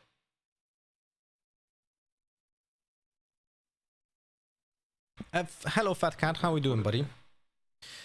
I'm gonna try Oh, to no. interact with the chat as much as possible. It's not that easy when Oh, trying never to mind. cast. Crisis Is the averted. card cover essential for tournaments, or just that the player wanted to prevent the card from being damaged? In tournaments, you have to play with sleeves. At like Let me check the at like the activity. higher level of Events. organized play, you need to have your card sleeves. But I'm happy that we both made it to the playoffs because, yeah, it didn't end up. That matchup didn't really end up mattering anyway because of our Mhm. results. So either way, whoever won, we would have both made it anyway. So I'm happy for that. By the way, there's another version of Miracle Draven that plays Detonate. Didn't play it yet, but Yes, I want to play it and see how it goes. Detonate, Treasure Trove, Yeah. Scrap Heaps. Oh my god, it's crazy. Mm-mm-mm. Okay, so table 3. So let's change this.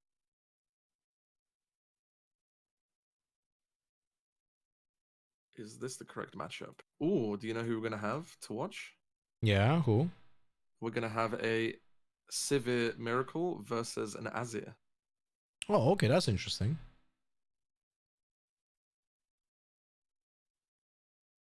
Let me, okay, so 1534, 1534. Then 1534, 1534. There we go. Loaded up the recordings. So now if I do this, I can reset the video. Let me pause it.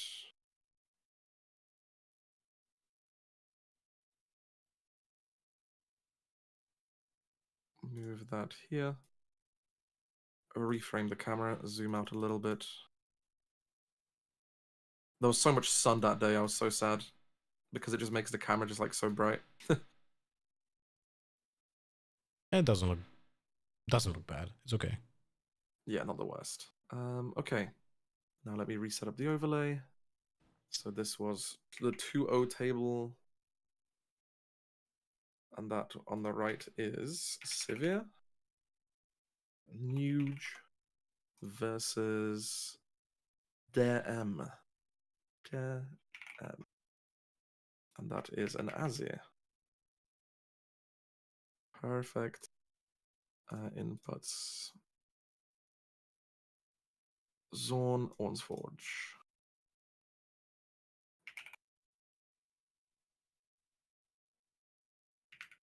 There we go. Zorn, Ornsforge. And then let's go to my videos here.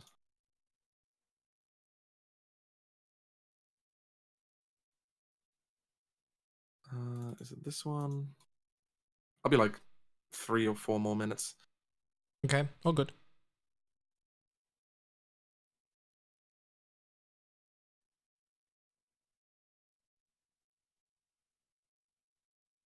Okay, this can be deleted.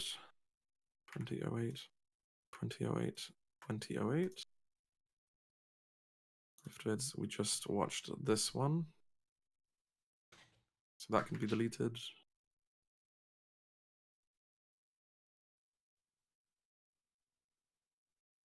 $14, 14, 13. And then let's clear my drive space. I've got like 600 gigabytes of footage. That's why everything is so like high.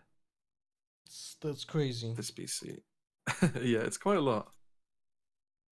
I am dreading the moment when I have to clear up my space as well. I'm doing like whenever I need it, but then I just delete all this footage that I have from recording and so on. Yeah.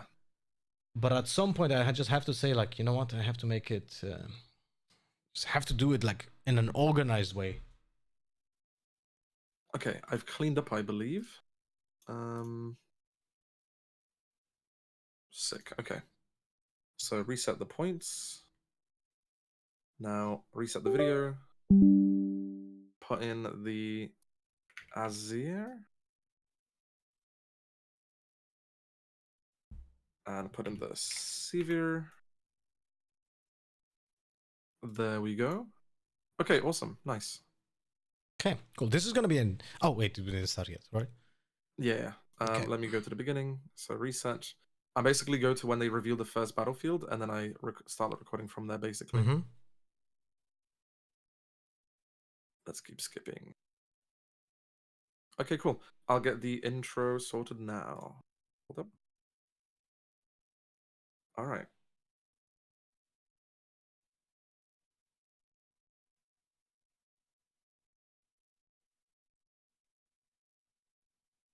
Welcome back to round 3. Oh, and I screwed up. I forgot to put round 3 there. Let me redo that one last All time. good.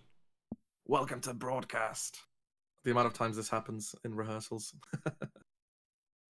All right, let's go back. And do it to here. All right, I'll do it again.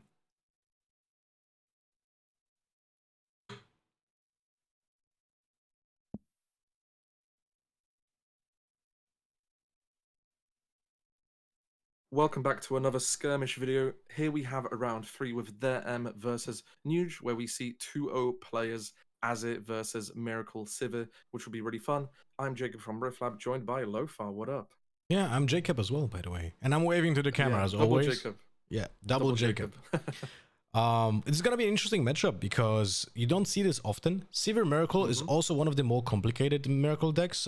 I know all of them are complex, but Sivir is having a harder time like setting up wins than, for example, Draven. Draven is more straightforward because of the battles and like drawing cards and so on. While Sivir tries to set up value out of potentially cards like Sabotage and then replaying the Sabotage and then playing Mind Splitters and just going over your opponent's hand like it's nothing, you know. While on the other hand, I hate that. I hate it when it happens to me. that is a very excruciating experience, that's for sure, if you're getting hit by multiple like discard effects. But now when it comes to Azir, how much experience do you have with Azir? So the only experience I have with Azir is that every time I face one, I sided in Thermo Beam game 2 and they scooped every time. Yeah, that can happen to an Azir. That is for sure a thing. Yeah. And Azir, if you didn't play an Azir, he basically creates Essential Soldier with 2 might for 1 energy whenever you play an equipment this turn. I mean, sorry, not whenever. If you played an equipment this turn, you can play a Sand Soldier for a exhaust of your leader and 1 energy. So essentially, in an ideal world, you would like to play an equipment each turn and then create a Sand Soldier. The Sand Soldier then has a weapon master that can equip any of the equipment or reattach the equipment from other creature you have, other unit you have, to the creature that you just played with the weapon master. So there's a lot of juggling of equipment in this deck, which allows you to go for like how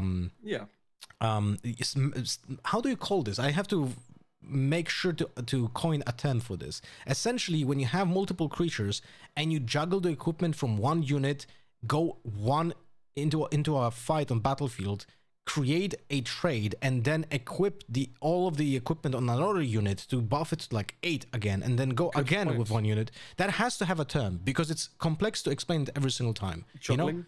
You know? I Honestly, guess juggling is probably the best words for it. probably juggling would be the best, yeah. But the thing is, like, that's how typically would set up a win with Azir, because if you go for Sand Soldiers that will have like 1 equipment each, they are not big enough to actually matter that much. Yes, yeah. And we also see as a Sovereign being played into the base of the Azir player. It has an accelerate effect, which wasn't paid because it was impossible to. But when I attack, you may move any number of your tokens to this battlefield. So if the Azir goes into the Ornn's Forge, for example, the other Sand Soldier, whether exhausted already, can simply just walk in. Yeah, and that is one of the win conditions as well, when you have to double conquer, because then you can move your units between 2 battlefields.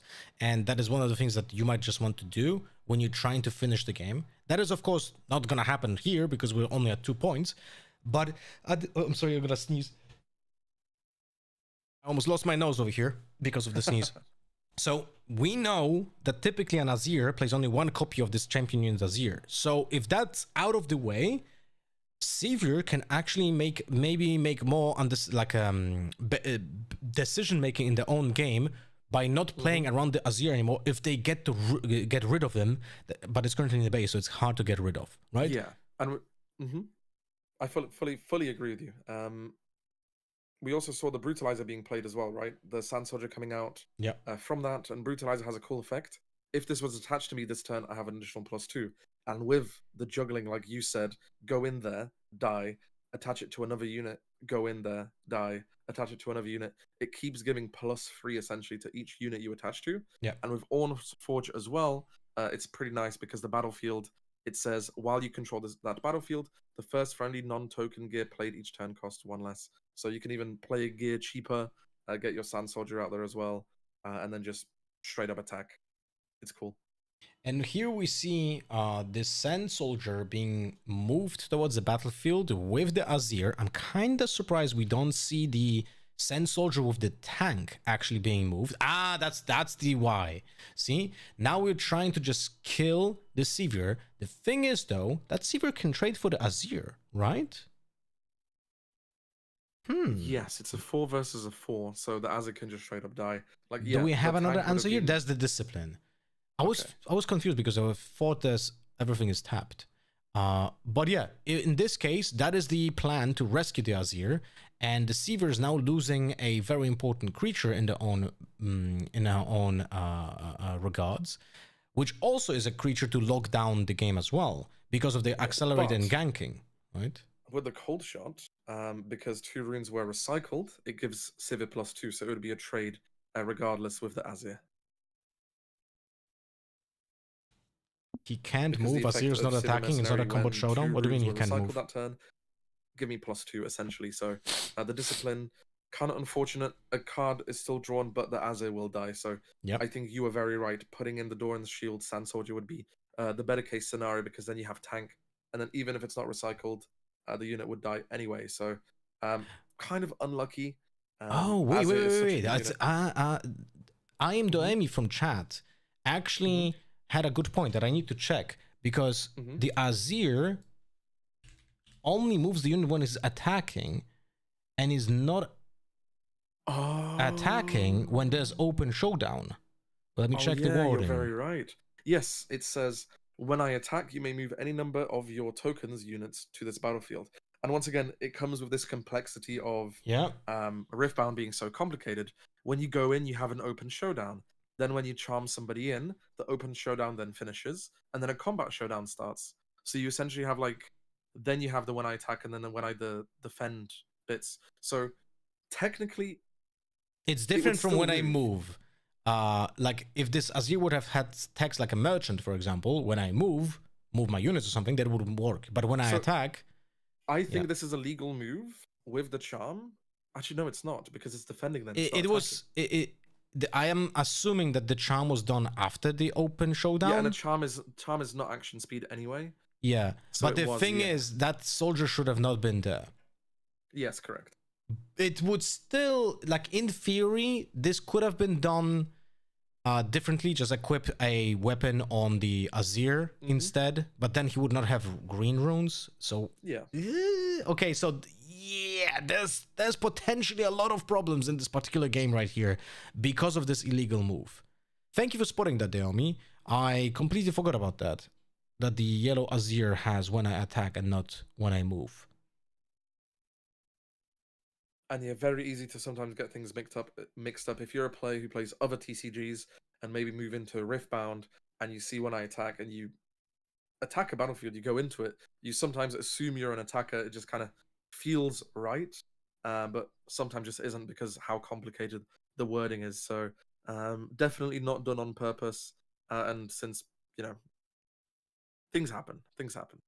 Yeah, but it is a very important piece of strategy that you definitely need to know when you're playing Azir. Yes. How many runes have you counted? 1, 2, 3, 4, 5, 7. 6, 7 runes. Okay. Now we have BF.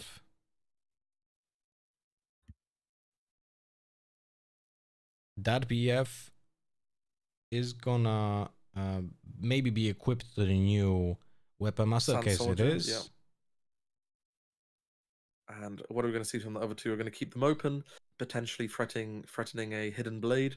But we also know that Nuge did use the sabotage earlier, so they know the contents of the opponent's hand. So they can definitely play around that. And we also see a Doran's Shield going down for 1. I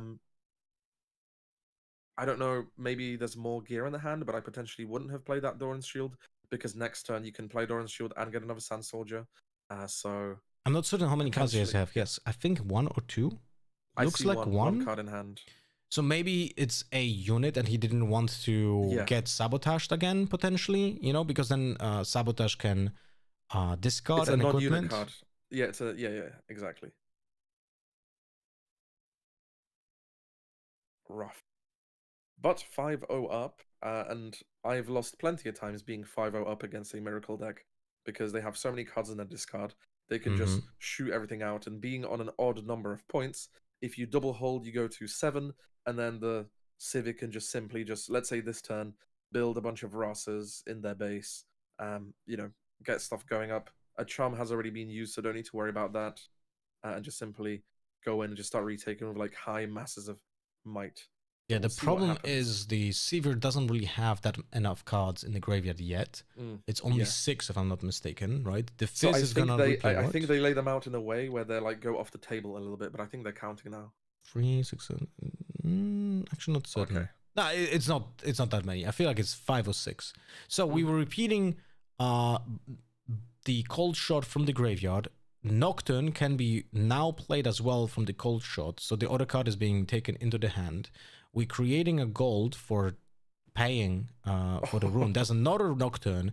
That is a comeback that should typically not be happening in this position. This player but did this to me and beat me because he cold shot twice to reveal 2 Nocturnes in the first cold shot, and then the repeated one he revealed a on the hunt, and he only had 1 rune up. Yeah. And because of that, he managed to win the game. I was so sad. That's crazy. But yeah, 2 Nocturnes coming out on the board, a really good gamble coming out, which is crazy. He has on the hand in the hand, if I'm not mistaken. He could play it in this turn as well to remove the possibility of going to 6. So he could move with like 8 might, but then he would set up himself for a very rough hold because the opponent could juggle the equipment and just go over that anyway. So exactly, go in with the go with the Sand Soldier with the Brutalizers. That's a 3 might total. Oh, I guess yeah, maybe on the hunting now. He is going for it. So let's see what's the play. So he's probably moving with the Fizz as well, if I'm not mistaken, or goes for a double. We'll see. We'll see what's the decision here. Like the unit, the Sand Soldier itself has 3 might, so he gets over. He gets taken over by the 1 Nocturne. Yes. Now we have the effect, so we can discard the Scrap Heap. That can change the decision making. So we got to draw 2 cards. Seaver gets untapped. And now we have no floating energy, so there's nothing we can play unless it's a Raza, and we would have 10. No, we don't even have purple anymore. So we can't really play anything here. So we just go to the Forge, the Orn's Forge, not Forge of the Fluffed, and now we can only hide cards. Remember, what is very important, people kind of forget, both Nocturne and your hidden cards can be played with any color of your runes. So even if this is like a purple card, or even if Nocturne is a purple, if it's being played from the reveal, you can still play with orange, with red, doesn't matter, you know? So those are the things that like people who are newer to the decks can't forget, or people who don't play the deck, they might not even think about. So sometimes you will have a bad decision because of it. All right, now Azir, you're at 5 points. You have a 5 might unit. Your opponent doesn't have anything open when it comes to energy. So that 5 Weapon Master Sand Soldier just goes over Nocturne, gets you a point to 6. You discard, there's a Brutalizer. Not sure what was being drawn. So we get to the 6 point. And now the other Sand Soldier can go up to 5, essentially. Yeah. So that's 3, 5 of the 2 Doran shields. So I'm kind of surprised. If there was a Rise, maybe? If there wasn't a Rise, that could be, you know, potentially a little bit of a game changer. Because a Rise, you get to play 2 Sand Soldier unit tokens for each equipment you control, and then ready 2 of them. So that would be 3 extra tokens. 2 of them would 4, be ready, actually. so that's 3. Oh yeah, there's 4, right? Oh yeah, there is because of BF Sword, sorry. Desert's cool. Okay. I am surprised that he discarded the Brutalizer, because that Brutalizer would allow him to attack +3 on his Sand Soldier that currently has the Brutalizer, which would allow him to go over the 7 points of might, right? Yeah, because he would have 3, 5. He would have 8, and he would go over the battlefield. So I was like looking at it. Why did he discard the Brutalizer? Because there might be something else in his hand that was being planned, but the Desert Scrolls is not that card. So it's like, is there anything else? I think the Brutalizer was the play, honestly. How many cards does he actually have? I Now think it it's just looks like card. one. Yeah, he just And have it's one not a card. rise because that rise would have been played over the... Yeah. So that's a little bit surprising, the ordering of things over here. Specifically with that one discard. You can... And he didn't even play an equipment, so he cannot utilize his Azir. Kind of confusing. Yep. But let's see what's the plan. Okay, so he... So that was the plan. So that's something that many people do in almost every single card game. Sometimes you see a plan because of a card that you have in hand, and you are not diverting from that plan ever because you already set up your goal and you're just like so focused on just doing that one plan there. Because yes, it happens to me a lot. Yeah. that brutalizer play would have been 100% much more efficient. You would have been able to go over the battlefield. You would have created one more Sand Soldier, and you would still be able to squeeze in the Calderweek. I mean, that depends what was the card already in hand because he had to do his own warrants. So maybe that would have been a little bit different. But the Brutalizer was in hand and we knew about it. Anyway, let's see what the Seaver now does. Seaver goes to 3, has only the Nocturne and only 4 energy. That's the problem with Seaver. She allows you to kind of ramp earlier on, right? Because of you are able to like get the gold going fast. But at some point, when you're going up in your very power-hungry cards, you're gonna be deramping very heavily. And that's where the difficulty of the deck starts to like show itself, because you're gonna be required to pilot this deck with very inefficient amount of runes. And that's where the skill shines, you know? Ooh. All right, well, Double challenge. Double challenge essentially neuters all of that equipment, because now they don't have a driver to, you know, do anything with that. And now the ganking actually matters as much, like a lot. Yes. What was that? And oh, he discarded a Nocturne. Okay. Yes. And he plays another Seal for seal. There's a Fight or Flight. I would love to use to see it hidden. Yeah. Yes, Fight or Flight, Sabotage. I believe I saw a punch first there, but that's not going to matter because the player's tapped out. There's no seals available. So this turn is pretty much as is, but it's going to be rough because you don't have your Azir that you can accelerate and move everything in. The Desert Call was used. It just really depends on what is top decked, honestly, this time. Mm-hmm. And we just saw, it was just a BF sword being played and then a Sand Soldier attached. Yeah, a top deck Arise would have been fantastic. He's already equipping another BF sword to avoid being deleted by a third potentially challenge over here, right? That was one of the main concerns. We're equipping it again, just to be certain. So that's a total of 6, 7, 8, 9 Might Sand Soldier. That goes to 10. 10 Might Sand Soldier. And goes to 11. 11, 13 for this round, but 11 total. Yeah. That's not sure if this was all necessary right there. Was it necessary? I'm not certain. I don't think there's really a move here anymore. It might be rough to come back because double hold just makes the Civet player win. Well, one rebuke completely wrecks over Azir.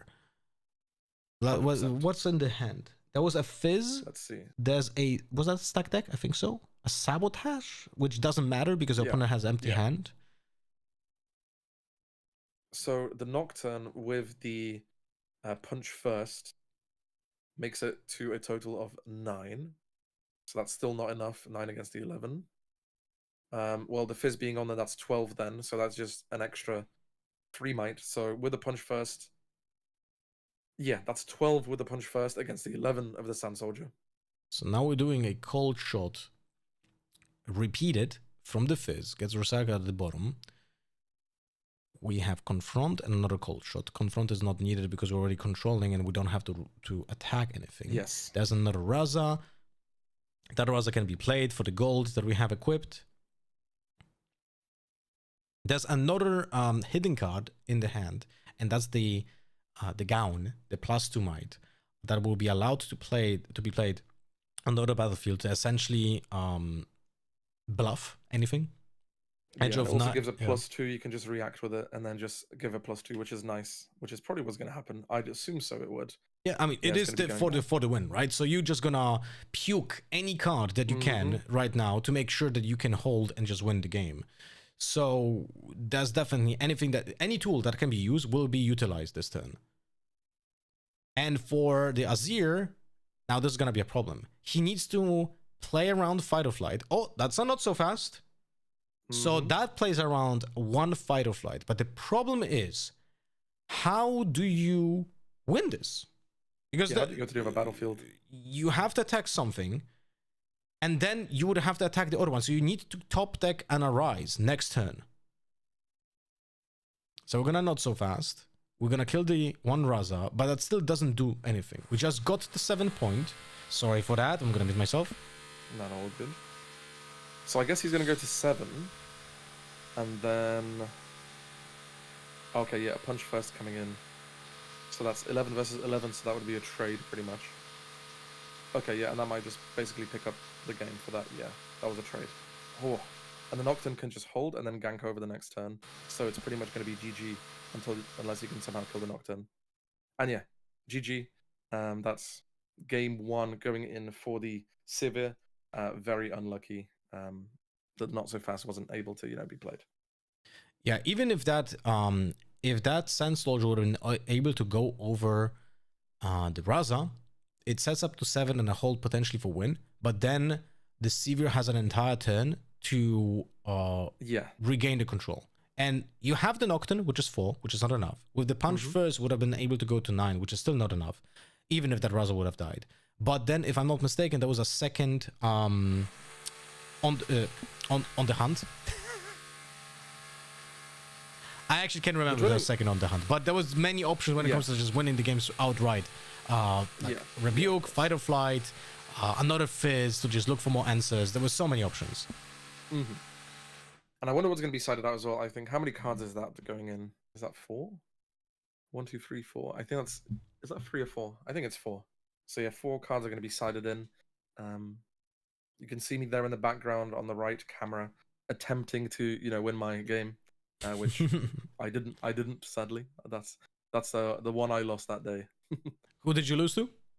I lost to a mid-range Draven, but then I beat every other mid-range Draven after that. In theory, Miracle should not have like an advantage against the mid-range Draven, but I feel like that was the case with the Draven that was being played before. The Miracle Draven, I mean, the first iteration of it. And now I am not so certain anymore. With so many decks just being kind of min-maxed, and I feel like mid-range Draven got already min-maxed some time ago. I feel like mid-range Draven can be a little bit still less favored against mid-range Draven than like he was in the past, but it's not that big of a difference anymore, It's like, specifically also, I need to test out the Detonate version, if that version is able to maybe play a little bit more aggressively. It is very fun. Yeah, I didn't play it, so I need to test it out to have like an opinion. So with that, I think Flesh and Blood players would be really good at playing that sort of deck because Flesh and Blood players normally pitch a lot of cards in a specific order, and then when they go through the deck, they would essentially just draw what they need, right? I mean, so, you're setting up the second cycle of the deck, yes. Exactly. So with the Detonate and with the Scrap Heaps, with the Treasure Troves, you draw so many cards, you actually will find value in that because there is a time you will cycle back to the beginning of your deck again because it's just like a loop of, you play a Scrap Heap, you detonate it, so you draw 1 from playing the Scrap Heap, you draw 1 from detonating, you draw 1 from the Scrap Heap being killed, so that's 3 card draws. If you have a Treasure Trove, you can return it to hand or something. When it leaves the board, you channel 1 Rune Exhausted, draw 1, and you can just do infinite loops for a while and just keep drawing and drawing and drawing while also playing the cold shots and the stack decks to basically get that combo out. Not only you can play all your Battering Rams because it's so easy to at low cost play all those cards. It's just, you just essentially will just cycle your cards eventually. Yeah, I can see the second cycle mattering a lot more with the Detonate version, because in the normal Miracle Draven, I feel like I didn't get to play the second cycle that often, at least with my own playstyle. I was just a little bit more aggressive or setting up potentially win conditions earlier before I was reaching the second cycle. But with the Detonate, I can see that definitely happening. There's there's so many card draw Mhm. engines that you can set up there differently. It's Yes. kind of crazy. Like I definitely need to play it. Also, I just spoke as well with the Ezreal, and I mentioned the hidden card with the Vex, and he didn't know that it worked that way. Mhm. So he was not aware that hidden cards would be affected by the Vex. So now he at least knows. Yeah. That Vex becomes even better. Yes, exactly. So that's probably why we didn't see that play in the last round where he would decide to go in. Mm-hmm. All right, Obelisk of Power being chosen by Sivir over here. Mhm. And in this case, we're going to see if any changes are to the plan. Because otherwise, Sivir should be going first. If she's going first with the Obelisk of Power. Because wait, no, it's Sivir won. What I'm talking about. It's the other way around. Yes, Sorry. Sivir won, I yeah. was completely forgot about the Yeah. result of the first game. So Azir is going first in this case, most likely, and Sivir is going second. Is gonna be at the 4 resources. Yeah. And it's kind of nice to go first with 3 runes because you can play a 2-cost equipment and then get yourself a Sand Soldier, which is very nice. Yeah, Allows you to do quite a lot more. Sivir is that. I'm gonna mute myself. No worries. It's really not that bad. But yeah, let's see. The Azir player is thinking. The most obvious choice, play an equipment and then play the Sand Soldier. So yeah, we see a Brutalizer coming in. And then Man, boom, I'm gonna we see be a Sand so Soldier pissed, being man. equipped. I personally wouldn't go for the Brutalizer because it kind of loses its effect. And you're playing against a Miracle deck, which is kind of slow. So you do have more time to set up. So I would much rather do something else in hand if I could. And then, yeah. So we see the Sivir being played as well. Bro. Going into turn 2 for the Azir player, going up to 5 runes. Yeah, and the Sivir allows you to start cycling the gold, which is important in this deck. Yes. Now, again, I have to play a little bit more Sivir myself. I'm not sure if this is always the play when you're going second. Like, do you always want to play the Sivir on the second turn? Just like a Draven plays Draven. The difference here is that the power cost, right? So the power cost is the thing that defines your turn. Like, you're deramping yourself, but you're getting the gold as well. And we also see the salvage being played. You may kill a gear, draw 1, destroying the seal. The seal does come Fuck useful me, because, man. yeah, so much recycling. The gold gear tokens do kind of make up for it, but, you know, a seal is always nice to have in it being destroyed. Kind of sucks, but it is what it is. The Azir player gets to draw an extra card, which is nice. And then also going into Conquer Trifarian War Camp, getting 1 point, so currently 1-0 over to the Azir player.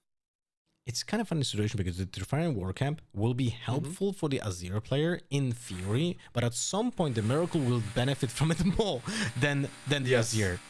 Yes. Because you can just stack all those units, just keeping those +1s, +1s, +1s.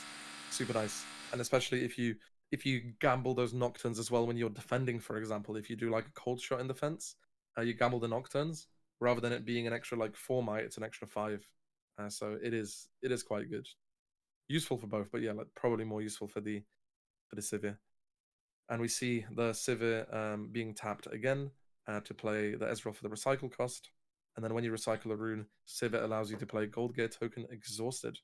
Scrap Heap being discarded, so the Ezreal actually draws 3 cards. So quite a lot coming in. And we also see a Sabotage. And we see a... What else is there in the hand? There's a Challenge, Sabotage, Challenge. Merchant, if I'm not mistaken, and a Raza. It's so hard to say.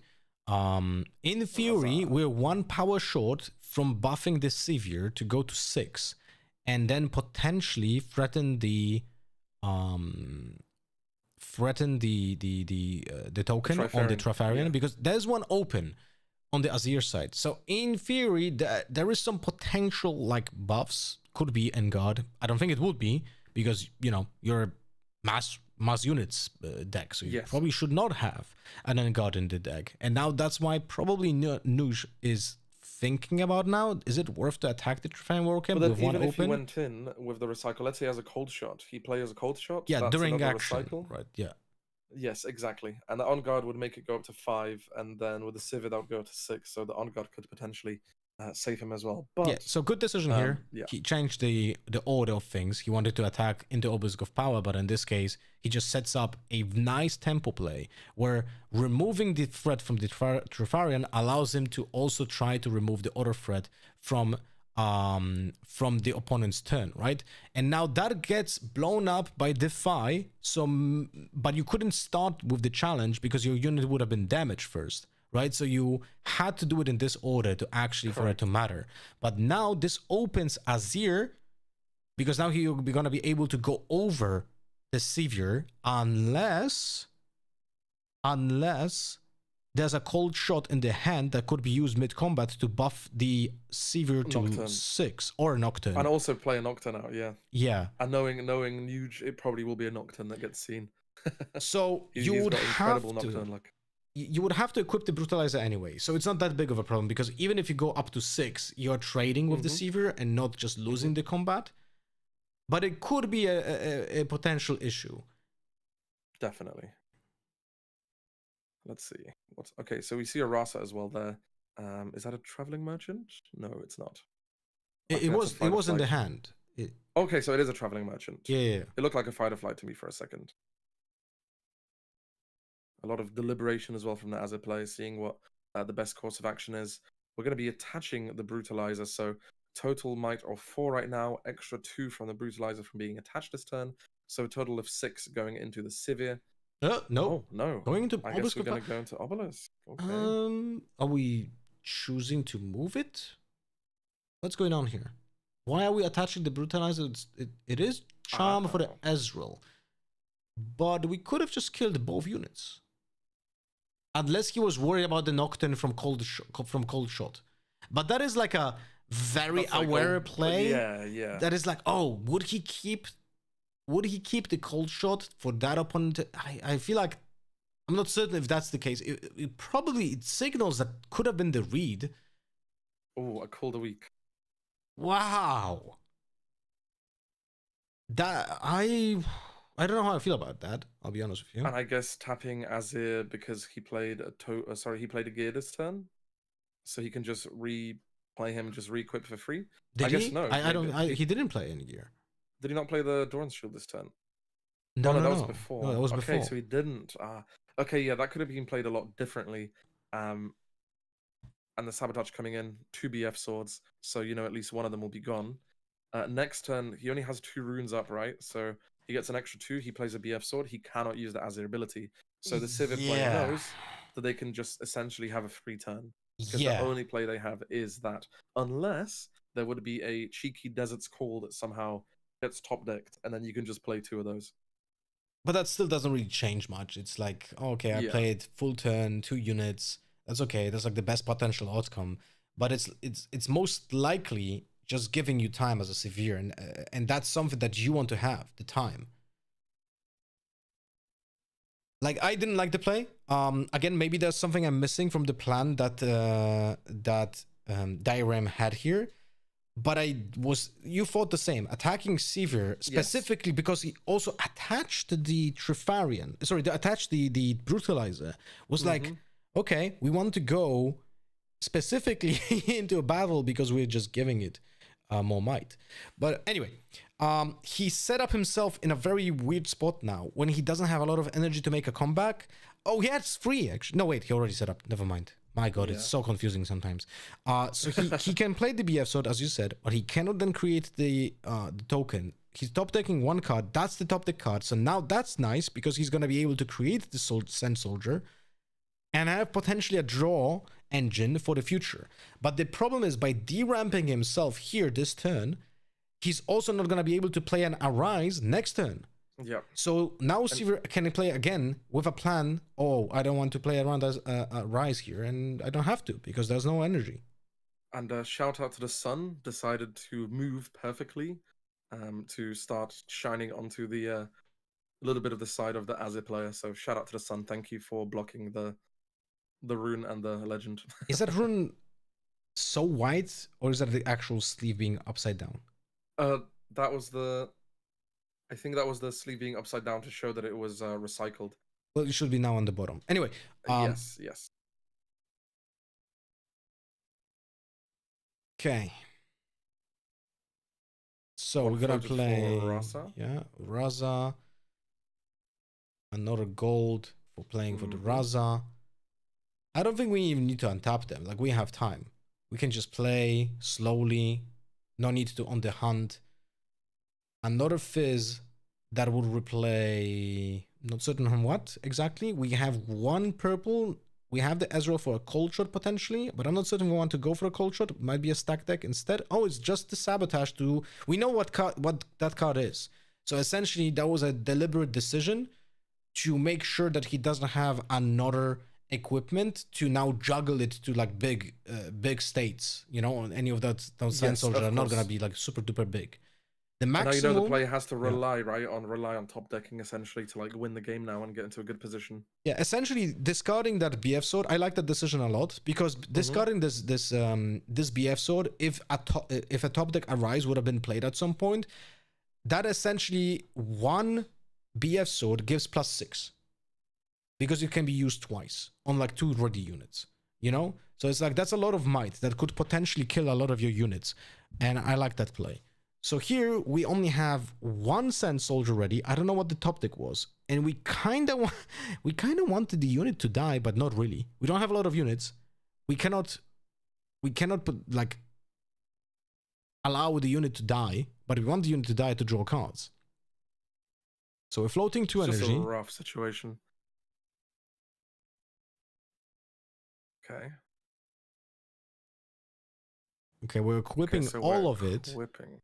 So we have +3, +4, +5. So that's 7. 7 overall attacking into the Ezreal. So And the 8 instant answer towards coming 4. out, maybe? There are 2 open. And we have a Phase Breaker in the hand, which doesn't do anything. And yeah. Is that going to be a fight or flight, maybe? Yeah, that's rough. Yeah, so going back, the turn basically is just over. We can see in the play cam as well. Not looking too happy about that. Oh, I guess we're moving back ourselves. Okay. Okay, interesting. Maybe he's playing around potentially another. I'm actually not certain because, like. Oh yeah, because of the floated. Oh, yeah, yes, 'cause the Azure could have floated. come out accelerated, right? Yes. Okay, yeah. sorry. Yeah, I've completely forgot about the floated. Yes. So Yeah, the Azure okay, could that have makes just more come out sense. accelerated, Yeah. and then the phase breaker being in a hidden. So. But there was no acceleration. What the hell? If he paid one more, he could have accelerated and went. Yeah. In. Yeah, he could have just went in on the Nocturne, right? He could I have, just but cleaned him out. then he just gets traded by the 2 Razas and it's game Yes, over yeah. anyway. But it's still kind of rough because now you're left on that battlefield with that one Sand Soldier and you cannot play Arise again. There was so many things for the Azir that didn't allow him to play at any point an Arise that would be the only scenario of making a comeback into the game, that it's very rough to think like, oh, was this a correct play? Like equipping all of the, like we went to 7 might on the Sand Soldier to go over a 3 might Ezreal. Like we have to question like, oh, was it worth to lose all of that power to make sure that we can go over the Ezreal when you could have done just less and have potentially enough power, enough energy for the next turn to play a Rise and then make a comeback into the game? Because right now it's looking very rough and as Sevier looks in full control. Yeah, and the Ras are going in there, just literally taking out that Sand Soldier, all the equipment back to the base, can be attached to the Azir, but then you're going to recycle so much. You'll have to essentially recycle all of your runes to attach everything. And we also He doesn't even have green. Sacred Shears. Yeah, did he draw it? I don't think he drew, no? I don't think he did, no. Oh, did he? He had the Phase Break in his hand. He. My Oh, God, the Azir went to the something trash? There was a challenge. Oh, okay, there was a challenge. I just missed it. Okay, yeah, I don't really see a way out. Okay, Desert's cool. Repeated. Create 2 Sand Soldiers. But time's just ticking down. You don't... Why the Brutalizer? No! Get the Yes, thank God. Yes. We just want to be more efficient with the might for the future turn because we can attach the Brutalizer when we're going to plan to attack and get the +2. But Nudge, The problem is he's going up to the 7 with the hold here, right? Or did you already add for the hold? I'm not sure. I think he potentially has. It doesn't really change much because he's gonna set up Yes. for lethal next turn anyway, right? So, but if Oh. he had to set up because otherwise he would be just winning straight up by conquering the other location. And So the action as well, just stealing the gear as well, making the attack of the Azir player a lot weaker. And also retreating everything, so potentially going in there with Sand Soldiers and then just threatening the lethal the turn after. With, yeah, I don't really see a way anymore. There's just too much might on the board. It's 6 plus 3, that's 9. Then yay, 14 with there's the their action. eyes. Yeah, a little bit too late, but at least it's here. Would have been so much nicer if the, Guys, what the fuck, shield bro? was I'm still pushing Yoru. there. But I Hey, don't the think that's f- gonna the fuck is make drilling, much man. of a difference. Yeah, but this is the That- perfect moment for yeah. Nudge because he withdrawn from the battlefield, so it doesn't really matter if that Arise was played. Mhm. And that was the one round where he had to play around it. That's essentially it. So well played by Nudge. Although he would have played the same way, even if there would be not enough mana for Yes, Arise anyway. Of course. Of course. The love of the game where you just get to 6 points and then you just double conquer afterwards. So yeah, we see a GG, we see the fist bumps from both players, and the score being reported. And yeah, real fun game. It was quite A little bit Quite- complex quite to unlucky. cast. Yeah, I'll it be is. honest with you. There was But you get so many experience shortcuts from it, being right? done. Yeah, that's for sure. It's like learning a deck for the first time. You don't know certain matchups, and you're just trying to see how it works. And then, yeah, the Miracle just going for everything. The Sabotage is getting rid of both of the BF swords. The Sacred Shears, for example, not drawing from that. It's just a little bit of, potentially some inexperience. Also, like I said before, stress of playing on the stream could potentially also add to this. Because I felt it, my opponents felt it. People who are going on the feature table, some were like super excited, and some were like, oh. But yeah, thank you so much for commentating this game with me. My pleasure. And we'll see you guys next time. See ya. Awesome. Thank you so much. No worries, my Okay, pleasure. the recording stopped. I appreciate it. I still feel bad for missing that Nocturne recycle. Dude, don't worry about it. It's like that missing that Nocturne Recycle is actually less of a problem than that last rights or the yes. hidden card. You But know? luckily, the last rights didn't impact a what's it 協 called? 力論速 Anything 度 that I ブースト played テ from ク that ニッ trash. ク For example, playing a Rasa out of there. So Mhm. I'm happy I didn't play a Rasa from the trash. And the only thing I played was the Draven, which would have been able to be played even if I didn't recycle those 2 cards. So I'm quite glad it snowballed that way. But yeah, Yep. genuinely, thank you so much for casting these games as well.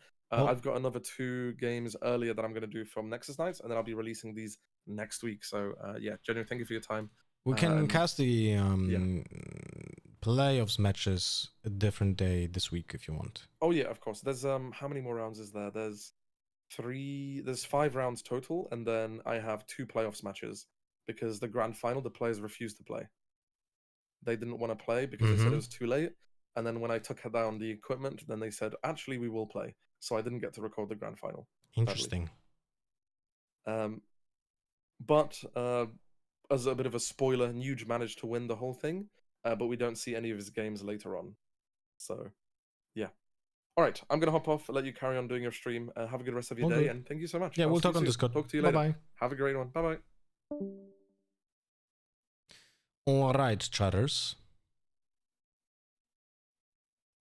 I'm gonna finish the stream now because I want to record a YouTube video for my Riftbound channel. And we're gonna see each other tomorrow for more stream. It was fun casting, man, but it's complex. I know it's like I have to find a middle ground, but I learned a lot from this casting because the thing is, it's not easy to cast this game when you don't have full information. So I have to change my approach. It's hard to question stuff. I also missed some stuff, like, like missing the Azir attacking interaction. That is a big thing that I should have known that, for example. So I need to up my game when it comes to rules a little bit. It would be different if I would be casting like an official match. It would be a little bit different because I would have like the deck list and I would have just read all the cards and try to prepare myself a little bit before the match. Here we're just doing it like, we're just jumping in essentially, and we don't have the deck lists. But it's an interesting experience. So I learned quite a bit from casting those games, and I'm gonna be keeping doing this because I want to potentially, you know, cast this game in the future.